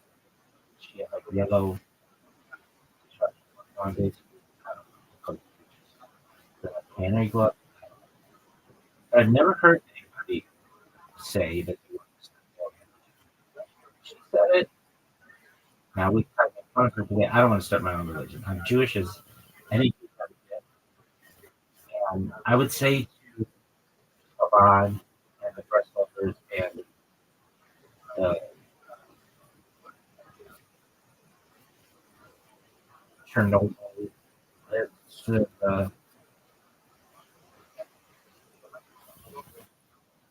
South, everybody else. I'm waiting for Mashiach, just like you are. And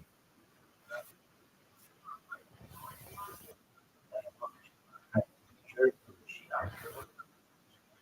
I want somebody to make this world right. I want somebody to align the world, especially spiritually, but also politically, and legally, and I would say to them, without going into my whole life, I would look any of them in the eye and I would say to them, I feel I love Judaism more than you do. And they, I don't think that's, and that's cool. But I would say to them that I feel I've sacrificed more for Judaism, some specific things for Judaism, than they ever will. And some people may consider me a religious fundamentalist. And I would say to the fucking kids in Brooklyn with just a little bit of a mustache here that guys, can't fight for a fucking wearing tefillin all day. That in my own way, I love Judaism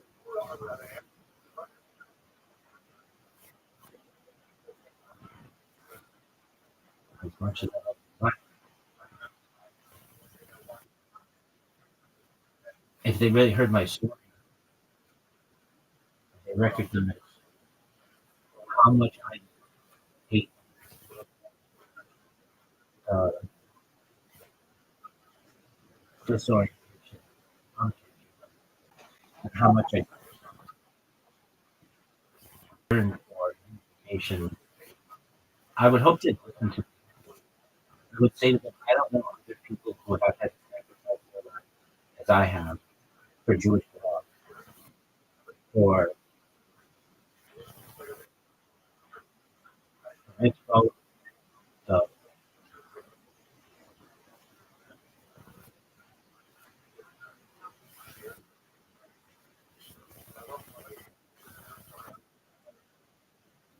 questions for how passionate I am about Jewish language and absolute just flat out hatred of you know, uh,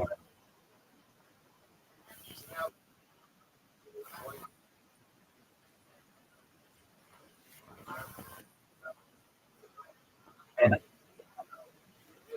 would say to the kids in Crown Heights and everywhere else,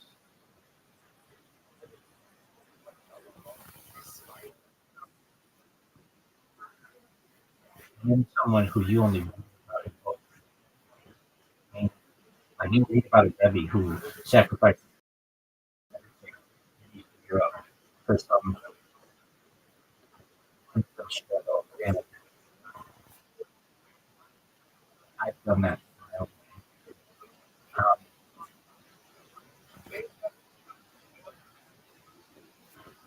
I don't know what's going to happen with me.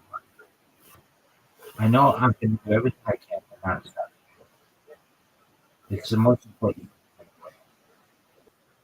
And one day, I'd love to have my children in parts of my life that are really courageous. Amazing.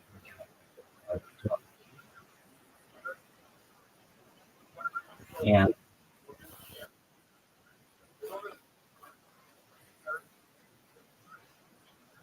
I,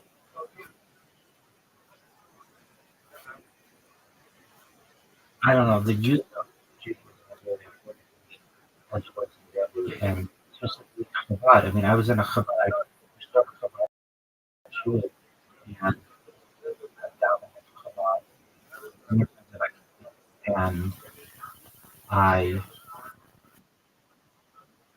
more times, more than that, than I can recall. And I remember this one time, my son will become a rabbi, probably a rabbi. They, they're of this rabbinic dynasty, and I love their father in a lot of ways. A major part of my life. And I call the kid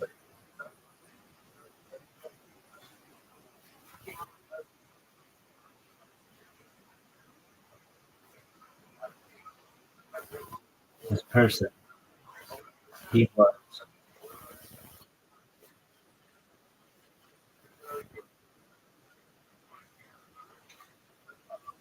that person. This kid was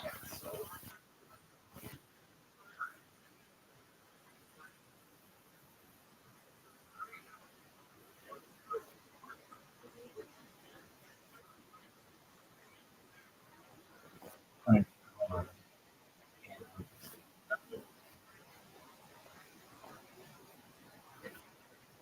and he didn't know what I was, so it's kind of hard. But when I was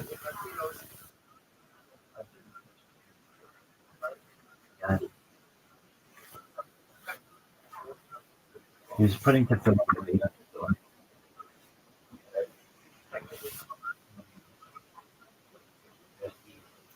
We had it like and he fixed existed at it. And I was talking, I don't think I was talking to him. I think I was talking to somebody else. And it just began falling. Bad. And it was like, I mean, it's just, I mean, it's like human, but it was like, it was very athletic, but it was like he dropped something, and I caught it and did that. And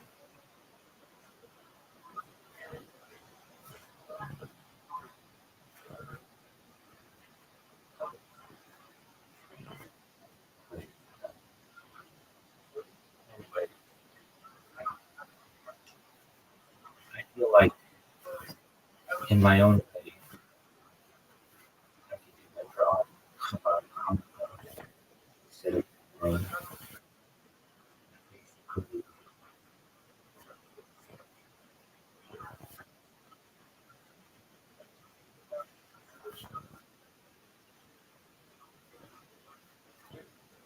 be like one of my to any outlet with that you it will not be I would say this, and I think this would be if you would like celebrate the streets of the Vegas because it is my goal and I'm going to work on it. And if you set back more on them, it's a peaceful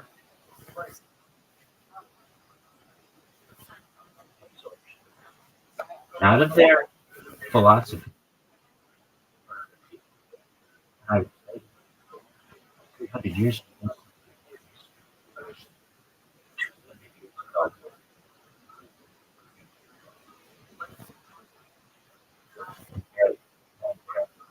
so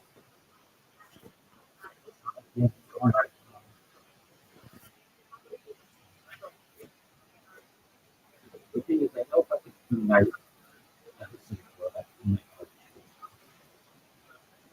yeah,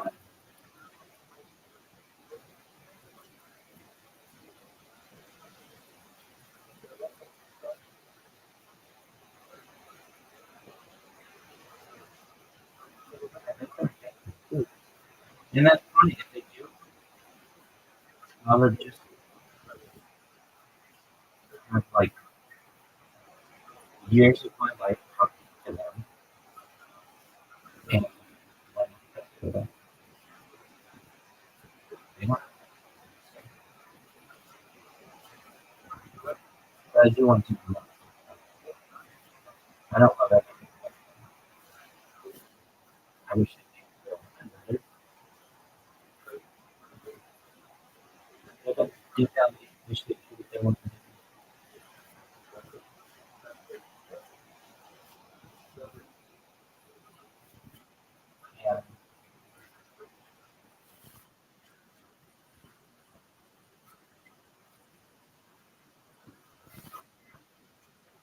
and look this thing. I asked, I, so we'll get into Kabbalah. We're going to learn today about how to work. But before we do so, I asked what I thought was a really great question. I feel like the Hasidic world, I've seen rabbis and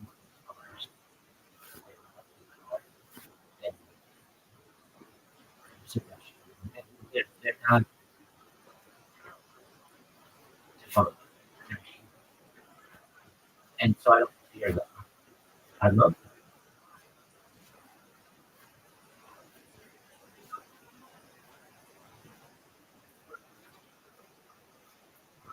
And they run my life. I love them too. But I feel as if they're, man, that's pretty good. What do you,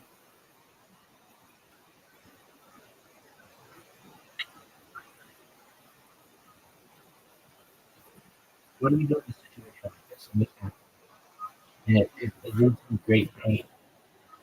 Like I won't go through with it the next stage, but it's destroyed and have to put it in place this type of system. Like, where you have someone who works their entire life to be extremely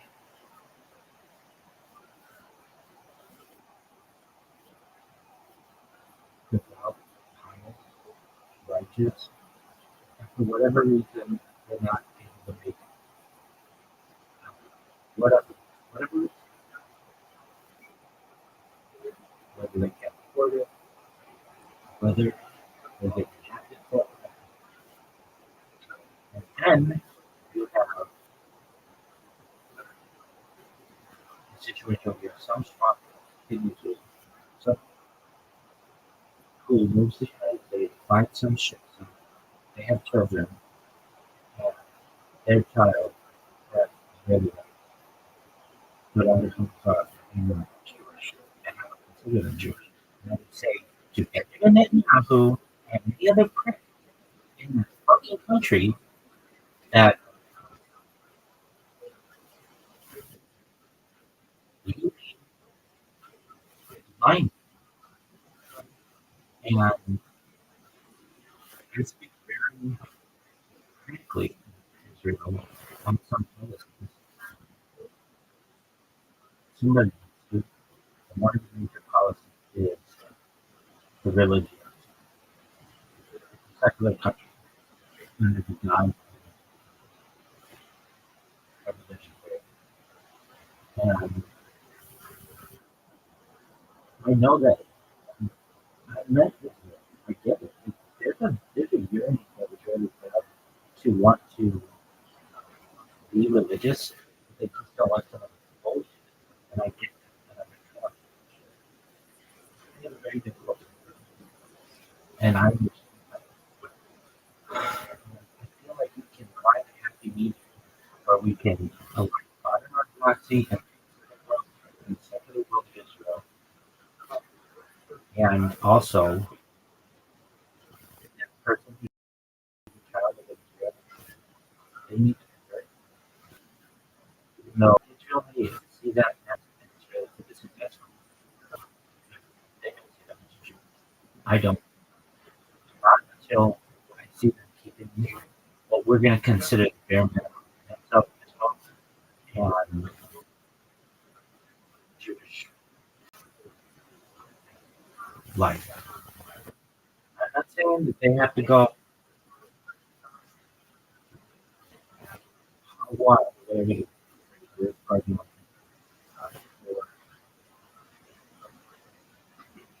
Whatever, but you can't rule out tradition because some struck, some ships up. Now they have.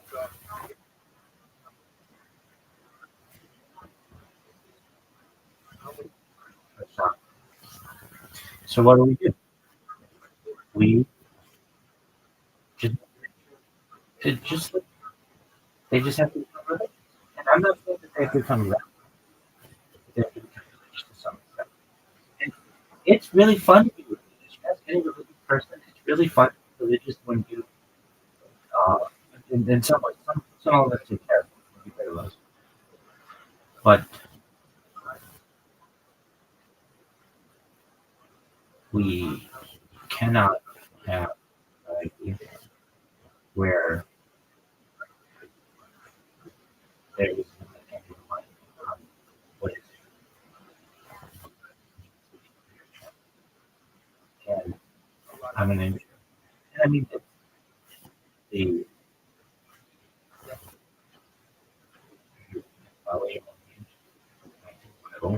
mother, her mother, really. You have a kosher conversion. And many of the conversions I've seen are not kosher. Even the gold standard are not. They're very political. And I know the extent of them. And I've looked at these and I think those people conversions again. The gold standard conversion and the gold standard conversion is the way that it's portrayed. The way that I know that takes place, it's not good.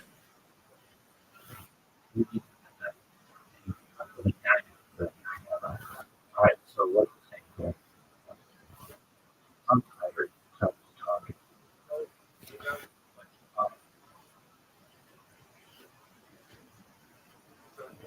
People would want to. What do we have to convert to? Somebody in Israel is going to be like Rothschild, who's sitting on camera, filming, who is saying that we have to do all the mitzvot and stuff. Is just doing the bare minimum of anything. And they could be living a much more kosher life if you go over and make them this and this and this. That's not right. I would say under the circumstances in which I have been exposed, this is we put you spot you I will say you do that. I don't think that but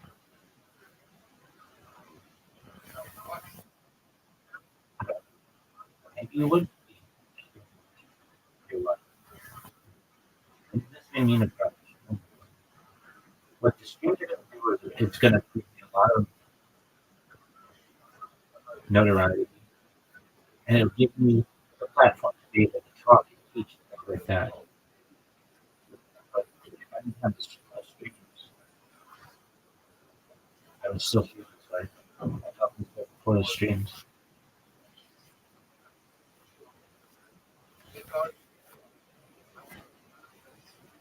And it's not just Jews. People need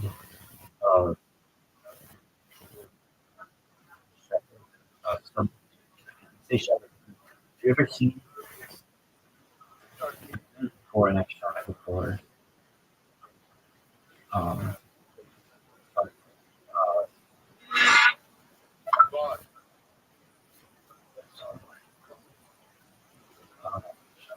drone.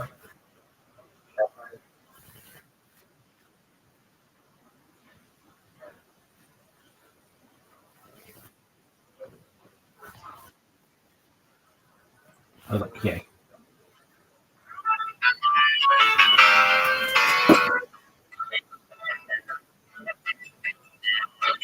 We need like someone that can guide us, and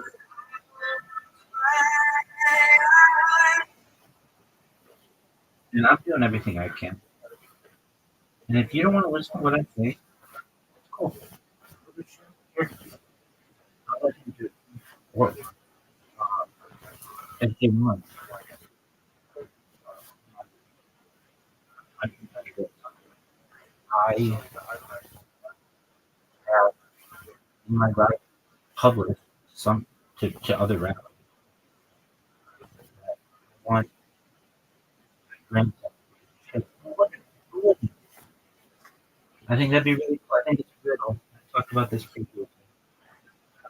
But without getting into all that right now. So I asked, like, I have, I know that if I can get 770 Eastern Parkway,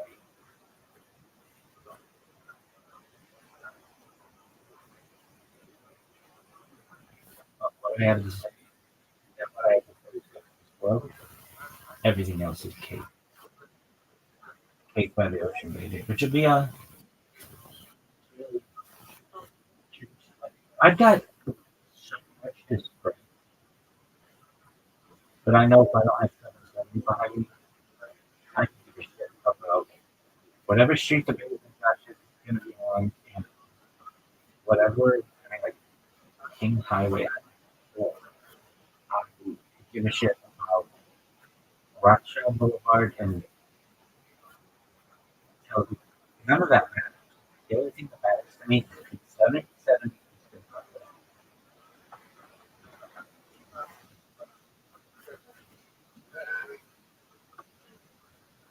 And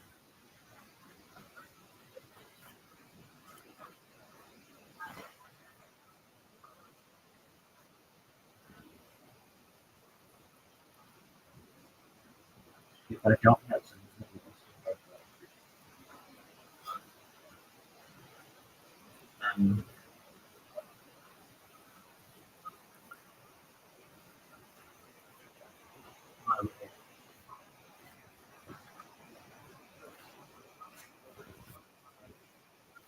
will not be complete.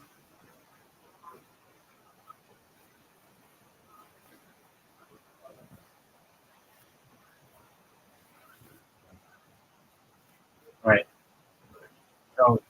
question that I had: how could you make Judaism true religion that pleases both the Civic and the modern Orthodox world? And academics? Like, how could you respect? How could you have respect for things from a spiritual standpoint, but also want it to be stuck to active? Right? Is it not? Now I know, like that. Whatever your feelings are, the Rabbi and Rabbi Feinstein have any academic ever, you want an answer. How could you combine at least with it? The other stuff, they can come in, but they're going to convert to our ways. And I don't understand why it's not considered conversion. I get it, it's a political move, but for other religions, it would be considered conversion. So I don't understand why we call it falsity. But in my opinion, it's conversion. And even everybody's going to have to convert. And people are already Shomer Shabbat, Shomer Gia, and live a kosher life. You don't have to change anything. I just want people to be you. And that should be the that should be what 770 was here. And if it's not,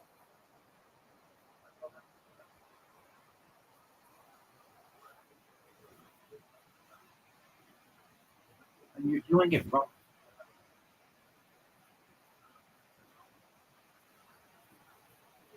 So my question, I think is good, and I think I would disagree, but it's a great question. This is actually tension at the heart of my Jewish life. You're basically asking Judaism to be spiritually serious and intellectually honest without either side being betrayed. I think the answer is yes, but only if you redesign the framework, not the beliefs themselves. And I think, okay, everybody should be open to this. And with that said, the core move, meaning separate meaning, the core move, separate meaning from mechanism. Most fights in Judaism come from two different questions. What does this mean? Spiritual, existential, moral truth. How did it happen historically? Who wrote it? When? Under what conditions? You can respect both without enforcing them to agree. The Sidot often treats me as proof of mechanism.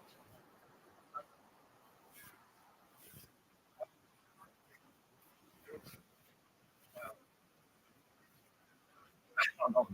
I was just thinking, but I'm gonna maybe it's for a different thing.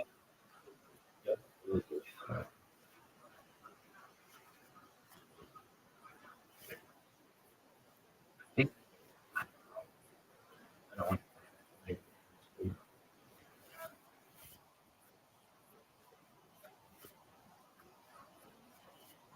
Okay.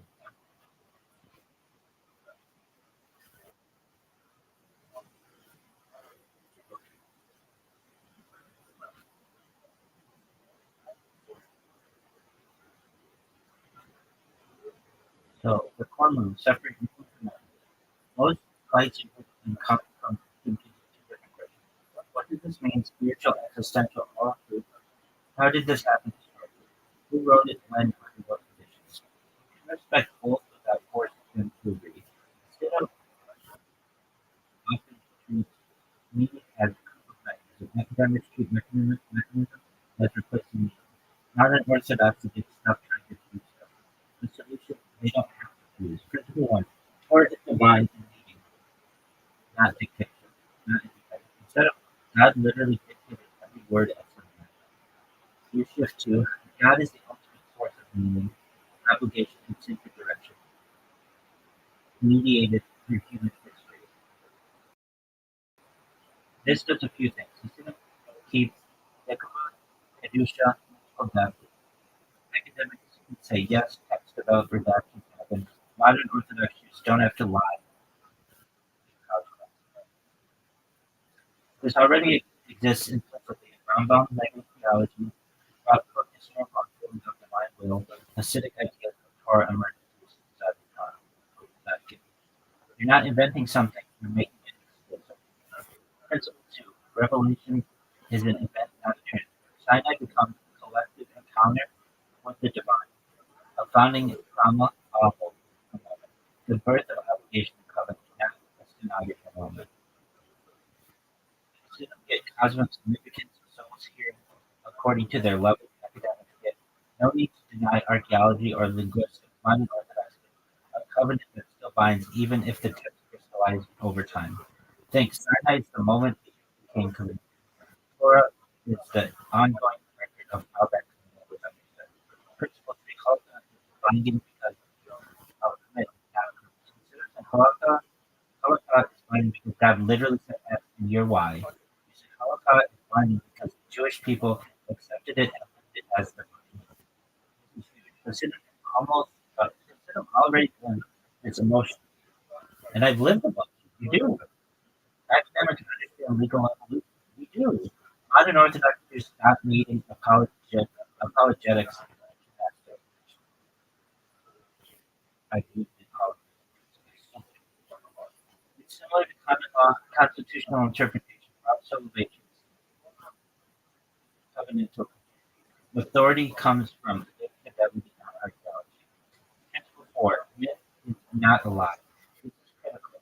You teach open myth, a sacred narrative. Myth is a sacred narrative that shapes reality. It's not fake, it's not childish, it's not journalism. Creation, Exodus, even parts of Genesis are true, and what they teach about God, power, justice, freedom, not required to be modern history textbooks. Consider already Torah symbolic. Academia already reads it as literature. You just stop pretending one side is yours. Principle 5. Kabbalah as knowledge, not physics. Instead of claiming these are literal metaphysical maps of the universe, you frame Kabbalah as a map of human divine experience, a symbolic language for consciousness, and epistemology. Synonym keep emotional depth, sacred imagination. Academics keep comparative mysticism, historical development. Nobody has to pretend several are subatomic particles. Principle zero are subatomic particles. Principle 6, truth has layers, not one axis. You teach kids and adults that Judaism has multiple truth registers: historical truth, legal truth, psychological truth, mystical truth, moral truth. A thing can be false on one register and profoundly true on another. This is the biggest missing educational piece right now. What does religion look like practically? Study halls of teaching. Rashi next to source criticism. Zohar next to Geroshin Golem. Rambam next to neuroscience. No parent energy. Shulai. Halakha is still observed. And that's why it's very important. Davening is still intense. No sermons pretending archaeology doesn't exist. God thanks. Less God said X, more God calls, demands, draws, obligates. Very Hasidic, very Rambam, very honest. But I live in a Hasidic world, and I think this would flop. And for those who say it wouldn't, you're not as fundamental as I am. And I can give you real, actual, not how much you daven or what your record is. I can give you real ways that I have been more fundamental in Jewish beliefs than you. Simple. And unless you can match me, and you have the same records that I do, then you need to recognize that there are some people out there who are more fundamental. And if you want to call me whatever you want to call me, fundamentalist, I know more Jewish fundamentalists than you will find than I am.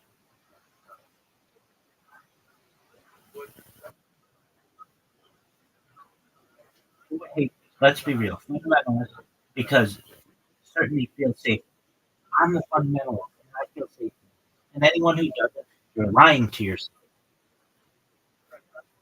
Some academics, because obligations scares them. It's fun. It is. It is nice if you have a place to go on Shabbat and you have families that are growing and you have the spiritual life and not so much the obsessive compulsive disorder like world that can occur when you become extremely devout, but a very relaxing, comfortable, learning community. Beautiful, beautiful. And I would tell the fundamentalists, I'm more fundamental than you are, and I have the record to show it. You show me your record of your religious fundamentalism. You show me your record. I'll show you mine. We'll let the people be the jury, and I will win 100 times out of 100 times. And for the academics,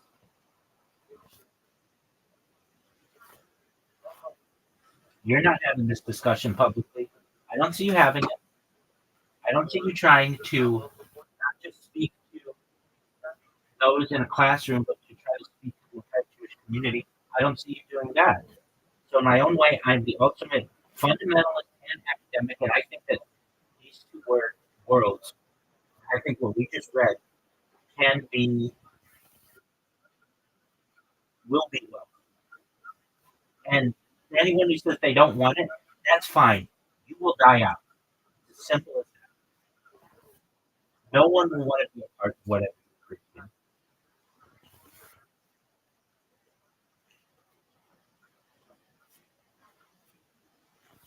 And I think that fundamentalists, if I went to 770 right now, and I said, look, we are going to respect Shabbat. We're going to make the world, we're going to go to McDonald's and make every kosher, we'll have kosher McDonald's in the United States. And you don't have to look at a texture. You're going to be able to trust all the food that you have.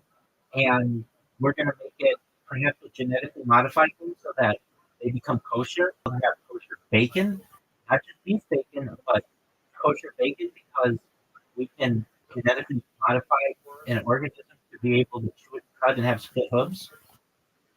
We're going to use science to make the world more religious. I think that people will listen with open ears. And those that don't, do not exist. Everybody, this is cool as fuck.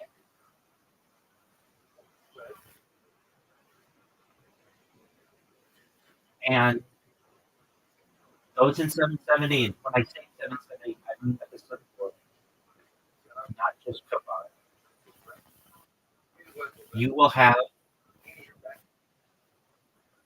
You will be rewarded for your righteousness.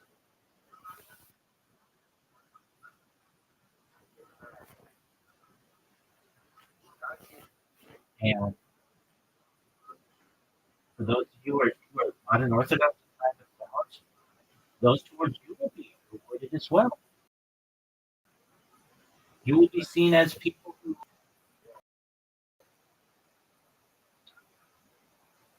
were living a Torah life before it became cool. Again, now,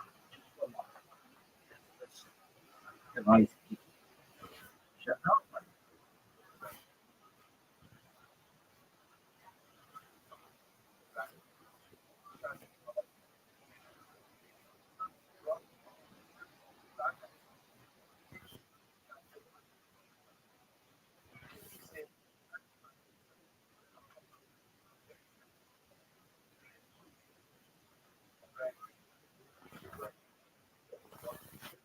And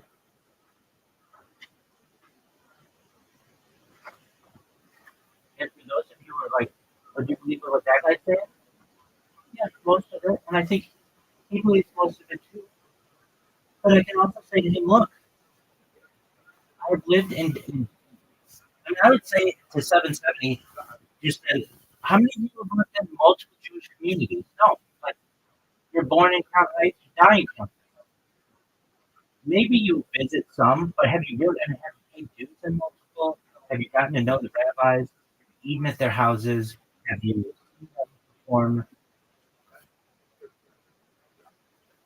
Have you been to their classes, their heard their drasha? Have you done this? If you have, great. But not all you have. So if you live in an area where you just, that's all you know. And I'm telling you, if you travel enough, even just a few, less than a mile, you go to one shul that is Orthodox, and they will tell you one thing.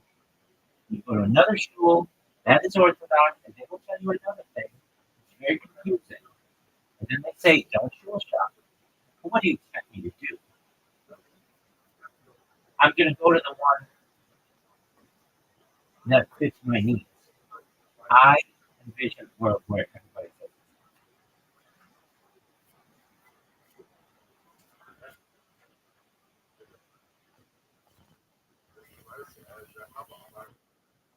so with that being said,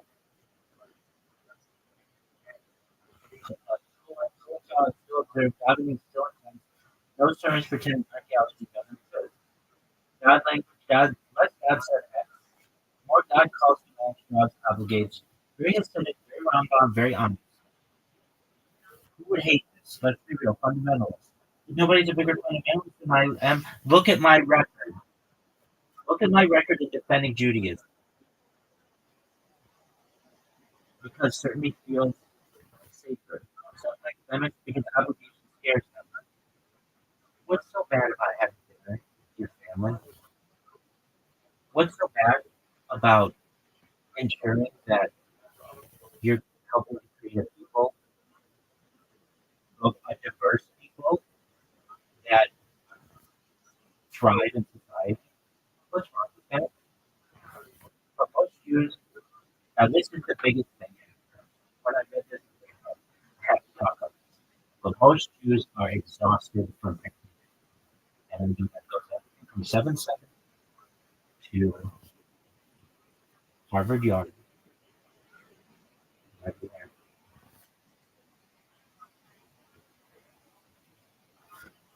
And so one sentence like this.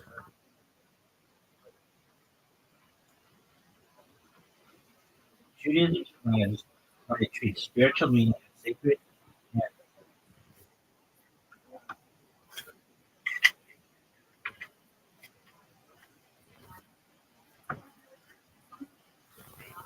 historical honesty as non-threatening and refuses to confuse the two.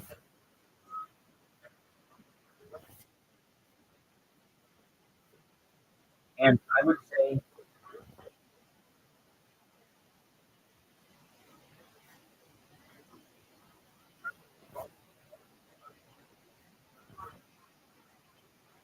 look, and I said this in front of at Jewish tables, at Shabbat tables.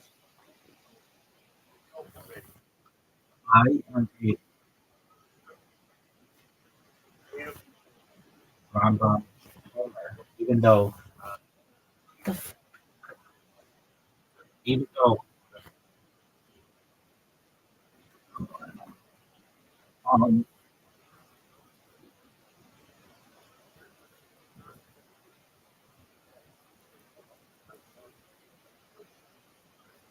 though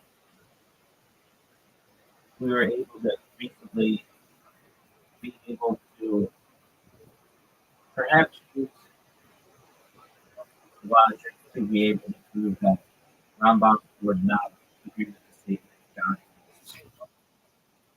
That's fine. I know that I'm still an advocate for many of the things Rambam said. And I'm here to research.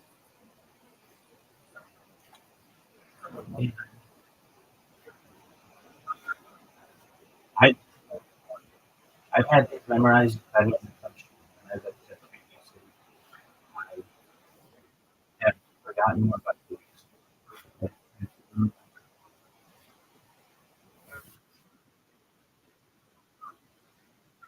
But 13 principles.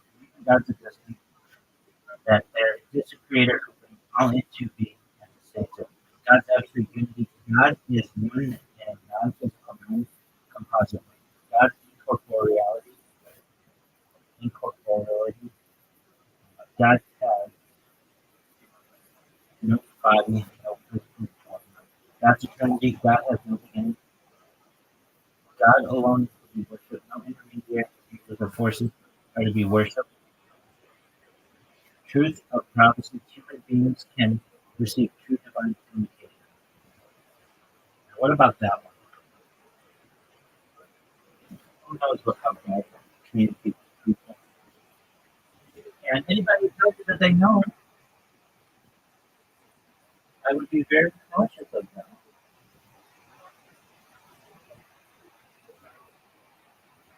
Like, for instance, there's a tradition that Judaism does not believe that the age of the prophets continued after the fall of the Beit HaMikdash in 70 CE. That's a tradition. But yet, we think that, under traditional orthodoxy, we think that Rabbi Shimon Bar Yochai was spoken to by God to lead the cave in the 12th year. So, how does that work? That was under the fall of the temple. Well,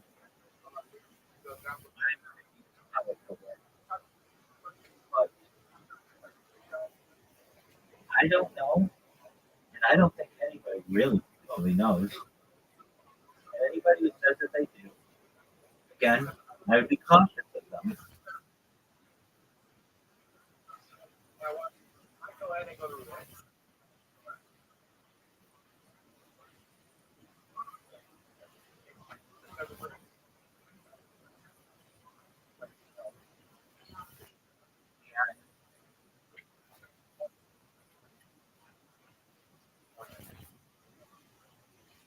Anyone who feels that they know anything about God, I would be cautious of them as well. We're gonna look this one up for a second. So, truth of prophecy, human beings can receive true divine communication. What does that mean? Prophecy of Moses is unique. Moses' prophecy surpasses all others in clarity and story. It would not be. Okay, and I can live with it. Divine origin of the Torah. The Torah we have is from God. Torah and Hashemah. We can play with it. Immutability of the Torah. The Torah will not be changed or replaced. That's fine. I'm okay with that. We can play with that. So there are good games we can play. That's what any like. That's what there are opportunities for interpretation. Divine knowledge of human actions. God knows human deeds and thoughts. Reward and punishment. God rewards obedience and punishes transgression. Okay. Coming of Mashiach. Believe in the eventual arrival of Mashiach, even if delayed. I'm waiting just as much as I. Resurrection of the dead. The dead will ultimately be resurrected. Cool with that. I look forward to that. I call it vindication. This list is a Dropbox mentioned fairly without a fixed creed.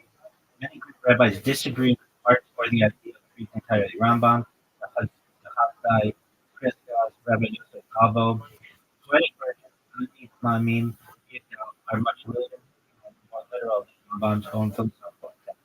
One key tension was relevant to the earlier question. Rambam defined these philosophically strict mythology, meant them minimally. Popular Judaism reads them literally and literally.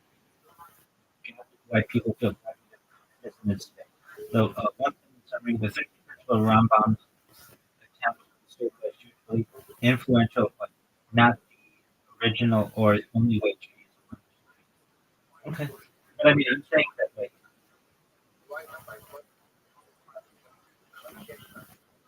I believe this. This is the Judaism that I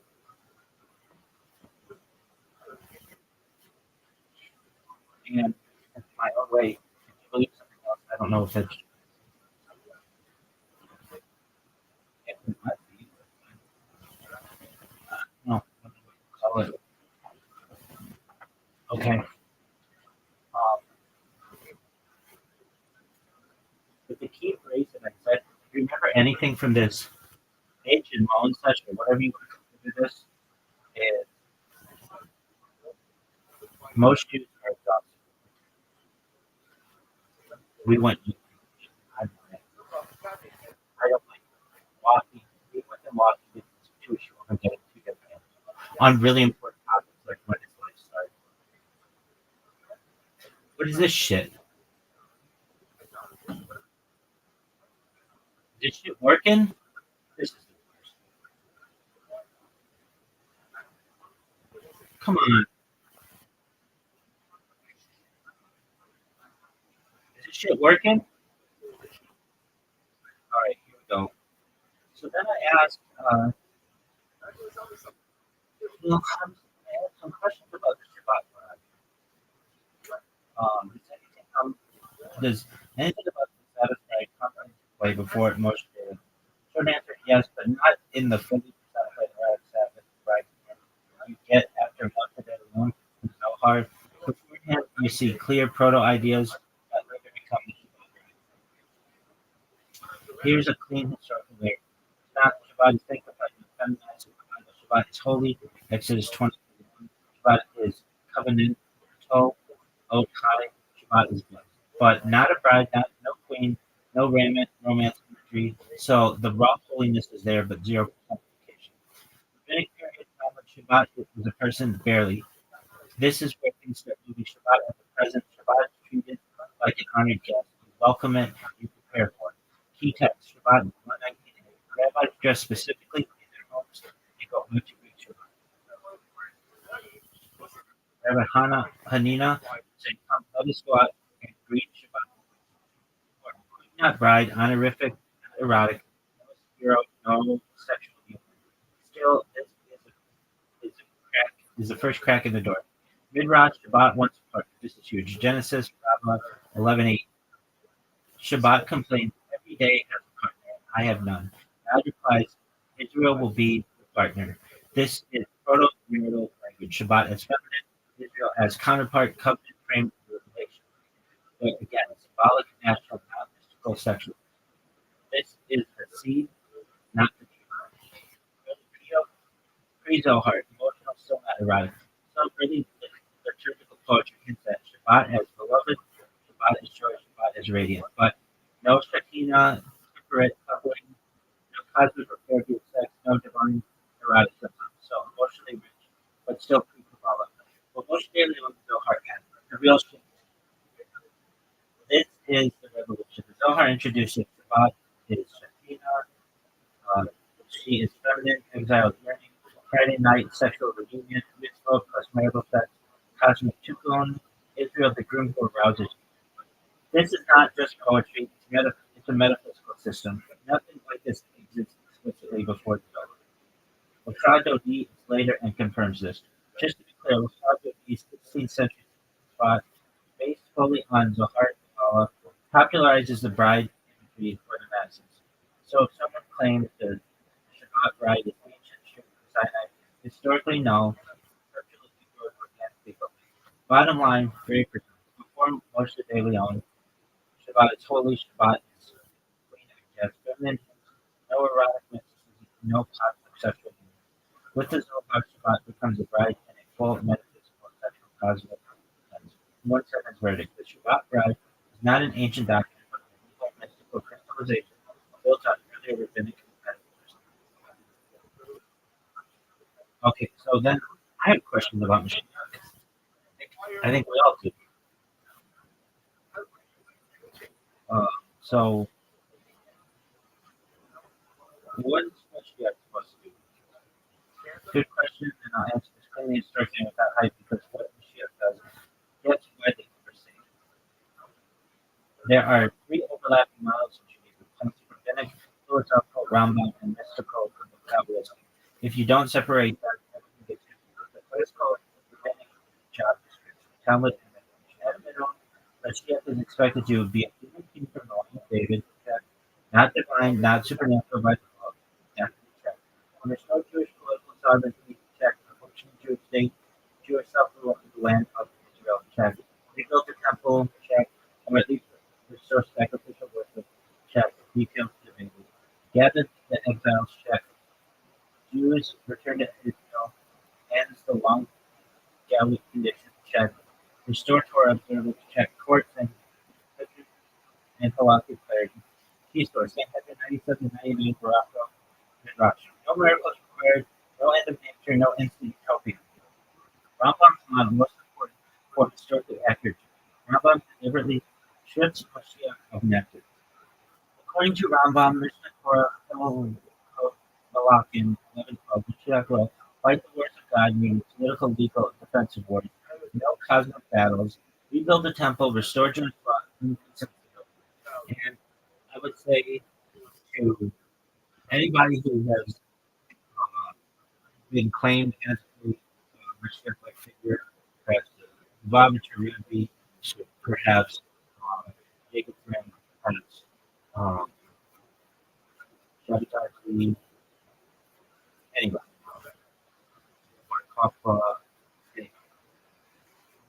Did you rebuild the Beit Mikdash? Did you rebuild the Beit Mikdash now? Yeah, then you're in. But you could be a Mashiach for your age, meaning that you could be a really important spiritual person for your age. Some of those ones would have been, other ones might be just, who knows. But, the person who's Mashiach is a person who's I don't know who that is. I'm waiting for it. If he wants to hear my plan, I'll give it. You can have a plan for it. Nobody said that you can't. All right. Chef will fight the wars of God. We built the family. Start your spot. Real peace and stability. What non-boundary? Blessedly denied. We try to perform miracles, changing nature, not the future being semi-divine. Do not think the Messianic era will involve anything supernatural. This is huge and often ignored. What changes after Mashiach arrives? According to Rambam, the world runs normally, people still work, eat, die.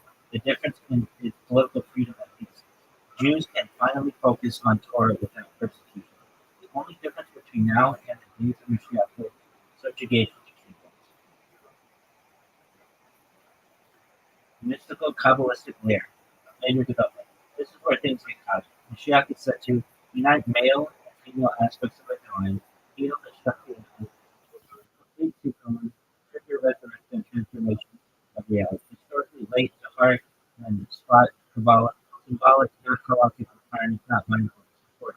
Hasidic thesis as essentially academic field. Mystically, Rambam ignores it entirely. What Mashiach is not supposed to do, despite talking about it, Mashiach does not have to, and free will, make everyone religious instantly, judge souls, abolish signs, be recognized immediately, bring heaven to earth overnight. Although, no, this is my take, man. I'll just say this. There's something like when Mashiach comes, everybody will know. There won't be like this. This ain't him, then there's this motherfucker. So we're all waiting. Bring heaven to earth overnight. Judaism is extremely conservative. Practical checklist. Rambam said. Rambam gives a tip. If a Davidic king starts restoring Torah, and the temple, it's presumed Mashiach. If he completes it, he's confirmed Mashiach. If he fails, not Mashiach, it's the righteous king. No apocalypse, no embarrassment. What would you say about the Rebbe? For those who are messianic, look, your rabbis, was the Rebbe Mashiach? And they say they don't know. Now, many will say yes, he was. Behind closed doors, and I've had those conversations as well. Others will say he's not. Others will say it's fundamental. I think that the Rebbe could have been Mashiach in his day. That's okay. Maybe not being a dull Mashiach, but being Mashiach. unless the Rebbe rebuilt the Mid Midrash, they're still late. But that doesn't mean that you're wrong. Messianics, I don't think you're necessarily wrong. I mean, in my own way, I wanted to be on this. Come on. But until the Mid Midrash is rebuilt. And I would love if we could like revivify the Rebbe and make him Mashiach. That's cool. But the person who revivifies it. But, all right. So, what is Mashiach? Short answer: later than most people think, and stated. There's no single Mashiach chapter early on that crystallizes and explodes. Here's the clean historical timeline. 205 books, no Mashiach figure. This surprises people. The Torah never mentions Mashiach as an intimate redeemer of Davidic Savior, a messianic age led by a specific person. What does it? It's promises of national return, blessing, curse, exile, restoration, God acting directly, a messianic king. Even Deuteronomy 30 talks about no human redeemer figure, no Mashiach. Elderly prophets, 8th to 7th century before there. The big hope appears. This is the first real key text. Isaiah 11, a shoot from the stump of Jesse. Micah 5, ruler from Bethlehem. Jeremiah 23, righteous branch of David. Important. These are political kings written during monarchy crisis, not end of time apocalyptic figures, no resurrection, no cosmic transformation. Mashiach here is an ideal future king, not Savior himself.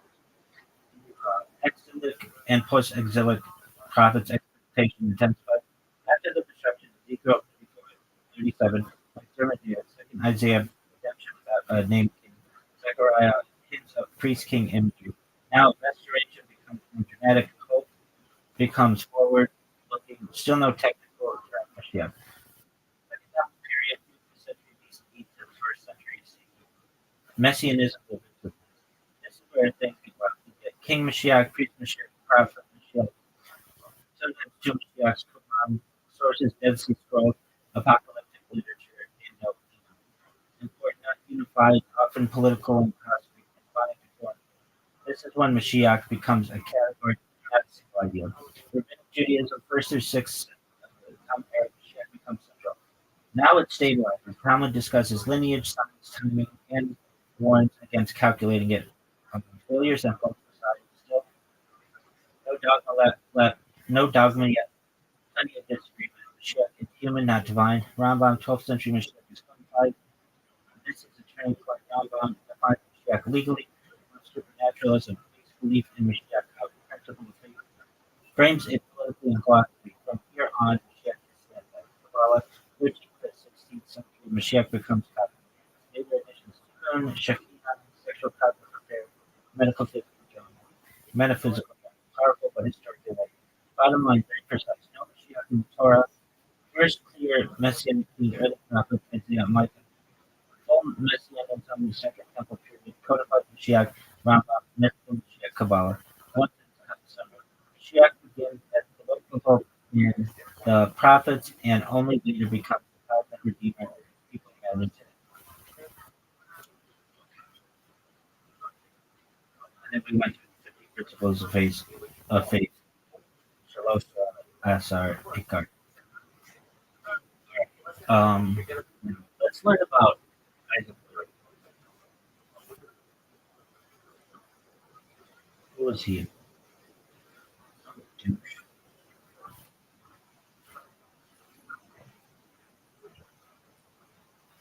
Right, here we go. Isaac ben Solomon, Ashkenazi. He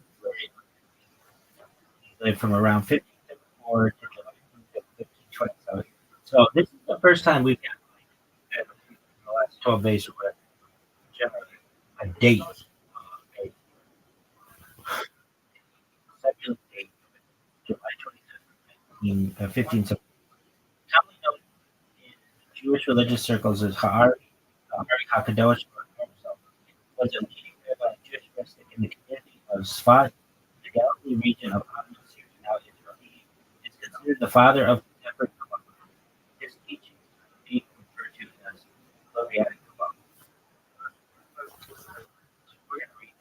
Okay, so Luria spoke about an ancient Luria, 15th century Jewish rabbi who developed Lurianic Kabbalah gave a seminal account of Kabbalistic thought its followers synthesized it and read into the earlier Kabbalah of the Zohar and had disseminated in the Muslim world. Lurianic Kabbalah describes the doctrines of the origins of creation and the concepts of Olam HaTohu, the world of Tohu chaos, the Olam HaTikun, the world of Tikkun purification, which represents two archetypal spiritual states of deep consciousness. These concepts derive from Isaac Luria's interpretation of the mythical speculation on references in the Zohar. The main popularizer of Luria's ideas was Rabbi Chaim ben Joseph Calabria, who claimed to be the official interpreter of the Lurianic system, though some disputed his claim. Together, he compiled the compiled teachings written by Luria's scroll after his death are metaphorically called Kitvei Ari, writings of the Ari, although they differ on some core interpretations in the early generations. Previous interpretation of the Zohar had culminated in the rationally influenced scheme of Moses ben Jacob Cordovero in Spot immediately before Luria's arrival. Cordovero's and Luria's systems gave Kabbalah a theological systemization of rival and earlier influence of medieval Jewish philosophy. Under the influence of the mystical Renaissance in the 16th century, Lurianism became the near universal mainstream Jewish theology in the early modern era, both in scholarly circles and in the popular imagination. The Lurianic scheme, read by its followers as harmonious with and successfully more advanced than Cordoverian, mostly misplaced it in becoming the foundation of subsequent developments in Jewish mysticism. After the Zohar was interpreted in Lurianic terms, related texts of the Kabbalists expanded mystical theory within the Lurianic system. The later Hasidic and Mignondic movements diverged over implications of Lurianic Kabbalah and the social role and popular mysticism. The Sabbatean mystical tradition would also derive its source from Lurianic messianism, but had a different understanding of the Kabbalistic interdependence of mysticism with Halakha Jewish observance. Lurianic thought, where the messianic meaning remained only peripheral in the linear scheme of Cordovero, the more comprehensive theoretical scheme and medieval practices of Lurian explain messianism as its central dynamic, incorporating the full diversity of previous Kabbalistic concepts as outcomes of its concepts. Luria conceptualizes the spiritual world through the inner dimension of divine Israel and redemption. The Lurian mythos brought deeper Kabbalistic notions to the fore.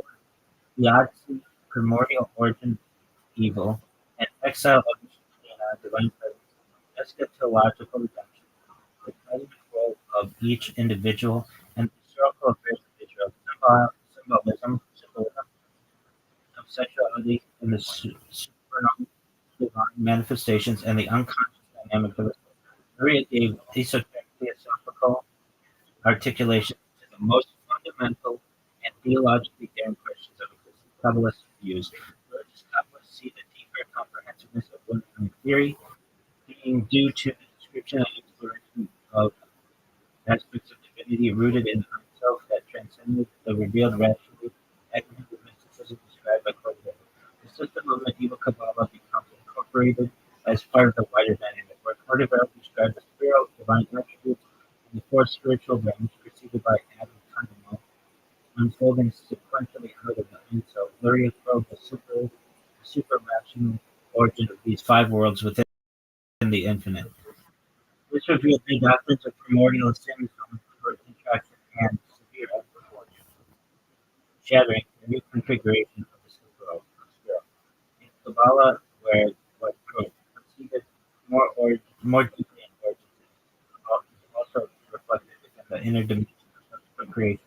so that Luria was able to explain the messages of divine aspects of incarnation. Kabbalistic beliefs that remain unsystematized before. Cordovero and medieval attempts at Kabbalistic systemization, approached by medieval Jewish philosophy, approached Kabbalistic theory through the rationally conceived paradigm of Rothschild, sequential evolution of the spiritual level with infinite heaven, the vessel's external frames of each spiritual world. Luria systemizes Kabbalah as a dynamic process of Hidalgo, enclosement of higher souls within lower vessels. The inner soul dimensions of each spiritual world. This sees inner dimensions at any level of creation, with origin transcends the level in which they are included. The spiritual paradigm of creation is transformed into a dynamical interactional process of infinity. Divine manifestations enclosed within each other and are subject to external redemption. The concept of hidlapship enclosement implies a radical shift of focus in considering the nature of creation. According to this perspective, the chief dynamic of creation is not evolutionary, but rather interaction. Higher strata of reality are constantly enclosing themselves within lower strata, like the soul within the body, thereby infusing every element of creation with infinite force that transcends its own position within the hierarchy. A lab shoot is very much a biological dynamic, accounting for the life force which resides within creation. Gestalt, on the other hand, is a physical one concerned with the condensed energy of spiritual vessel rather than life force of the soul.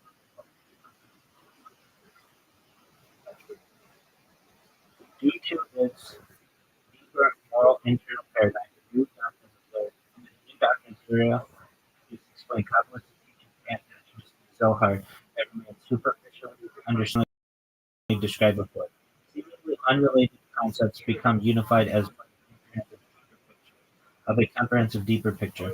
Kabbalistic systems before Luria, culminating with Cordovero, were influenced by Rambam's philosophical guide in their quest to decipher the Zohar intellectual and unify esoteric wisdom with Jewish philosophy. In Kabbalah, this embodies the neshama, an understanding mental level of the soul. The teachings of Luria told the Gopi mental limitations.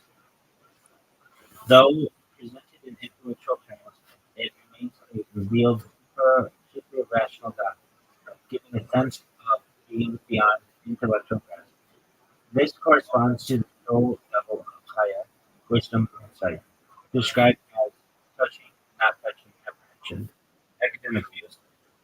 In the academic study of Kabbalah, Gershom Scholem saw Lurianism as a historically located response to the trauma of Spanish exile, a fully expressed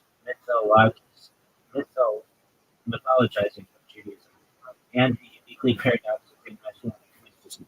As mysticism phenomenologically usually involves withdrawal from community. More recent academia, Moshe Idol, has challenged the historical influence in Lurianism, seeing it as an evolving development within the inherent fact of Jewish mysticism about itself. In his monograph, So Healer of the Gospel, Isaac Luria and his Kabbalistic Fellowship, Stanford University, 2003, Lawrence Fine explores the world of Isaac Luria from a point of view of the lived experience of Luria in his disciples. Into 17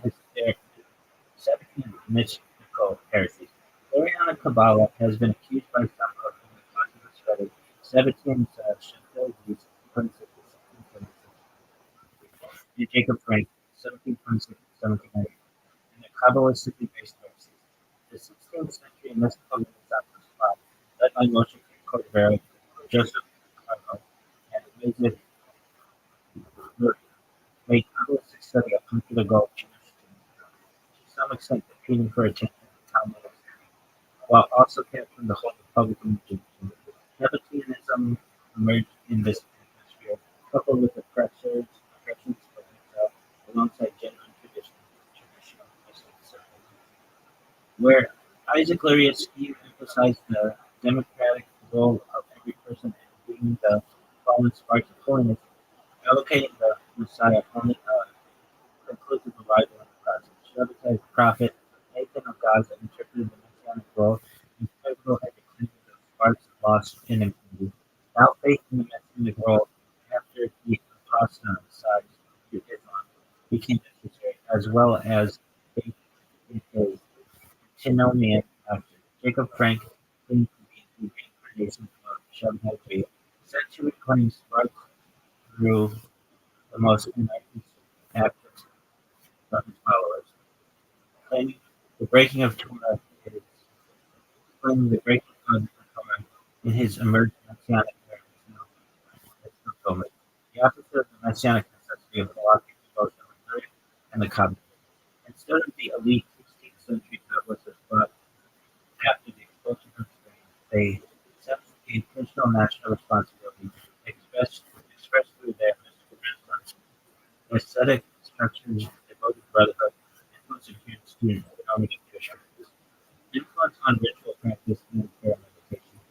Kabbalistic chart of divinity and Ari synagogue traditional learning method involved esoteric covenant meditation on specific divine permutations related to prayer.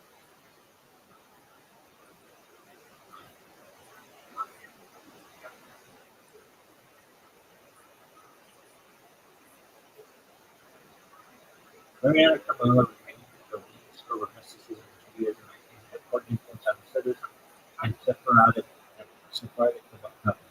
In fact, only a minority of today's Jewish mystics belong to other branches of thought in Zohar mysticism.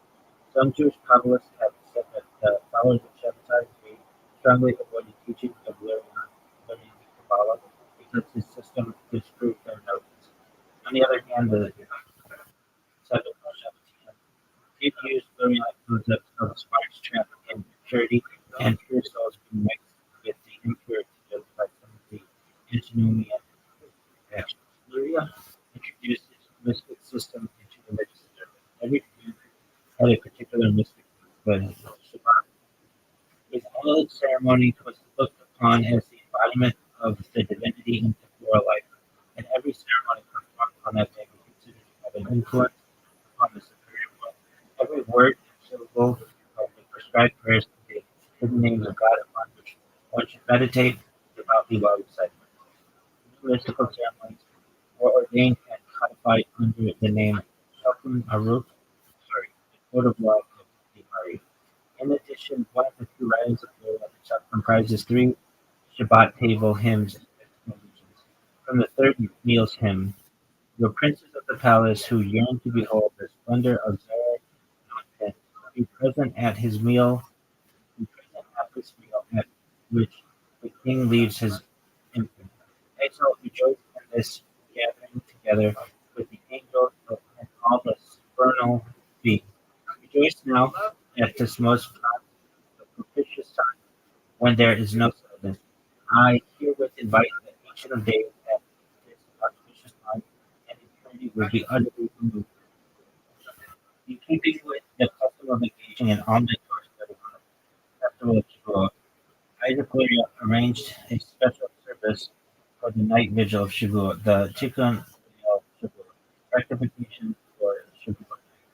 It is commonly recited in the synagogue, with Kaddish if the Tikkun is studied in a group of 10. Afterwards, Hasidim immersed in a mikvah before dawn. Modern Jewish spirituality and descent. Rabbi Luria's ideas enjoyed wide recognition in Judaism. Orthodox as well as Reform, Conservationists, and members of other Jewish groups frequently acknowledge the moral obligation to repair. The idea draws upon Luria's teaching that shards of divinity remain contained in flawed material creation, and that ritual and ethics deeds by the righteous help to release this energy. The mystical theology of the Ari does not emphasize the sin of the communities where Luria's thoughts hold much weight include many German and modern Orthodox Orthodox communities, each carrying forward Spanish and Portuguese traditions. A sizable segment of Wallachia Yemenite Jews see Dordogne and other groups that follow the form of Torah Judaism, based more on classical authorities like Maimonides and the Geon. With its rationalist project, the 19th century Haskalah movement, the critical study of Judaism discussed Kabbalah.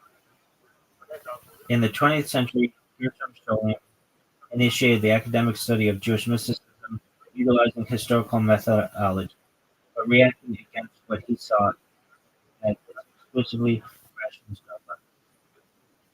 Rather, he identified Jewish mysticism as the vital engine of Jewish thought, periodically renewing Judaism with new mystical or messianic impetus.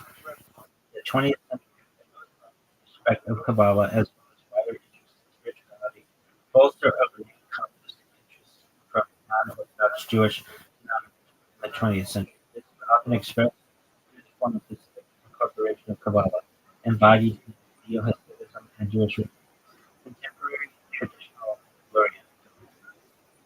So, as Luria, outside of Font in the Galilee, led by the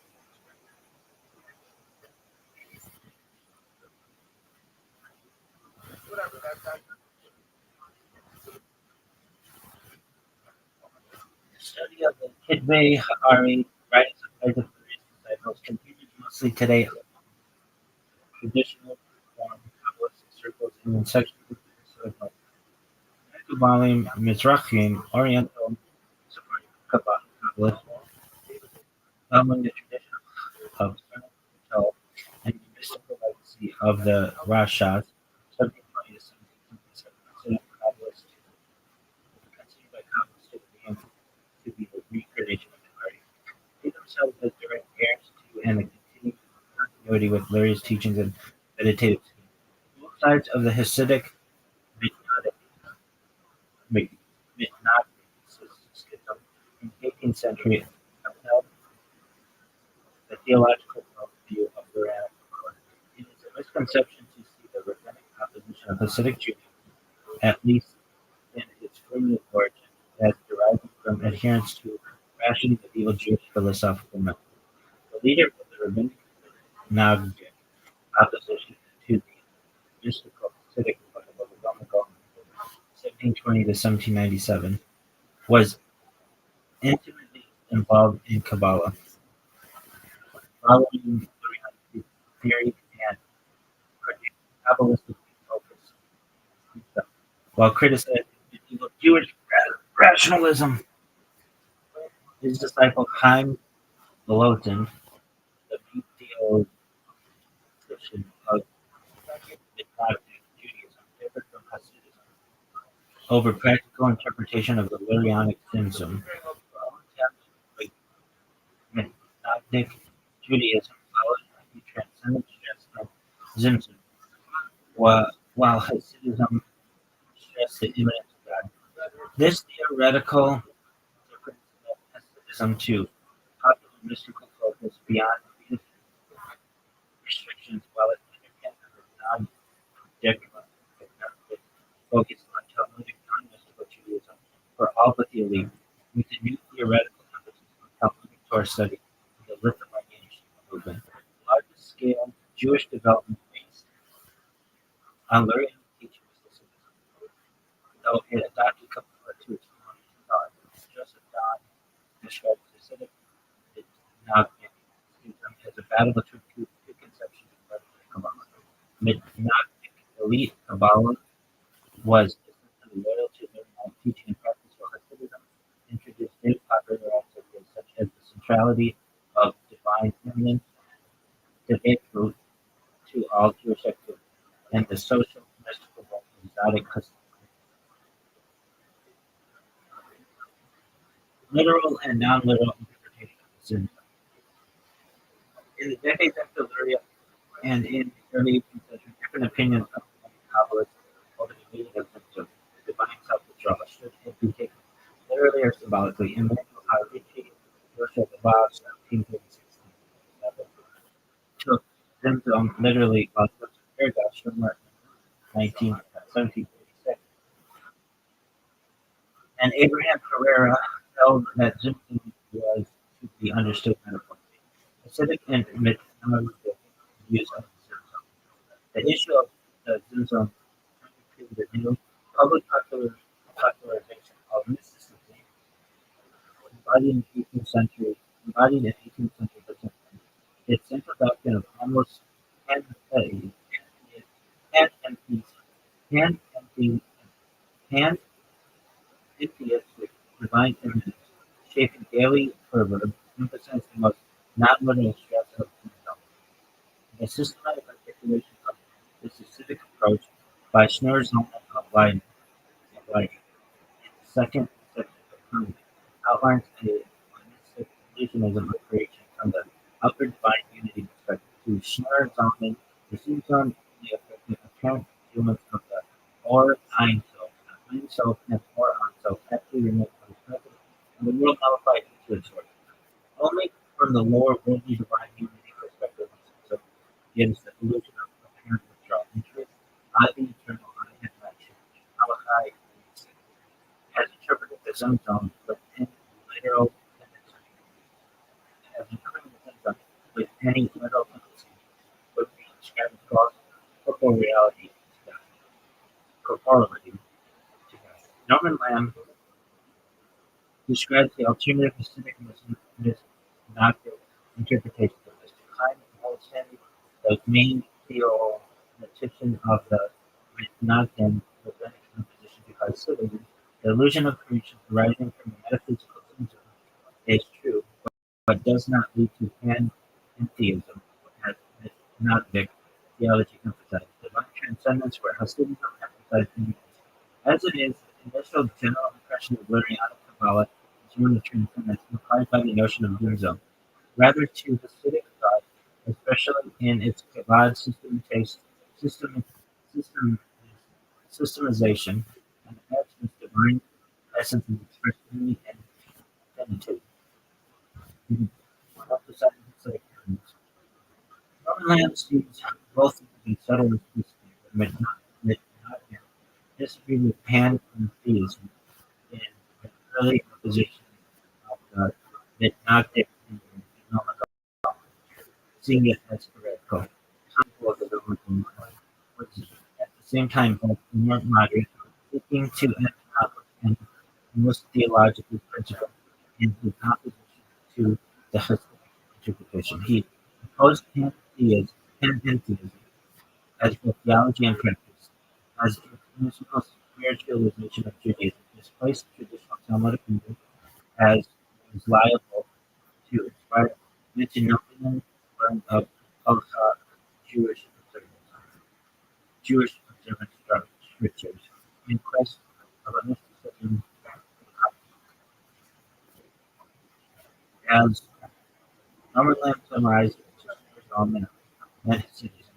God relates to the world as a reality through divine immanence, the human perspective is pluralistic, allowing mystical popularization of material wisdom. Sacred Halacha. Divine transcendence, the divine perspective is monistic, nullifying creation into illusion. Klein Wilson, the Gnostic, God creates two hypotheses and Gnostic. God relates to the world as it is through his transcendence. Divine immanence, the way God looks at physical creation is monistic, nullifying it into illusion. Divine transcendence, the way man relates to divinity is pluralistic, allowing creation to exist on its own terms. In this way, both Jesus and spiritual paths from a non-literal interpretation of the Zimzum, consider spirituality, focuses on the main driver, not spirituality, while Gnostic spirituality focuses on the remoteness of God. They then configure their religious practice around the theological differences. Citizen practice placing liturgical fervor as its central practice. Gnosticism further emphasizes intellectual competence towards study as its supreme religious identity. Fuck! If you ask me, what did you just read? It's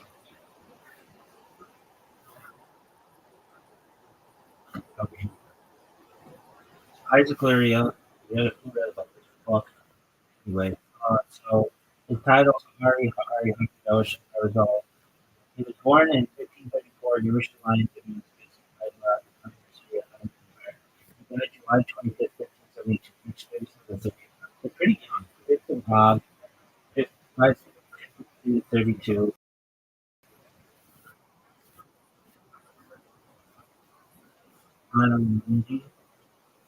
Liberia Ha'ol, in the year of our Lord. Damascus,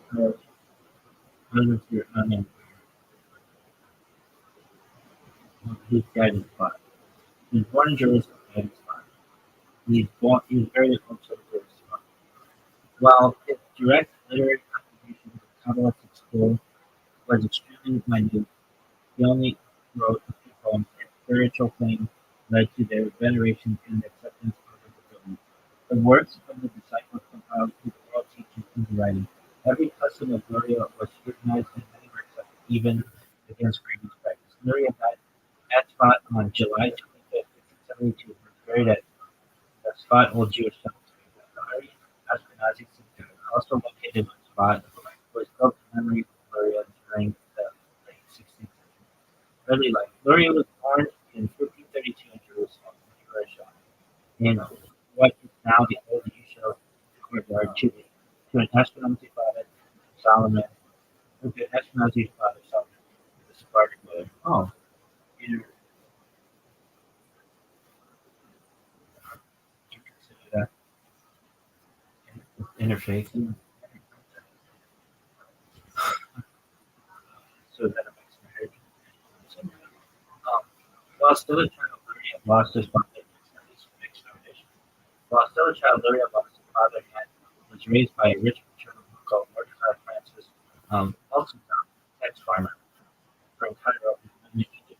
His uncle placed him under the best Jewish teachers, including the leading rabbi scholar Ben Solomon Rabbi Zimmer. Luria showed himself a diligent student of rabbinical literature, and under the guidance of another uncle, Batzalzel Ashkenazi, best known as the author of the Gabbard Method, he became proficient in that branch of Jewish life. At the age of 15, he married a cousin, the daughter of Mordecai Francis, and he amply provided financially and was able to continue his studies. Around the age of 22, he became engrossed in the study of the Zohar, a significant work of the Kabbalah that had recently been printed for the first time, and it lasted the life of the record. Retreating from the mainstream for 7 years, he secluded himself in an isolated cottage, giving himself up entirely to meditation. His family on Shabbat. Even at home, he would not give a word, even to his wife. Teachings.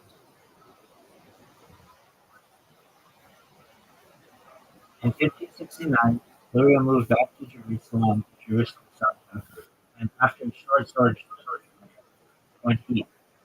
where his new publicity system seemed to have met with little success, he settled in the Sarfat Spot in the Galilee had become a study of Kabbalistic studies over the previous decades, led by Moshe ben Jacob Cordovero. There is evidence that Luria also regarded Cordovero as a teacher. Joseph Stambari, an Egyptian chronicler, testified that Cordovero was an art teacher for a very short time. Luria probably arrived in early 1570. Cordovero died on June 27th that year, the 24th day of Tammuz. Bereft of their most prominent authority and teacher, the community looked for new guidance, and Luria helped build Cordovero's own world. Soon, Luria had two classes of disciples: novices to whom he expunged elementary topics of Kabbalah, and initiates who became the repository of the secret teachings and formulas and intentions of prayer. The most renowned of these initiates was Chaim ben Joseph Israel, who, according to his master, possessed the soul that Adam's sin had not fulfilled. With him, Luria visited the grave of Shimon Bar Yochai, those of other eminent teachers, who said that these graves were unmarked, even through the guidance given by Elijah. Each grade was recognized. But through the mystical guidance given by Elijah, each grade was recognized. Mary's Kabbalistic circle gradually widened and became a separate congregation in which the mystic doctrines were influencing all the religious ceremonies. On Shabbat, Luria dressed himself in white and wore a four-toed garment to signify the four letters of the tetragram. Many Jews who had been exiled from Spain following the expulsion of Jews from Spain believed they were in time of trial that would precede the appearance of Mishrak in Galilee. Those who moved to Damascus island in anticipation of this event found a great deal of comfort in Lulia's teachings due to the same exile. Although he did not write down his teachings, they were published by his followers, and by 1650 his ideas were known by Jews throughout Europe. Luria delivered his teachings spontaneously without ever writing down his ideas, with few exceptions of current Kabbalistic poems and rabbinical Aramaic and Kurdish motif. The foremost advocate of his Kabbalistic system was Vital, who collected all the disciples' lecture notes. Numerous works were produced from these notes, the most important of which was the Etzheim, Tree of Life, and 8 volumes of Sibyl. Originally, it circulated in manuscript copies. Each of Murray's disciples penned his life under pain of excommunication to allow any community for a foreign country, so that for a time all the manuscripts remained on Syria. Eventually, one was brought to Europe and published at Zoikai in 1772 by Isaac Setna. This work was a theoretical and devotional meditative teachings of Rabbinic Kabbalah based on the Zohar argument elaborated upon. Zimzum was one of Luria's most important ideas and instructions. His disciples, some of them, claimed that Joseph taught Israel's Samuel ben Isaac did. Joseph ibn. All right, are you done? We'll learn about folks.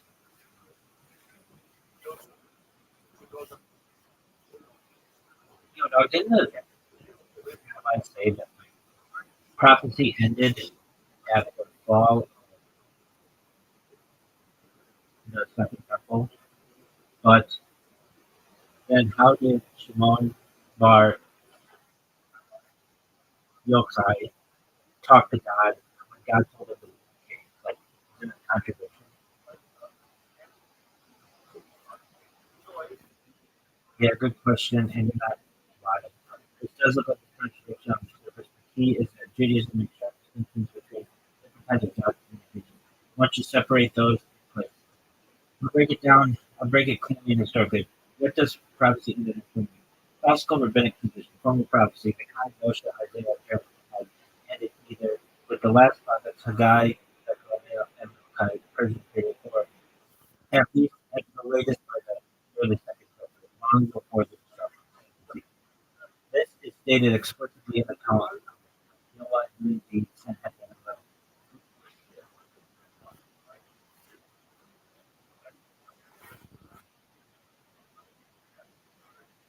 This is stated explicitly in the Talmud. So when rabbis say prophecy, they mean no more prophets, no more new Torah or binding revelation. That's the claim. Then how did Rabbi Shimon Bar Yochai the Rothschild hear God? Here's the critical distinction. No prophecy does not mean no divine communication at all. Judaism recognizes several lower tiers of the divine and after prophecy and the main categories. Kodesh, holy inspiration, prophecy, no new law, no natural message, personal or mystical faith, can include visions or voices symbolic communication. Talmudic and medieval consensus. Ruach HaKodesh continued after prophecy. This is explicitly stated in multiple sources. But all heavenly ways, the not prophetic voice often appears in a book, and famously nachologically authoritative, low, Bashamayim. But all communication with contextual boundaries. Mystical experience that Ashby has. Rabbi Shimon Bar Yochai, not portrayed as a perfect in the biblical sense, what he experienced in the famous described as extreme asceticism, toward immersion, Ruach. So the history would say, God told him to leave the cave. That does not mean a prophetic command like Moshe and the new revelation, a public message. It means something that you think a mystical signal, a spiritual awareness that's a decree. Think intuition by what this is, why this is not a contradiction with that, because the rabbis are consistent on the point. Nebuah, prophecy, had ended. You have Kodesh, the called continued. Mitzvah continued. New Torah law had ended. Rothschild, the permeable law, the prophetic. How academics see this important from a historical critical perspective, Rashi stories were developed later, especially in Zoharic mystical circles. God told them this literary language in the transcript. Even alchemists who think that Noah is evil say this reflects how Asian mystics imagine divine intimacy without breaking the rabbinic rule of that prophecy. So even historically, this is the bottom line answer. No contradiction. Judaism said prophecy ended, but divine inspiration did not. Rashi was a mystic, not a prophet. His experience is not the thing as most would say. Rashi had said, thus says God, it's true to the commandment. That would be a contradiction. And I don't give a fuck.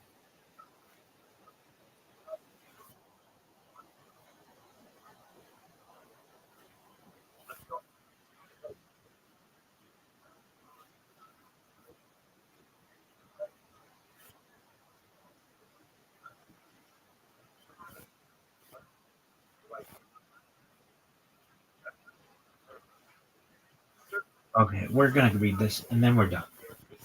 This shit sucks. Moshe ben Yaakov. Moshe ben Yaakov. Moshe Cordero, 1522 to 1570.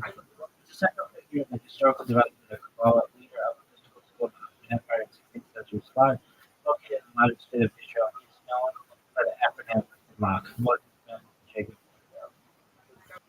Born 1525 to 1570, so 47 Spot, Damascus, artist, with the other guy, Luria.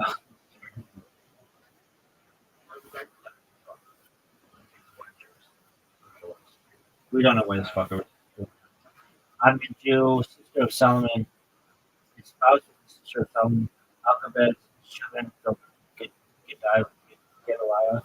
Notable works, Artist Ramonian, or Yakar, Shulman Devorah, or Nirav, Alima, Devati, Sacred Berushin, Activation, Rabbi, Kabbalist. I would love somebody to go, hey, what do you do for a living? I'm a Kabbalist. I'm a Kabbalist. What the fuck are you doing? Like, after the medieval flourishing of Kabbalah, studied on the Zohar attempts were made to give complete intellectual assistance to theology, such as by Meir ben Ezekiel and Gabbai, influenced by the earlier success of Jewish philosophy in articulating the rational state of the sun. Cordovero produced the first full integration of the previous different schools of Kabbalah interpretation. While he was a mystic inspired by the opaque imagery of Zohar, Cordoverian Kabbalah utilized the conceptual framework of limiting cause and effect on the infinite and the finite, systemizing of Kabbalah, and method of philosophical style discourse he held most effective in describing a process that reflects sequential logic. His encyclopedic works became the central stage of the development of Kabbalah. Immediately after him in Spain, Isaac Luria articulated a subsequent system of Kabbalistic theology with new supranational doctrine and casting previous Kabbalistic thought, while Arianism displaced the Cordoverian scheme and became predominant in Judaism. The followers read Cordoverian works of and teaching, where to them Arianism described the mode of rectification. Cordovero described the pre-rectification mode. Both articulations of the 16th century doctrines Bach gave Kabbalah an intellectual content to rival medieval and Jewish internationalism, whose social influence on Judaism had waned after the expulsion of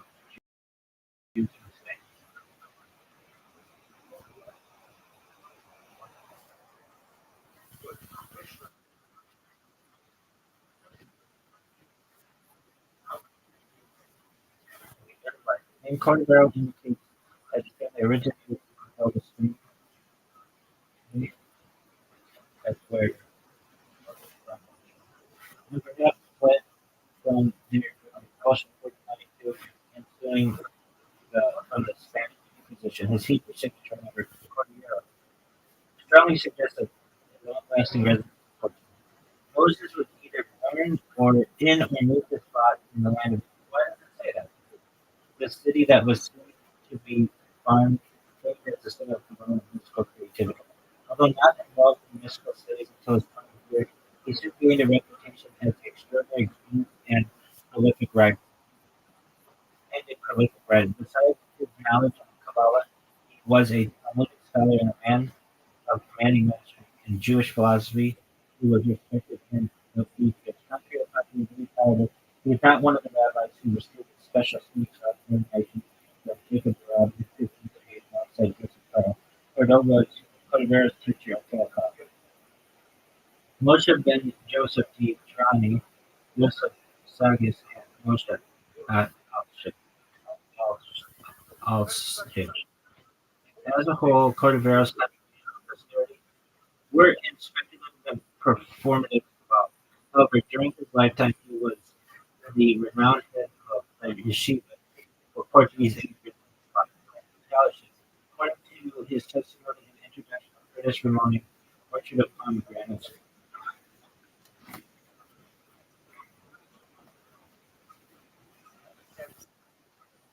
In 1542, at the age of 20, Moses heard a heavenly voice urging him to Kabbalah in with his brother-in-law, Shlomo Alkabetz, the composer of the Lecha Dodi. He was thus initiated into the mysteries of Judaism. The young Moses not only mastered the text, but also decided to organize the Kabbalistic themes leading to his day in present and in organized fashion. This led to the composition of his first book, Cardus Ramon, which was compiled in 1548 and secured his reputation as a brilliant Kabbalist and lucid thinker. The Cardus, as it is known, was a systematization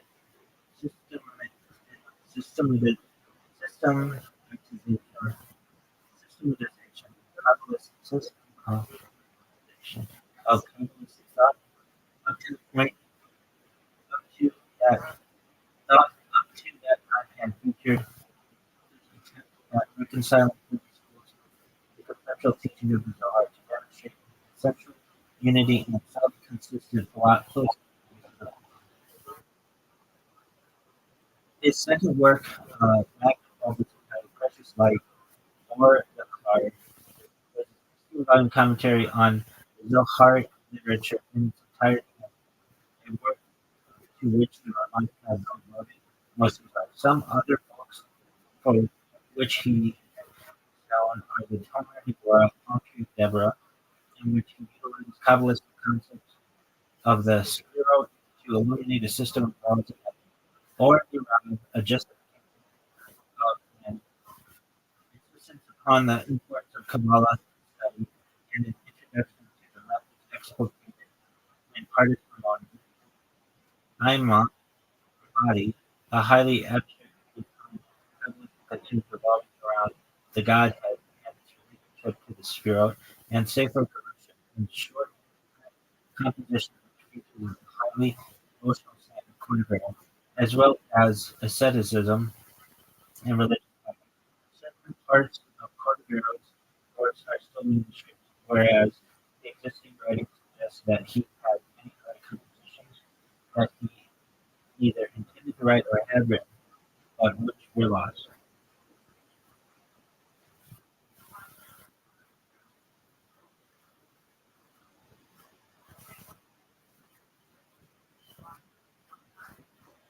Disciples. Around 1550, he found Kabbalah captive in the Damascus Valley of Empire, which was led here approximately 20 years ago his death. He is buried in the old cemetery spot. His disciples included Eliyahu Kivanos, Eliyahu author of the Rishon Beginning of Wisdom, and Chaim Vital, who later became the official recorded disseminator of the teachings of Cordovero was survived by a wife and sister of Solomon Alphabets, whose name remains unknown, and by his son Gedaliah, 1552-1625. Gedaliah was the impetus behind the publication of some of Cordovero's books and books between 1584 and 1587. Gedaliah was buried in Jerusalem in the Damascus Library, where he had spent most of his adult life after returning to the succession of Calvinist interpretation after the war.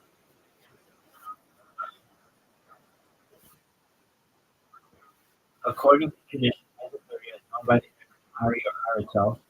Arai and a spot on the exact day of the funeral of Moshe Cordero in 1671. Joined in the funeral procession, he realized that only he saw a pillar of fire following the Ramak's funeral.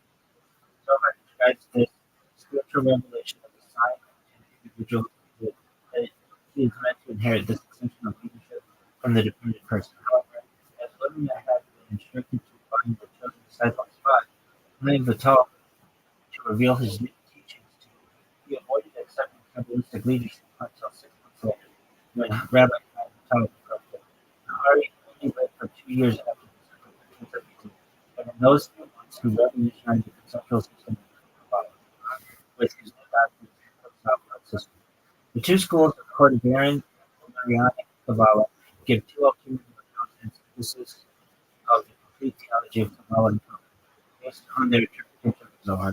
After the public dissemination of Zohar in medieval times, various attempts were made to give a complete intellectual system of theology to its different important interpretations, influenced by the earlier rational and successive Jewish philosophers, especially the work of Rabbi. In producing a systematic intellectual articulation of changes, the Ramak achieved the first accepted systemization of Kabbalah, followed by its rational categorization.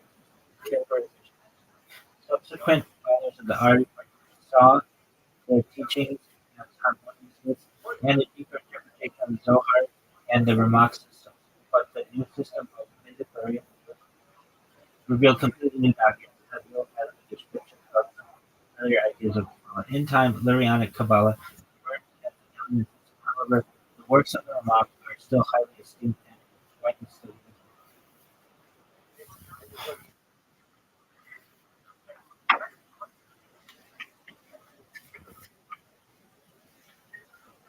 Among the Ramak's most visible books, the Kurdish Ramak and the Portrait of Pomegranate's Ramak's first book, an encyclopedic synthesis of the main Kabbalist thought with numerous diagrams, but secured its reputation as a restriction.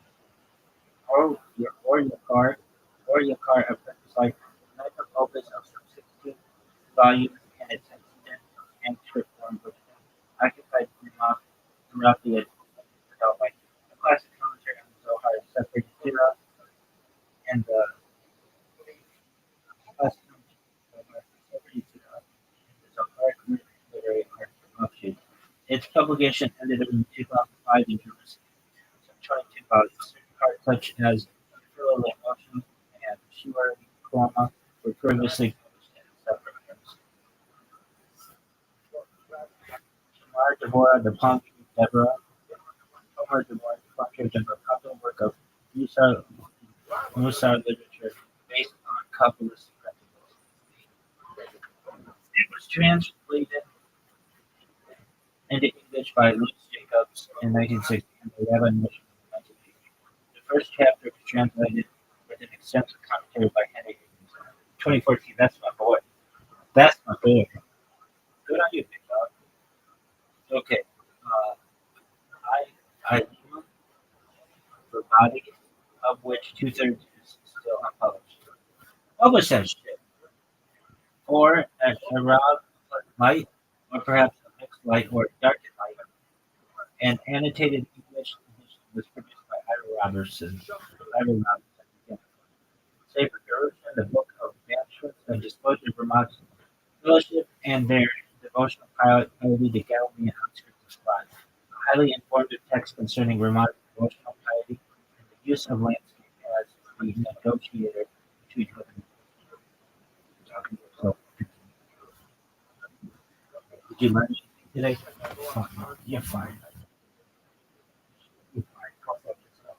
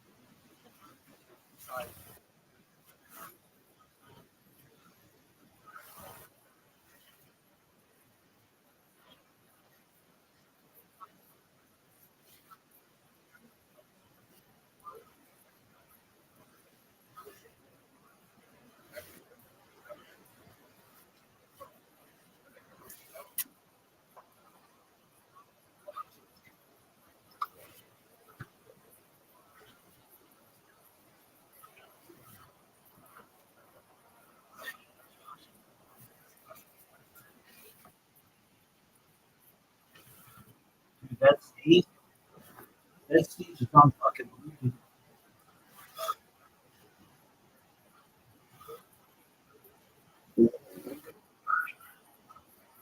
That sneeze,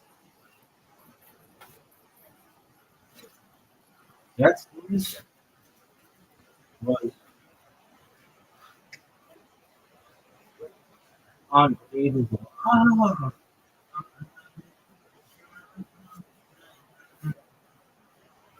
Oh, dude, that sneeze, dude, it went 10 feet. And then that was fucking.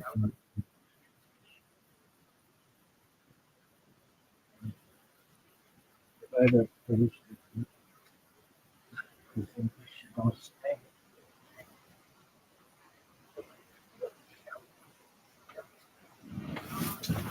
uh, that shit. That shit was unbelievable. Oh,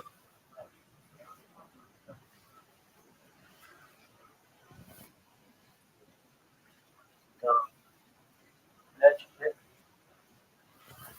was fucking unbelievable. I'm banned for the day. Oh, oh. Look at this one. Look at this.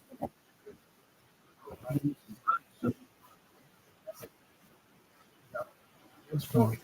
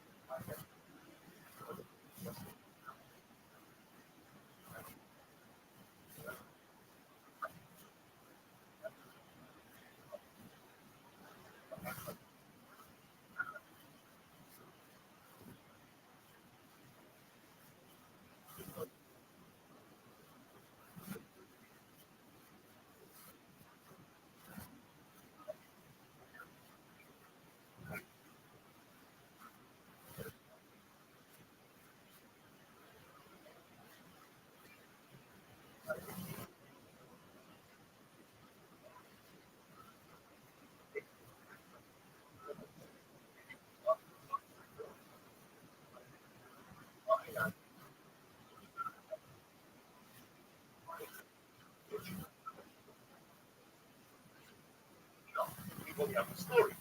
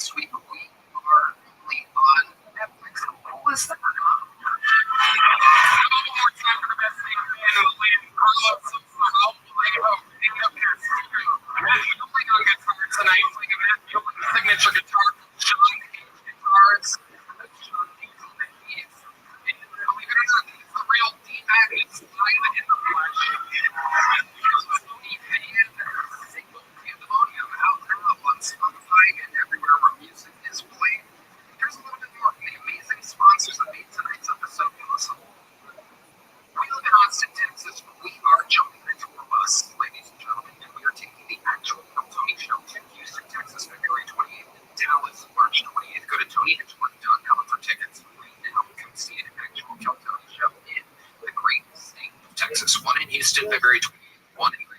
March 20th, 20th.com. Get tickets now. Are you guys ready to start tonight's fucking show or what?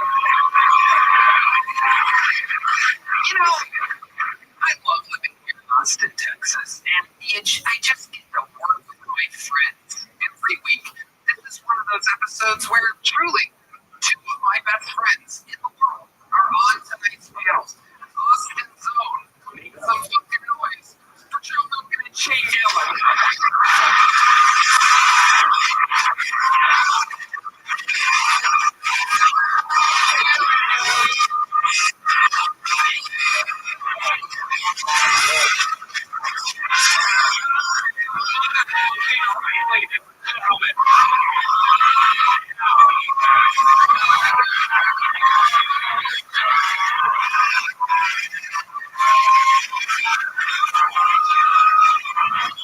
We are here. Shane Gillis.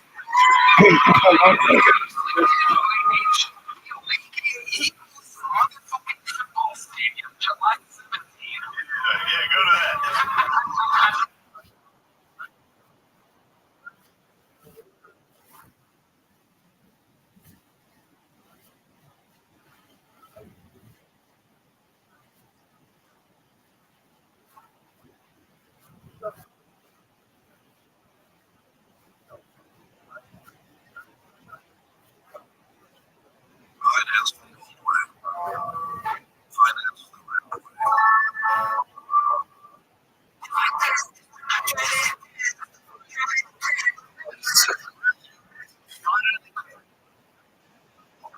Yes, sir.